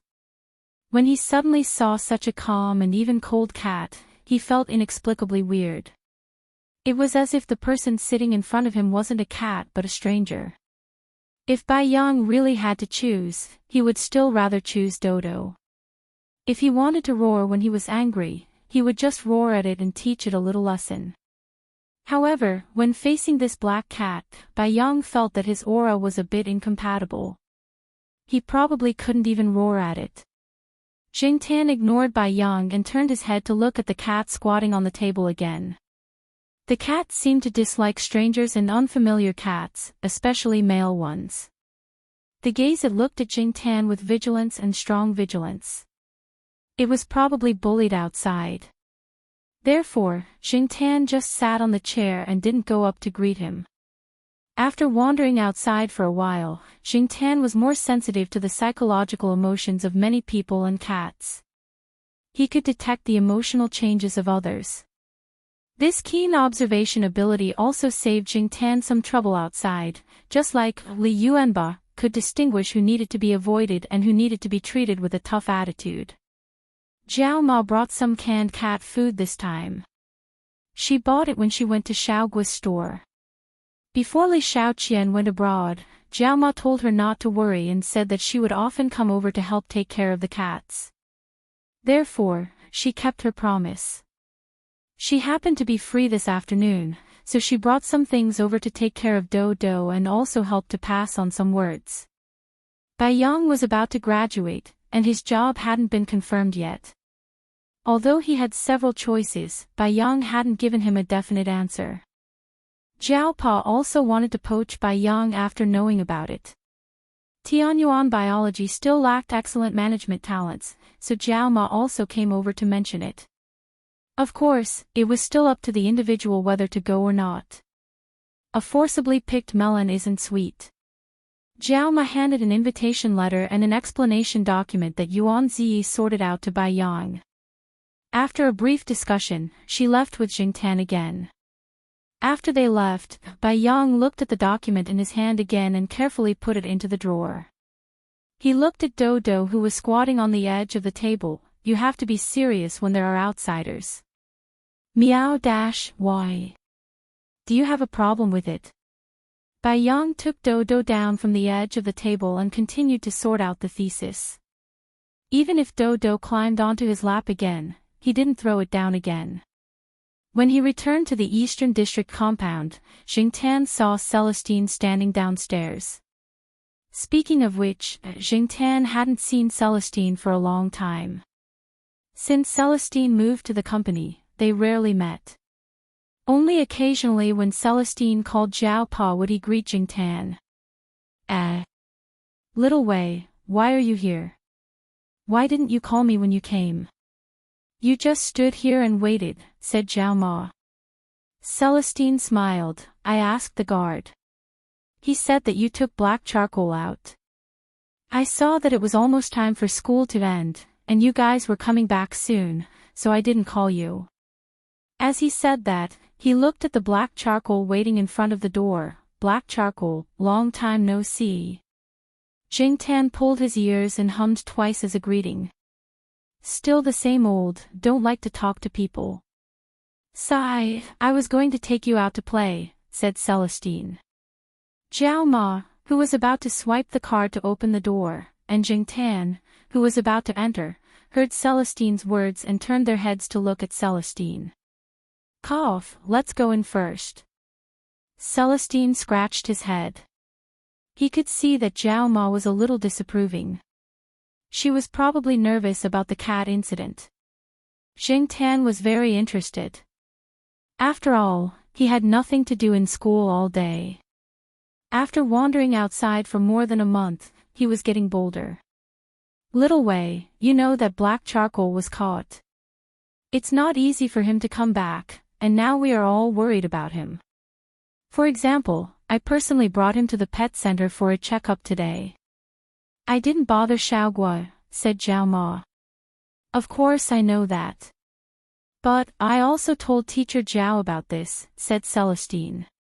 What did he say? Zhao Ma suddenly had a bad feeling. Teacher Zhao said that it's up to Black Charcoal to decide on his own. Actually, Celestine didn't think that Zhao Pa would say that when he asked him. After all, who would let a cat make its own decisions? Even if this cat was different from other cats, it was still just a cat. Zhao Ma thought for a while and said, "Where do you want to bring him to play?" "Don't worry about that. It's in the city. It's the territory of one of my buddies. We're going there so that they can recognize him. If Black Charcoal runs away or something happens in the future, they can help. I've asked them to look for cats before. The cat trafficker's secret transportation line was provided by them. Besides, Black Charcoal won't run away. I've only brought him out once before." Seeing that Zhao Ma was staring at him, Celestine coughed and didn't say anything else. It wasn't good to bring the cat out without the owner's permission. Even if nothing unexpected happened after that, it was still a bad thing to act first and report later. "Black Charcoal, what's your decision?" Zhao Ma asked. She knew that her cat was different from the rest. It could understand human language, but what Celestine said made her worried. Her cat had finally come back, and it hadn't even been quiet for a few days. If it had to go out with these people again, what if it became wild? Jing Tan, who was squatting on the coffee table, looked at the Zhao Ma on his left, and then looked at Celestine on his right. He lowered his head and moved to the right, again and again. Jing Tan didn't need to look to know that the Zhao Ma must be feeling bad. However, he really didn't want to be locked up forever. After all, he was still a human and a young soul. Sometimes, he would be as lazy as a cat. He could stay in the courtyard and bask in the sun for a while, but he didn't want to be locked up here forever. He had to admit that the trip outside had stimulated his restlessness. When he was still a human, Jing Tan liked to drive around when he was bored. Even now, he was a cat, and it was the same. Zhao Ma was silent for a while, and then waved her hand. "Okay. It chose to do what it wants. Will it come home tonight?" "Don't worry about that. I'll be following it. Even if it can't come home tonight, I'll bring it back the next day. I won't leave it outside all the time. Also, I won't take it out every day," Celestine promised. Zhao Ma nodded. "Stay here for dinner. It's dinner time anyway." Celestine didn't stay this time. He said that he had something to do outside, and that he would come back tomorrow afternoon to pick up the cat. After Celestine left, Zhao Ma called Zhao Pa. The first thing she asked was about Jing Tan. Jing Tan didn't know what Zhao Pa said. Zhao Ma didn't seem to agree, but she didn't ask any more questions. At that moment, Associate Professor Zhao was sitting in his office. After hanging up the phone, he rubbed his eyebrows. He knew that Celestine must have something he needed his cat's help with. He was going to reject it, but he remembered the phone call he had with Fong Xiaokong 2 days ago. When Fong Xiaokong found out that he had a company with Yuan Ziyi and a few others, he also helped a little and promoted a business deal. With third young Master Fong as the middleman, the other party gave Tianyuan Biotech a lot of face, and the two parties quickly reached a cooperation agreement. Yuan Ziyi was excited for a long time. The company's development was faster than Yuan Ziyi had expected, and it was much smoother. And the accelerator was a cat. After that, Yuan Ziyi even wanted to come over and worship the cat, but Zhao Pa rejected him. It was better not to let everyone know about this. Before Fang Xiaokong left Chuhua, he gave Associate Professor Zhao a call. The two talked about Jingtan. Before hanging up, Fang Xiaokong said, "Don't always restrain your cat. Black charcoal is destined to be uncontrollable, and it's not something an ordinary person can control. Your cat is very smart. Loosen your grip. Who knows, it might give you a big surprise." Associate Professor Zhao didn't care if it was a surprise or not. He only wanted his cat to be healthy. The next day, Jingtan was lying on a tree branch in the courtyard, taking a nap. In the morning, he wandered around the courtyard, but he was bored, so he ran around the campus. In the afternoon, he had nothing to do, so he could only lie there and recharge his energy. Celestine said that he would take him out tonight. After dinner, Celestine arrived. In this month, the sky was still bright after dinner. Jingtan followed Celestine downstairs. Celestine didn't ride his motorcycle this time. Instead, he drove a small car that didn't look like much. However, even if it didn't look good, it was still a four-wheeled car. It was much better than being carried in a backpack while riding the motorcycle. "I borrowed this car from someone. Don't shit on the seat." Celestine sat in the driver's seat and said to Jingtan, who was squatting in the back seat. Chapter 75. Sitting in the back seat, Jingtan looked at the scenery outside the car window to determine the route Celestine was taking. Jingtan knew that he wasn't very smart, but his memory was good. He still remembered the route he took in Fang Xiaokong's car last time. Connecting that to the city map, Jingtan could roughly guess where the destination was. Although it wasn't the center of the city, it was still in a bustling area. It was different from the bustling area around Chuhua University. This area was truly a commercial area. The area around Chuhua University was mostly occupied by students. But here, most of the people were office workers. Most of them were white-collar workers and successful people. Most of the rich people in Chuhua City were also concentrated in this area. The car drove on the main road and stopped for a while at a red light. Jingtan looked at the road sign outside the car window. The name of the street on the sign was familiar. He looked at the surrounding towering buildings and was attracted by the big Shaoguang Hotel sign. Damn, isn't this the hotel marked on the membership card that third Uncle Fang gave me? Jingtan moved closer to the car window to take a look. He didn't know much about design and couldn't describe the characteristics of this building. But looking at this hotel, he felt that the sharpness and coldness of the city that was piled up by steel and cement had softened a lot. It had a bit of the freshness of a rising star, but it didn't lose the domineering aura of a rising star. It was obvious that Fang Xiaokong must have spent a lot of effort on the design of this building. While Jingtan was looking at the building outside the window, Celestine turned his head to look at Jingtan and said, "The Shaoguang Hotel is just outside. I heard that you have a good relationship with the third Master Fang." Third Master Fang. Fang Xiaokong sure had a lot of nicknames. But it wasn't a good relationship. They had a lot of performing together. Celestine didn't expect a cat to answer his question. He had heard a lot of rumors about Fang Xiaokong. He was a legendary person, but also an unpredictable person. Celestine always felt that the third Master Fang was like a cat. It was hard to guess what he would think or do next. Maybe the brain of a genius was different from that of a normal person. Celestine shook his head. The green light was already on, so he continued to drive. When they arrived at their destination, the sky was already dark. The surrounding streets were lit, ready to welcome the people out at night. Celestine drove the car to a large bar. He parked the car in the parking lot. Then he brought Jing Tan out. It wouldn't be good to enter through the front door. According to the rules, pets were not allowed to enter.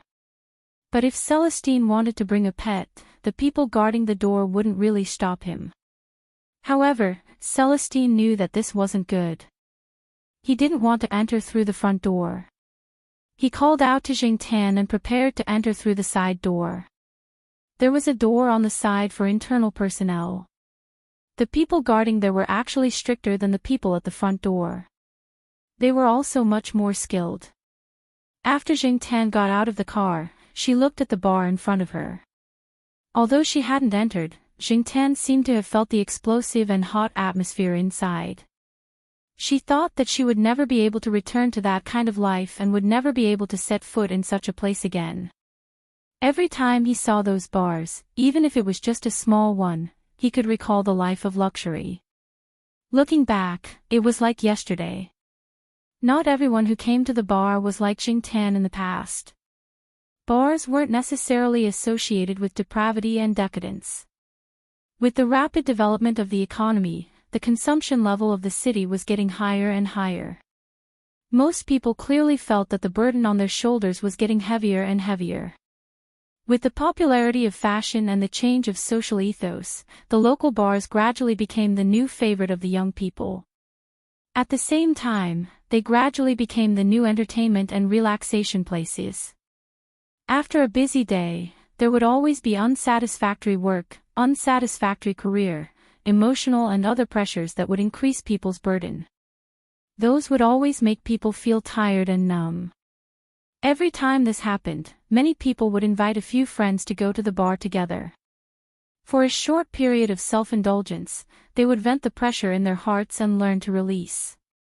They would temporarily put aside the work reports and the deception and make life more colorful. Jing Tan looked up at the large bar. It wasn't at the front, so he couldn't see the sign on the front. However, there was also a sign on the side of the roof. Night Building, Ye Club. Compared to its English name, Jing Tan still felt that the name, Night Building, sounded better. Many times, the English and Chinese names didn't necessarily have the same meaning. Different people had different understandings. Since the owner of this bar chose these two names, he must have his reasons. Night Building was located in Chuhua City, a bustling area with countless white-collar elites. There were also many salaried people around, so it was inevitable that business would be good every day. Convenient transportation also allowed all customers to arrive here smoothly. It wasn't limited to the population of the area. As for whether it could retain customers, it depended on Night Building's means. However, Jing Tan saw that the parking lot was almost full. Many people were surging here before the sky was completely dark. The popularity of this bar was indeed good. Groups of people walked over from the street one after another. Jing Tan looked at those people with some envy, but he didn't expect to suddenly see a familiar figure. Jing Tan's senses were now very sharp. He also believed in his own judgment. Even if the figure across the street was blocked by people walking past, Jing Tan could still capture the image. Looking at the figure, Jing Tan was sure that he definitely knew the person. As for who it was, Jing Tan wasn't sure. In order to figure it out, Jing Tan ignored Celestine's greeting and walked across the street. Seeing that the cat ignored him and walked out, Celestine cursed in a low voice and lifted his feet to follow. At this time, everyone was only looking at the brightly lit building and their destination. They didn't pay attention to whether there was a cat around, let alone a black cat. Under such visual conditions, it wasn't easy to notice. Besides, no one would think that there would be a cat walking around in this place at this time. Jing Tan looked at the cars coming and going. Taking advantage of the slight gap between the cars, he rushed to the other side of the street, opposite Night Building. Directly opposite the door of Night Building, on the other side of the street, there was a person squatting under the lamppost. He seemed to be very young. The man held a cigarette in his hand, but he rarely took a puff. His eyes were fixed on the night building across the street. His eyes were filled with yearning and confusion, and his whole body was filled with a sense of disappointment. Everyone had seen a lot of people like this. In the commercial city, there were a lot of people who had failed to achieve their goals or were full of ambition. After climbing to a high position, they were mercilessly slapped down to the ground and suffered so much that they wished they were dead. There were a lot of people like this in the city every day. The people around them were already used to it. Even if a person was dead drunk and fell on the side of the road, no one would care. When the sanitation workers swept the floor in the morning, they would just calmly sweep past him with a big broom. This was the indifference of the bustling metropolis, the social norm under the cruel reality. The young man with the blue stubble put his hand that was not holding the cigarette into his hair and pushed his hair back. He knew what he looked like now. He had no image to speak of. His hair was like a chicken's nest, and he had not bathed for a few days. His body smelled. He remembered the dirty stray dog with its tail between its legs when he went to buy breakfast in the morning. Its fur was yellow, but it was not the kind of yellow that was golden.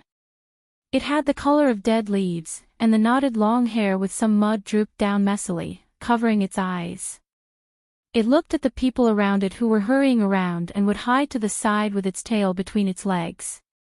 When it ran, it was obvious that it was limping. When it stopped, it would look at the people walking around, as if it was looking for something or looking forward to something. He remembered that when he pushed away the hair that almost covered the dog's eyes from its forehead, he saw a pair of eyes. With expectation and pleading, it was so piercing that he did not even have the courage to look at it for a second more. In the end, he only left a small bun with little meat and ran away in embarrassment. He was afraid that he would become like this stray dog. It was just that the stray dog still had a bun from him, but what about himself? Perhaps, the way he looked now was the original taste of being a stray. Did he make the wrong choice? He did not know the immensity of heaven and earth, and he had hit his head until it was bleeding. Should he turn back? But he was really not reconciled. The young man was thinking with his head down when he suddenly felt the cigarette in his hand being pushed. He looked up and saw a pair of black cat claws. He looked up again and saw a pair of cat eyes with curiosity. Blinking, the young man was stunned for a few seconds. Apparently, he had not recovered from his contemplation. After he finally reacted, he was puzzled again. They had passed through several big cities and seen many black cats. Those cats were only similar in appearance but not in spirit. However, the cat in front of him was real. It was very similar to a certain idiot who knocked on the bottle. Was his eyes playing tricks on him? Was he hallucinating because he did not eat dinner and his brain was not supplying enough energy? Black charcoal. Why are you running around?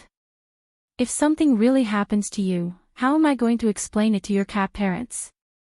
Wei Ling walked over angrily. He was so scared when he saw the cat crossing the road that he broke out in a cold sweat. Damn! Black charcoal, it's really you. The young man's eyes flashed with surprise, and the gloominess from his contemplation faded a little. Oh, you know him. Celestine looked at the sloppy young man squatting on the ground and looked at Jing Tan. Jing Tan ignored Celestine. He was just curious about how a Jean made himself look like this. Where were the other 4 people? Where did they go? Didn't they say that they had formed a band and the 5 of them acted together? I saw him once more than 20 days ago, and he did us a big favor. Hey, is that Mr. Fong not here? Jean looked around and made sure that he did not see Mr. Fong with the SLR camera. Celestine raised his eyebrows. More than 20 days ago. At that time, the cat was still outside. It seemed to be with the 3rd Master Fong. Okay, don't stay here. Let's find a place to sit down and talk. Celestine called Jing Tan and waved to Jean, indicating that he should follow. Where are we going? Jean hurriedly threw the cigarette but in his hand into the trash can 1 meter away and asked. Celestine pointed to the opposite night building. There. Jean staggered and directly knelt down. He almost knelt down in front of Jingtan and Celestine. Jingtan. Should I put 3 more incense sticks? Young man, you really don't have to do this. Celestine said. Chapter 76.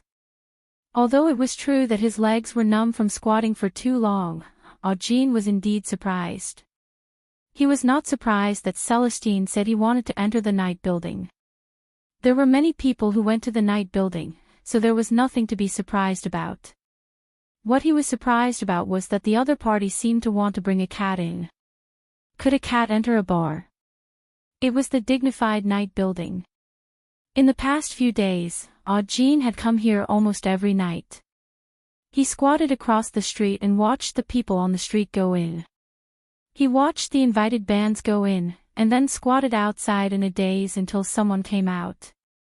He heard which band or singer people were talking about when they came out. This made Jean envious. He always thought that one day he could also become the topic of these people's discussion. However, now they could not even enter a small bar, let alone the famous night building. It was only a street away, but it was like a natural chasm. However, Jean did not expect that a moment ago, it was a natural chasm, and the next moment, he was told that he could go in with them. Well, no matter what the other party's purpose was, it was worth it to have a chance to see the night building. Jean followed Celestine and Jingtan across the street and then walked in from the side door. This surprised Jean.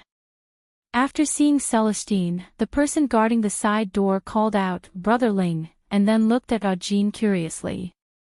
This was a new face. He looked quite young and down. He really could not understand why Celestine would bring such a person in. However, no matter what they thought in their hearts, they would definitely not ask verbally. They just needed to do their job well and did not ask about other things. As for Jingtan, the person guarding the door only thought that he was a pet brought by Celestine and did not care at all.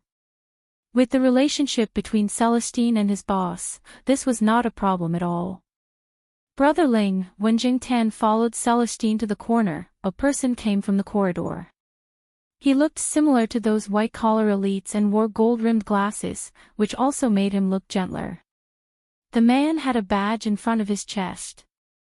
Jingtan didn't know what the pattern on the badge meant, but he could tell that the man was a manager. In fact, Jingtan was a little curious as to why those people called Celestine Brother Ling and not Brother Wei. What Jingtan didn't know was that when Celestine was called Brother Wei once, the person had a local accent, so it sounded like Brother Wei. Because of this, he was laughed at by Yi Hao for a long time. Since then, Celestine had an idea to not let people call him Brother Wei in the future, but Brother Ling. Ron Chi. You're the one watching the show this time, Celestine said. Well, Brother Hao had something to do at the last minute, so he left with Leopard. He said that if Brother Ling came over, he would let me entertain you. The man named Ron Chi glanced at Jean, who was standing behind Celestine. His eyes were suspicious, but he didn't say much. He led the 2 people and the cat upstairs. The 3rd floor was a top-secret VIP area. Only people with special permission could enter. There were many private rooms here. Obviously, it wasn't the first time Celestine came here. There was a private room here for Celestine and others, so Ron Chi didn't ask too much and directly led them there. Jean seemed a little restrained. After wandering for so long, he still had a little bit of knowledge. No matter what the identity of the 2 people in front of him was, they were certainly not people that he could provoke. The strangest thing was that in addition to these 2 people, there was also a mysterious cat. No matter how he looked at it, it was strange. Sit down, don't be restrained. Celestine patted the leather sofa next to him and said to Jean. He didn't care that Jean's clothes were already a little dirty.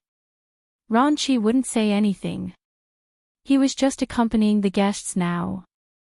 However, Ranchi also felt strange. Why would Celestine bring such a person here?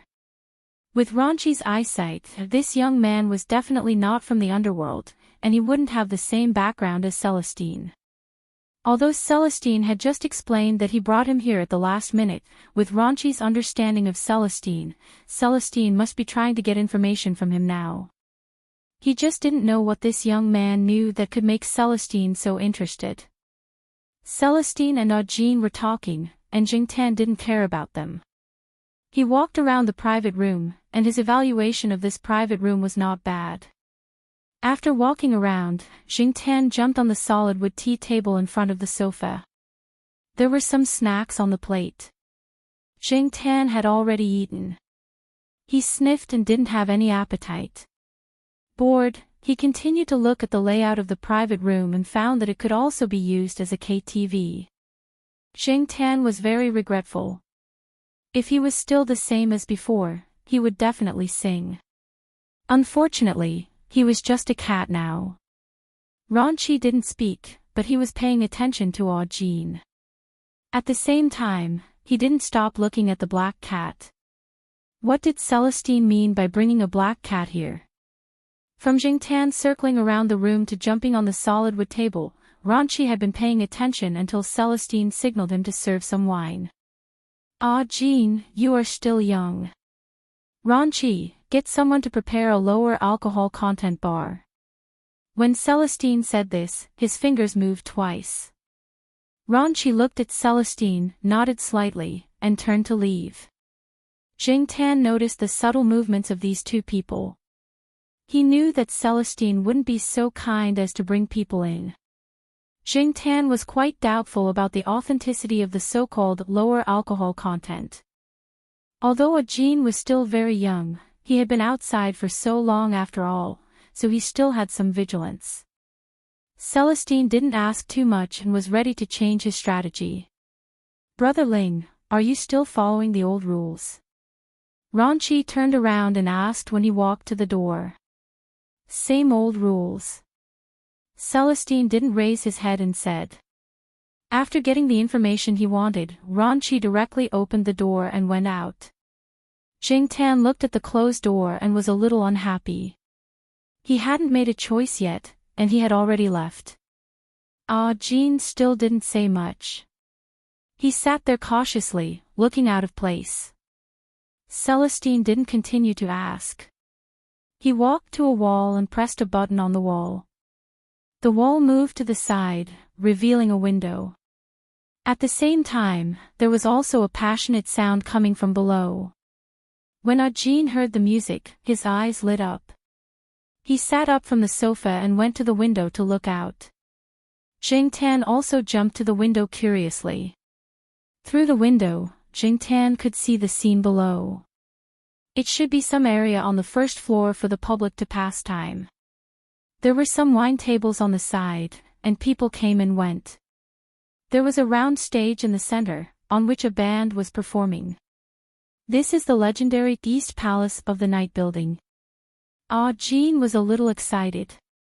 Audine heard that the Night Building had 4 areas, which were divided into the East, West, South, and North Palaces. The North Palace was the most ordinary and also the place with the lowest cost. The resident singer there was much worse than the other 3 areas.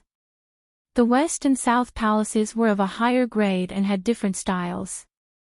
As for the East Palace, it was the most superior existence in the whole 4 areas of the Night Building. Some well-known bands and singers would often come here to perform. This was the most desirable place in the whole Night Building. However, not everyone could enter the East Palace, and the cost was not something ordinary people could afford. Seeing Audine's expression, Celestine smiled. Yes, how do you feel? Great. Audine looked at the band performing in the center of the stage below. He was envious, but definitely not jealous. The gap between their strength was there, and he could only look up to them, as if he was looking at an idol. Celestine opened the window so that the people in the room could hear the performance below more clearly. The live version was always easier to stimulate the nerves and affect the mood to cause resonance, especially for people like Aujin. Jingtan looked at Aujin's eyes and knew that this guy's vigilance was probably lowered a lot. Shaking his head, Jingtan didn't know much about this place, and he couldn't appreciate the performance of those bands. He used to go to the bar for fun and to release himself. As for who was singing, which band was performing, and whether there was a famous DJ, he didn't have the mood to observe. Hearing Aujin's words, the area below was quite high-end. While he was thinking, Ranqi pushed a small cart in. Jingtan felt strange. Wasn't it just some wine? Why did he push a cart in? When Ranqi took out the wine from a box in the cart, Jingtan felt like he was stuck by a fish bone. Red Star Erguotu. Damn, Celestine actually wanted to drink Erguotu in a place like this. And it was the kind with a very ordinary packaging on the outside. Fortunately, Ranqi just handed the Erguotu to Celestine and gave a cocktail to Aujin. Then, he took out 2 bottles of red wine and placed them on the solid wood coffee table. The remaining bottles of red wine were placed in the wine cabinet in the room. After drinking a glass of wine in Celestine's persuasion, Aujin began to talk freely. Jingtan finally knew why he only saw Aujin. It was because the other 4 people were in the hospital. 3 of them were lying in the hospital bed, and 1 was taking care of them. Almost all the money they had was spent on the hospital. In this strange city, they had no friends, no relatives, and no backing. As outsiders, they would definitely be beaten up if they had a conflict with people in the bar. Some things couldn't be avoided if they wanted to. Taking a step back might not be a good thing. During the day, Aujin took care of them in the hospital for most of the day. At night, he went out for a walk and thought about it carefully to find a way to solve the current problem. After all, life still had to go on. As the captain, he had to shoulder the burden. At the same time, Celestine also got what he wanted to know about the 3rd Master Fang. Celestine felt that he seemed to have found out something incredible. The dignified chairman of the Shaoguang group actually went to sing. And he was selling it with a cat. If this got out, the Fang family would probably have the idea of silencing him. As Wei Ling listened, he opened a bottle of red wine and filled Aujin's glass. He picked up a small bottle of Red Star Erguotu and drank it. While Celestine was trying to get information, Ranqi had nothing to do. He opened a bottle of wine and poured himself a glass. He sat next to him and drank with his head lowered. At the same time, he was thinking about how to solve the problem that his boss had mentioned recently. As he was drinking, he found that a wine glass was pushed in front of him. Looking up, Ranqi saw the black cat squatting on the solid wood coffee table. Jingtan couldn't stand it anymore. If he didn't take the initiative, he would probably be completely ignored. So, he pushed an empty wine glass to Ranqi. The man and the cat stared at each other for half a minute before Ranqi looked away and looked at Celestine. Celestine just glanced over and didn't pay any more attention. It seemed that he was not going to care. Ranqi looked at the cat in front of him again. The cat's paw knocked on the wine glass, as if urging him. Ranqi was happy. He pulled out the cork and added some wine to the glass pushed over. Chapter 77. When Jingtan put its head into the red wine glass, it found that the rim of the glass was still a little small. It could only pull its ears back, or else it would feel uncomfortable with its ears stuck in the rim of the glass. It had to pull its ears when drinking wine. It was better when it was a human. Jingtan put its head into the glass and drank while thinking, the tip of its tail wagging. Ranqi was curious. A cat could drink. It was the first time he had seen it. Ranqi had heard from a friend that his cat could drink wine, but his cat would rather die than submit. It just wouldn't open its mouth. Later, he put some wine on the cat, and the cat would lick its fur. After a lick, it would stick out its tongue and shake its head for a long time. After a while, it would lick its fur again. In the end, the cat directly fell asleep. When the friend brought the cat to the vet, he was severely criticized by the vet, because many cats were allergic to alcohol. If they drank too much, it could lead to poisoning or even death. This kind of joke could not be made. But, Ronchi looked at Celestine again. Celestine was inquiring about the details of the third Master Fang's performance. It was listening enthusiastically and laughing. It was not afraid of being hunted down by the fangs. Occasionally, it glanced over and saw that the cat was drinking. Celestine also wanted to stop it. Celestine was not worried, but Ronchi was. If something really happened, he would definitely be responsible. He did not think that the cat in front of him was just an ordinary cat. Otherwise, Celestine would not have brought it here. Even if Celestine did not restrain the cat, he was still watching it all the time, afraid that something would happen to the cat. It was a headache. Would the cat have diarrhea after drinking? Would it vomit after drinking? Should he ask someone to get a vet to prepare it first? Ronchi's thoughts had just turned when he heard the sound of the cat's paw knocking on the glass again. He looked up and saw the black cat on the solid wood coffee table staring at him again. The wine in the glass had been finished. However, Ronchi did not pour the wine so quickly this time. He was still hesitating. Jingtan had just tasted a little of the wine and missed the days of the past. He praised the wine in his heart, but now the person in front of him was not going to pour the wine. How could this be? He raised his paw and knocked on the wine glass again. This time, he knocked harder and more hurriedly. It was obvious that he was urging them to drink. Ronchi looked at the cat in front of him. He did not expect this cat to be so different. Was it an alcoholic? It shouldn't be on a whim. Jingtan knocked on the glass and pushed it towards Ronchi. If he pushed it again, it would fall off the coffee table. Ronchi sighed in his heart.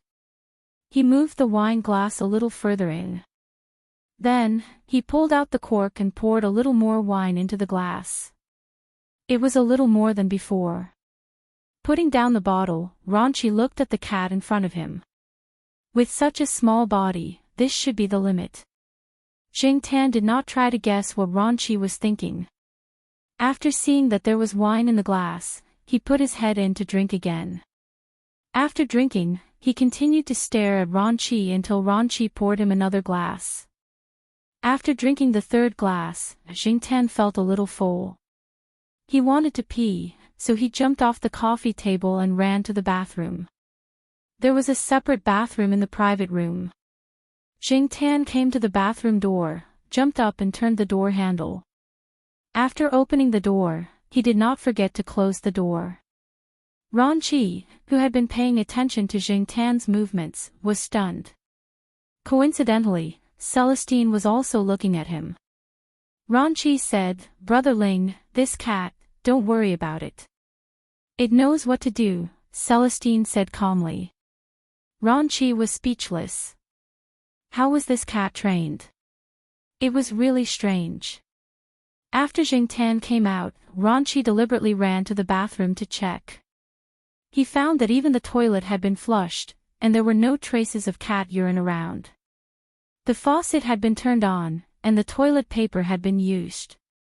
There were a few black cat fur stuck to the paper ball thrown into the basket. Thinking of the two wet front paws when the cat walked out, Ronchi felt that he was thinking too much. How could a cat wash its hands and then wipe its hands with toilet paper?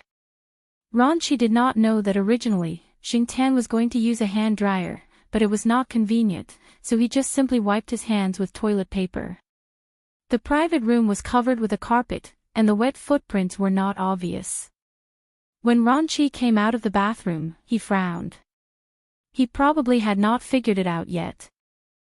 Jean also drank a little too much.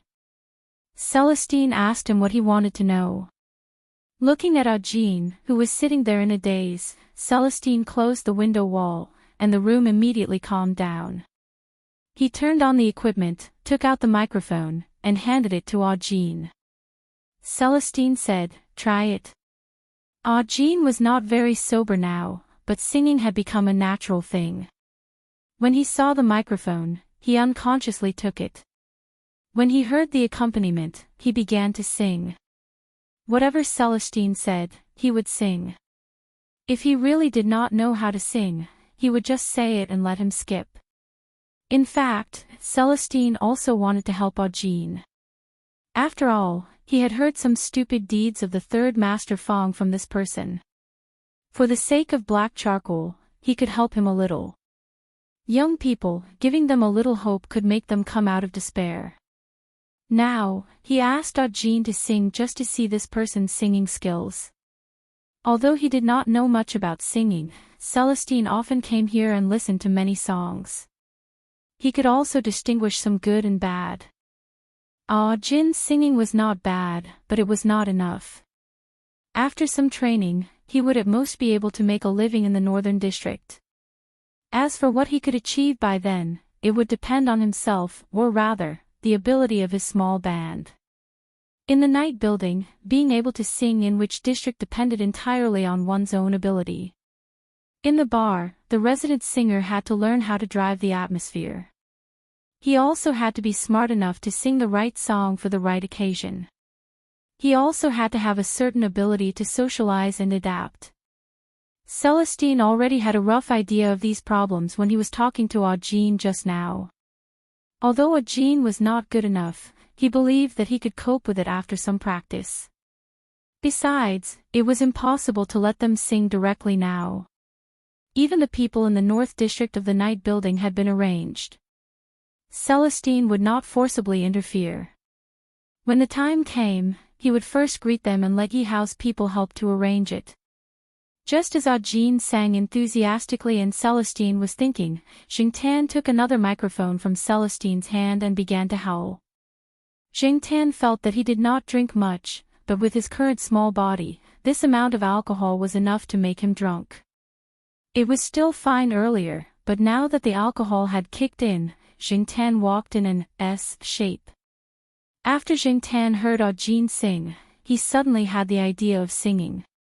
After getting drunk, Jingtan staggered and seemed to see the shaking car with many cat cages. The scene changed, and he seemed to see himself hiding in the dusty attic to avoid the cat catchers. In order not to look like a stray cat, he jumped into the fish pond to take a cold bath, fought with a Persian cat for a pet tag, and was chased and beaten while waiting for the bus. The scene changed again, and Jingtan seemed to be lying on a bus again, listening to the driver frantically honking the horn, the sharp friction between the tires and the ground, and the drivers cursing with a local accent. When he turned on the lights, the vehicles on the road flowed like blood, and everything around him seemed to become fierce. Jingtan, on the other hand, was communicating with the world in sign language every day. Suddenly, he also wanted to sing loudly and without restraint. Therefore, when Jingtan saw the other microphone near Celestine, he went over and took it in his arms. 10:00 in the evening, Tsinghua University's Dongjia district. Jiao family. The Jiao Pa and the Jiao Ma were not sleeping. After all, this was the first time that their cat had been taken out for a long time. Even though they knew that Celestine was watching over the cat, they were still worried. They could have called to explain. While they were thinking, the phone in the bedroom rang. The Jiao Pa, who was close to the phone, quickly reached out and picked it up. However, the moment the call was connected, a series of iconic howls came from the other side of the phone. The Jiao couple, who were about to ask a series of questions, fell silent for a while.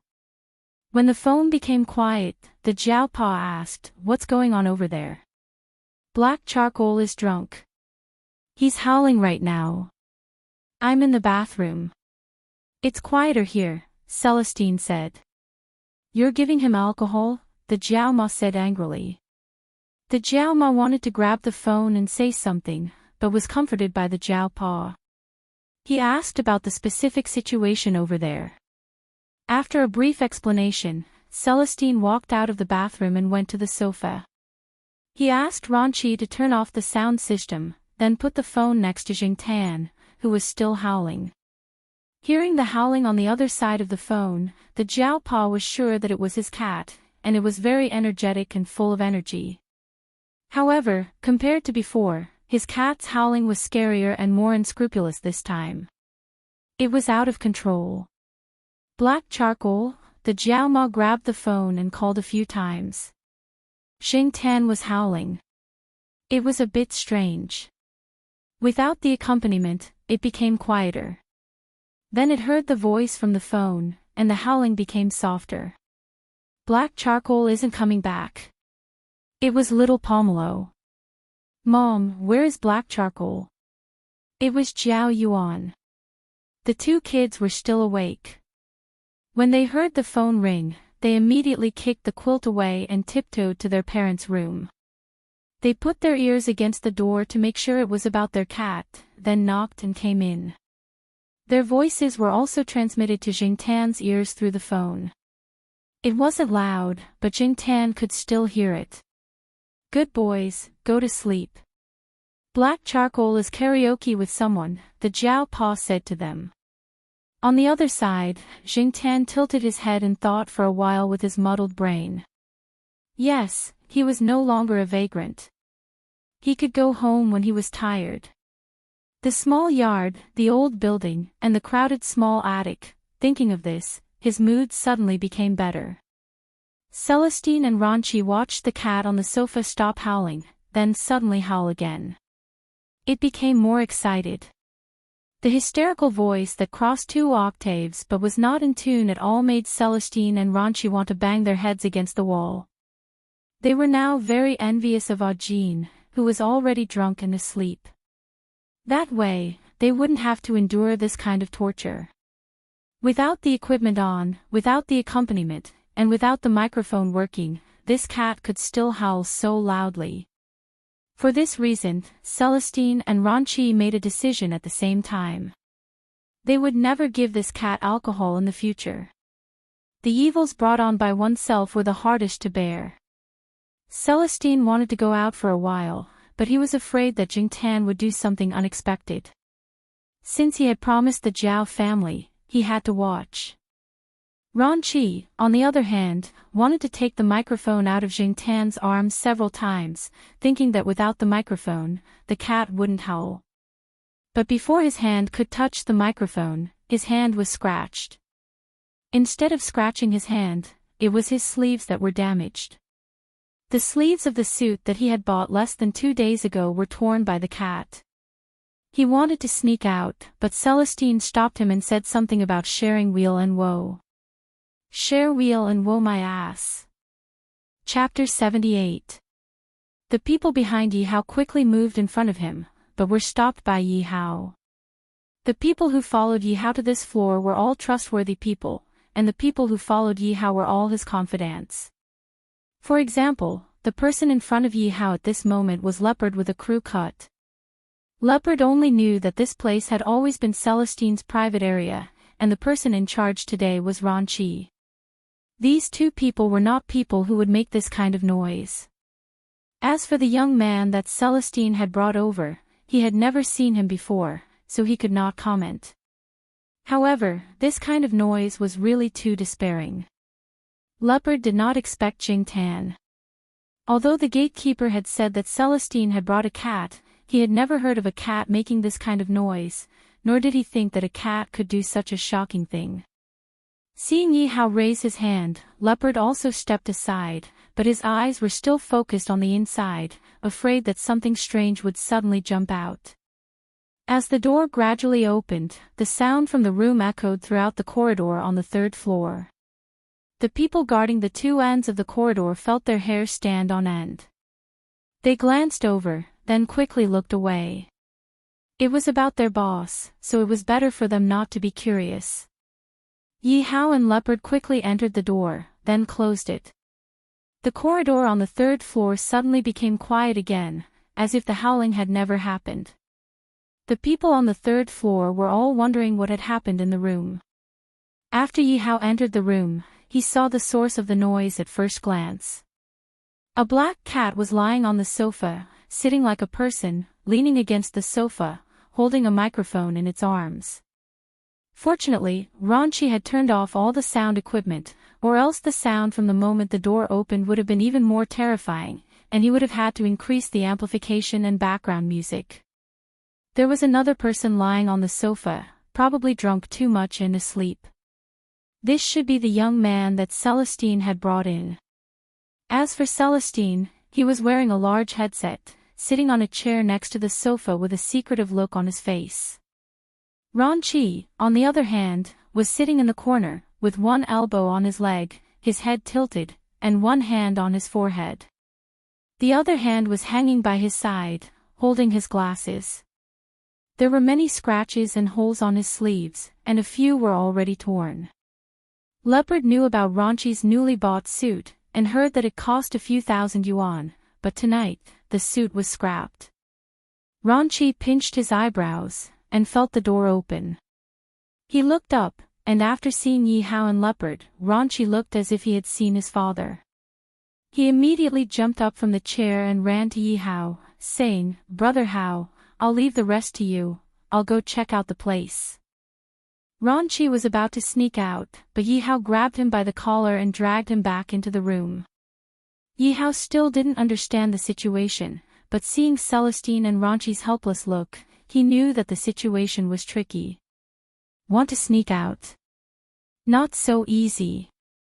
Ranchi helplessly explained the situation, and Leopard asked curiously, "Did it really drink that much? I've never seen a cat drink before." "Now you've seen it." Ranchi pointed at Jingtan on the sofa. Yi Hao didn't say anything, and looked at Celestine. Celestine just shrugged, indicating that he couldn't do anything. Walking to the sofa, Yi Hao looked at the cat in front of him. When he heard his subordinate's report, he knew that Wei Leng must have brought this black cat over. Because of its capture, there were some changes in Chuhua City, both overt and covert. So many people were mobilized to find this black cat.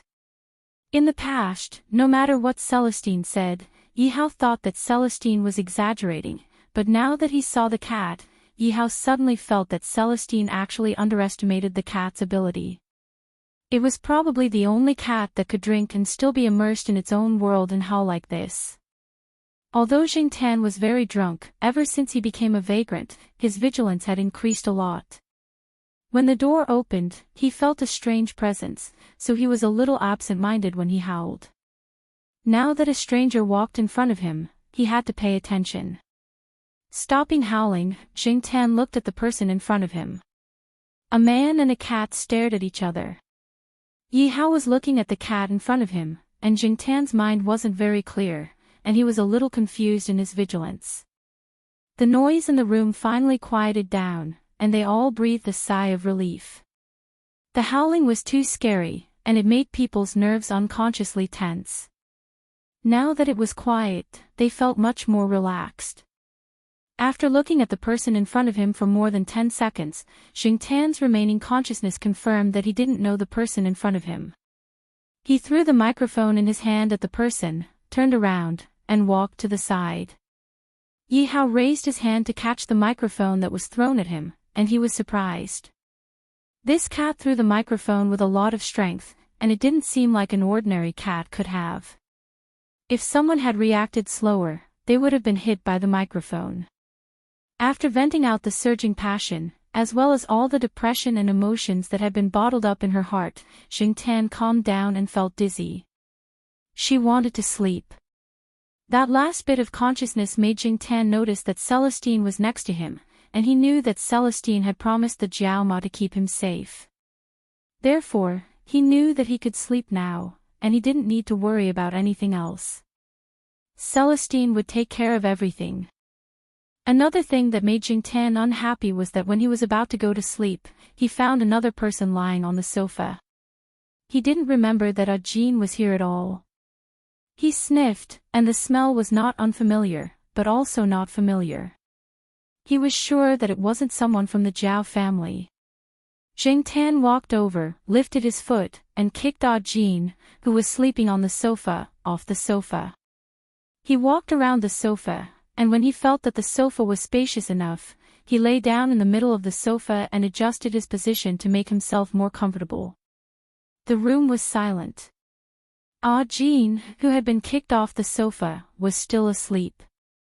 Maybe it was because the floor was covered with carpet, so it didn't hurt.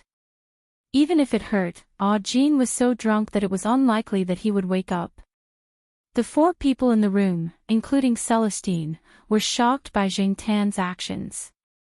Celestine knew that this cat was stronger than ordinary cats, but he didn't expect it to be so strong that it could directly kick Jin off the sofa. Even his master's cat wouldn't be able to do that, right? As for Yi Hao, Ronqi, and Leopard, all kinds of guesses and ideas began to emerge in their minds. God. Cat demon. Monster. Mutant. Or a secret weapon of a special department? This cat. Yi Hao pointed at the black cat lying in the middle of the sofa and looked at Celestine. Celestine waved his hand. It's just a little special. Just keep it to yourself. Don't tell anyone. What the F***ck, was this just a little special? Ronqi looked at Jin, who had been kicked to the floor, and then looked at his sleeves, regretting. If he had known that this cat was special, he wouldn't have blindly grabbed the microphone and ruined his suit. Yi Hao dragged a chair over, lit a cigarette, and took 2 puffs. After a moment of silence, he said, "You mean, we can ask this cat for help with that matter?" "That's an idea." Celestine nodded. From the moment he brought the cat to the night building and entered the private room, Celestine had seen the movements of the black cat and Ronqi. He brought the cat over because he really did hope that the cat could be of help, and also because he hoped that the cat could be more familiar with Ronqi and the others. These people were all people that Celestine trusted. Yi Hao was a buddy that he grew up with, and Leopard and Ronqi were Yi Hao's confidants. They had been with Yi Hao for a long time. If the two parties could be familiar with each other, even if the cat was in trouble in the future, Celestine, Yi Tao, and the others wouldn't be in Chuhua City for the time being, or if they couldn't free themselves to help, they could ask these people to help. After all, in the city, the ones that caused trouble for cats were mostly people. If he could make Yi Hao owe him a favor, this cat could also have more protection. However, whether this cat will agree to cooperate or not, we'll have to wait until it wakes up. I've already called its family. We'll let it sleep here tonight and ask for its opinion tomorrow, Celestine said. If Celestine had said this before tonight, Ronqi and Leopard wouldn't have believed that the cat could help solve that matter. But now, they kept silent. At the same time, they were also curious about the cooperation that Celestine mentioned. Also, Celestine raised his head, his face more serious, about this cat. I hope that everyone can keep it a secret. Of course, I understand. Yi Hao tilted his head. Leopard and Ronqi behind him immediately said, "We know, brotherling. We definitely won't tell anyone." Okay. After Celestine agreed, he turned his attention to Jin, who was lying on the floor and didn't know anything. He shook his head and said to Yi Hao, "This child and the cat are quite fated. They have a band, and they are all underage children. When the time comes, let them come here first to familiarize themselves with it and learn." Without being too specific, Yi Hao knew the general meaning of Celestine's words. "Okay, Ronqi, you arrange it when the time comes." "Okay, Brother Hao," Ronqi replied. After finishing the matter, Celestine changed the topic and talked about the third Master Fang's performance. "So, it may not be bad for you to have a relationship with this cat. Think about the recent actions of the Shaoguang group." "You should know that," Celestine said. The recent actions of the Shaoguang group were indeed very big. After the return of the third Master Fang, as many people expected, every time he returned, there would be big actions. Ronqi took Jin out of the room, and Leopard guarded outside the door. In the room, except for Celestine and Yi Hao, there was only the black cat lying on the sofa, sleeping soundly. The next day, when Jing Tan woke up, he shook his head. His mind was still a little numb, and the memory of last night was slowly coming back to him. Jing Tan secretly scolded himself. Last night, he was like a psychopath, an idiot. It really ruined his image. Fortunately, the Zhao family didn't see it, or they would definitely think that his cat was crazy. After drinking, the protein in the body was seriously lost. Yi Hao asked people to prepare a very rich breakfast. Celestine and Aujin sat at the table. Aujin was going to go to the hospital first, but Ranqi said that he had already sent someone to help transfer him to another hospital and take care of the rest of the things. He told Aujin to eat breakfast first and not to worry too much. Jing Tan stood at the table and asked Celestine to put whatever he wanted to eat on the plate in front of him. Celestine felt that the cat was almost becoming a master now. He even had to be served for breakfast. Chapter 79. Yi Hao did not immediately come over to talk to Jing Tan, and he did not appear in the night building the next day. He left first when he heard that he had something to do. Aujin and his friends were now transferred to a nearby hospital, which was much better than the small hospital they had been in before. It also allowed them to receive better treatment. It was not because they were seriously injured, but to ensure that there would be no other sequelae when they performed in the future. It would be more secure if they went to a better hospital. Celestine was driving. Only Jing Tan was in the back seat of the car, and Aujin was sitting in the passenger seat. Originally, Aujin was going to sit in the back seat, but he found that he did not know how to treat the black cat. He knew that he could get help because of the black cat. Celestine had already said that he would help them for the sake of the black cat. However, Aujin did not understand. Wasn't it just a cat? Even if it was special, it was just a cat, wasn't it? In addition to Celestine's attitude, the people in the night building were also the same. Aujin recalled what had happened in the morning. When they came out of the night building, they met Ranqi, who was talking to someone on the first floor. When Ranqi saw him and Celestine, he greeted them with a smile. It was normal, but when he saw the black cat, his expression was not so natural. Aujin had been out for so long that he had worked hard to read people's expressions. Therefore, even if Ranqi's expression only flashed for a moment, he still noticed it. As for Celestine, Aujin was a little afraid. Yesterday, he was drunk, but he still remembered some things. Celestine got too much information from him. He even got the hospital addresses and ward numbers of the other 4 people.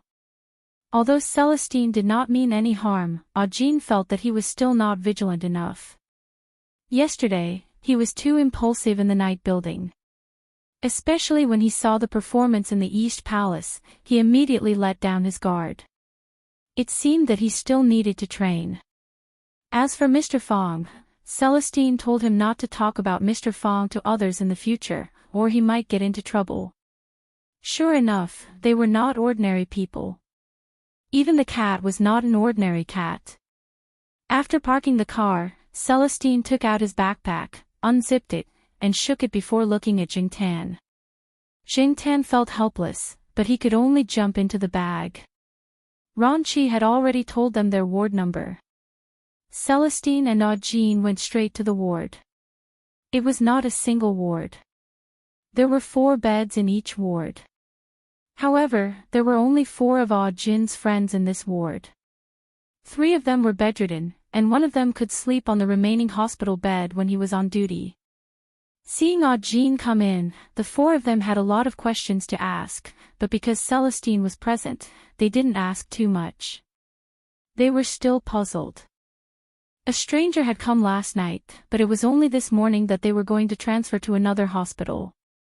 After a lot of trouble, they were transferred to this new hospital. They didn't have to worry about anything else. Someone had already taken care of it. There was no free lunch in the world. They, who had experienced a wandering life, knew better. Therefore, the other party's behavior made the four of them even more uncertain. They hoped that Jean would come back soon so that they could figure out the reason. After listening to Jin's simple explanation, the four of them looked at the black cat that had crawled out of Celestine's backpack in disbelief. Was this cat a big deal? No matter how big its background was, they could live here and have the opportunity to enter the night building to learn the singing skills. Even if it was only in the north of the night building, it was great news for them. Originally, they had made all kinds of plans for the worst. They were even ready to pack up and go home. They didn't expect that things would turn around. Everyone wanted to return home in glory, instead of escaping when they were in a desperate situation. Jingtan glanced at the people in the hospital. Of the 3 people lying on the hospital bed, one had a bandage on his head, one had a cast on his foot, and the last one probably had internal injuries. Now, the 3 of them looked quite energetic, which proved that the injuries were really not very serious. It was really unlucky for them to go to the bar to sing and end up like this. However, this was also common. It was not rare to have conflicts with other singers in the bar. But Jean and the others didn't have anyone to rely on or know here, so it was not strange for them to be bullied and ostracized. Jingtan just came to see these people. After that, he jumped into his backpack and motioned to Celestine to leave the hospital. When Celestine left, he patted Jean on the shoulder. "Young man, you still have a lot to learn. Remember, don't be so easily tricked in the future." Jean was surprised. It seemed that Celestine actually knew that what he had done was not appropriate, but at the same time, he also taught Jean a lesson. After leaving the hospital, Celestine directly sent Jingtan to the family area of Tsinghua University. If he didn't send the cat back, the Zhao family would definitely be more dissatisfied. In that case, it would be difficult for him to borrow the cat to take Jingtan back to play in the future. However, on the way to Tsinghua University, Celestine was also paying attention to the black cat in the back seat. It tilted its head and seemed to be thinking about something. In fact, Jingtan was thinking about some details after he got drunk yesterday. He secretly sighed that he was still too impulsive. Jingtan didn't expect that he would have so many emotions in his heart. Because of such an opportunity, all of them were released through howling. Fortunately, it was in the night building. The soundproofing was good, and no one else knew about it. Otherwise, it would be embarrassing. In addition, Jingtan also guessed that the thing that Celestine wanted him to help with was definitely related to Yi Hao. Jingtan could roughly guess what kind of background Yi Hao, Ronqi, and Leopard had. To be able to support such a big night building and safely operate in such a prosperous area, they must have a certain amount of power. As for what Celestine wanted him to help with, Jingtan didn't know yet. Jingtan was thinking about it when Celestine, who was driving in front, spoke. "Black charcoal, look, there are pigeons outside," Celestine said. Jingtan stood up and looked out of the window. There was a square there, and there were a few pigeons in the square. There weren't many pigeons, unlike the pigeons on TV. At this time, no one would feed the pigeons, so there was nothing to see. But why did Celestine talk about pigeons? "I heard that in the last century, there were people abroad who used pigeons as spies. After training the pigeons, they would install a mini listening device on these special pigeons and let them fly to the destination under the guidance of a laser, such as a windowsill. After these special pigeons stopped, they would follow the training steps and peck the listening device to turn on a special switch. Then, the listening device that was originally installed on the pigeon would automatically detach from the pigeon's leg and start the eavesdropping mission, and the pigeon would have flown far away."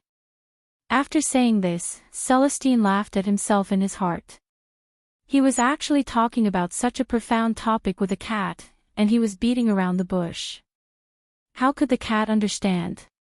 Even if the cat was smart, it couldn't think in a roundabout way like a human.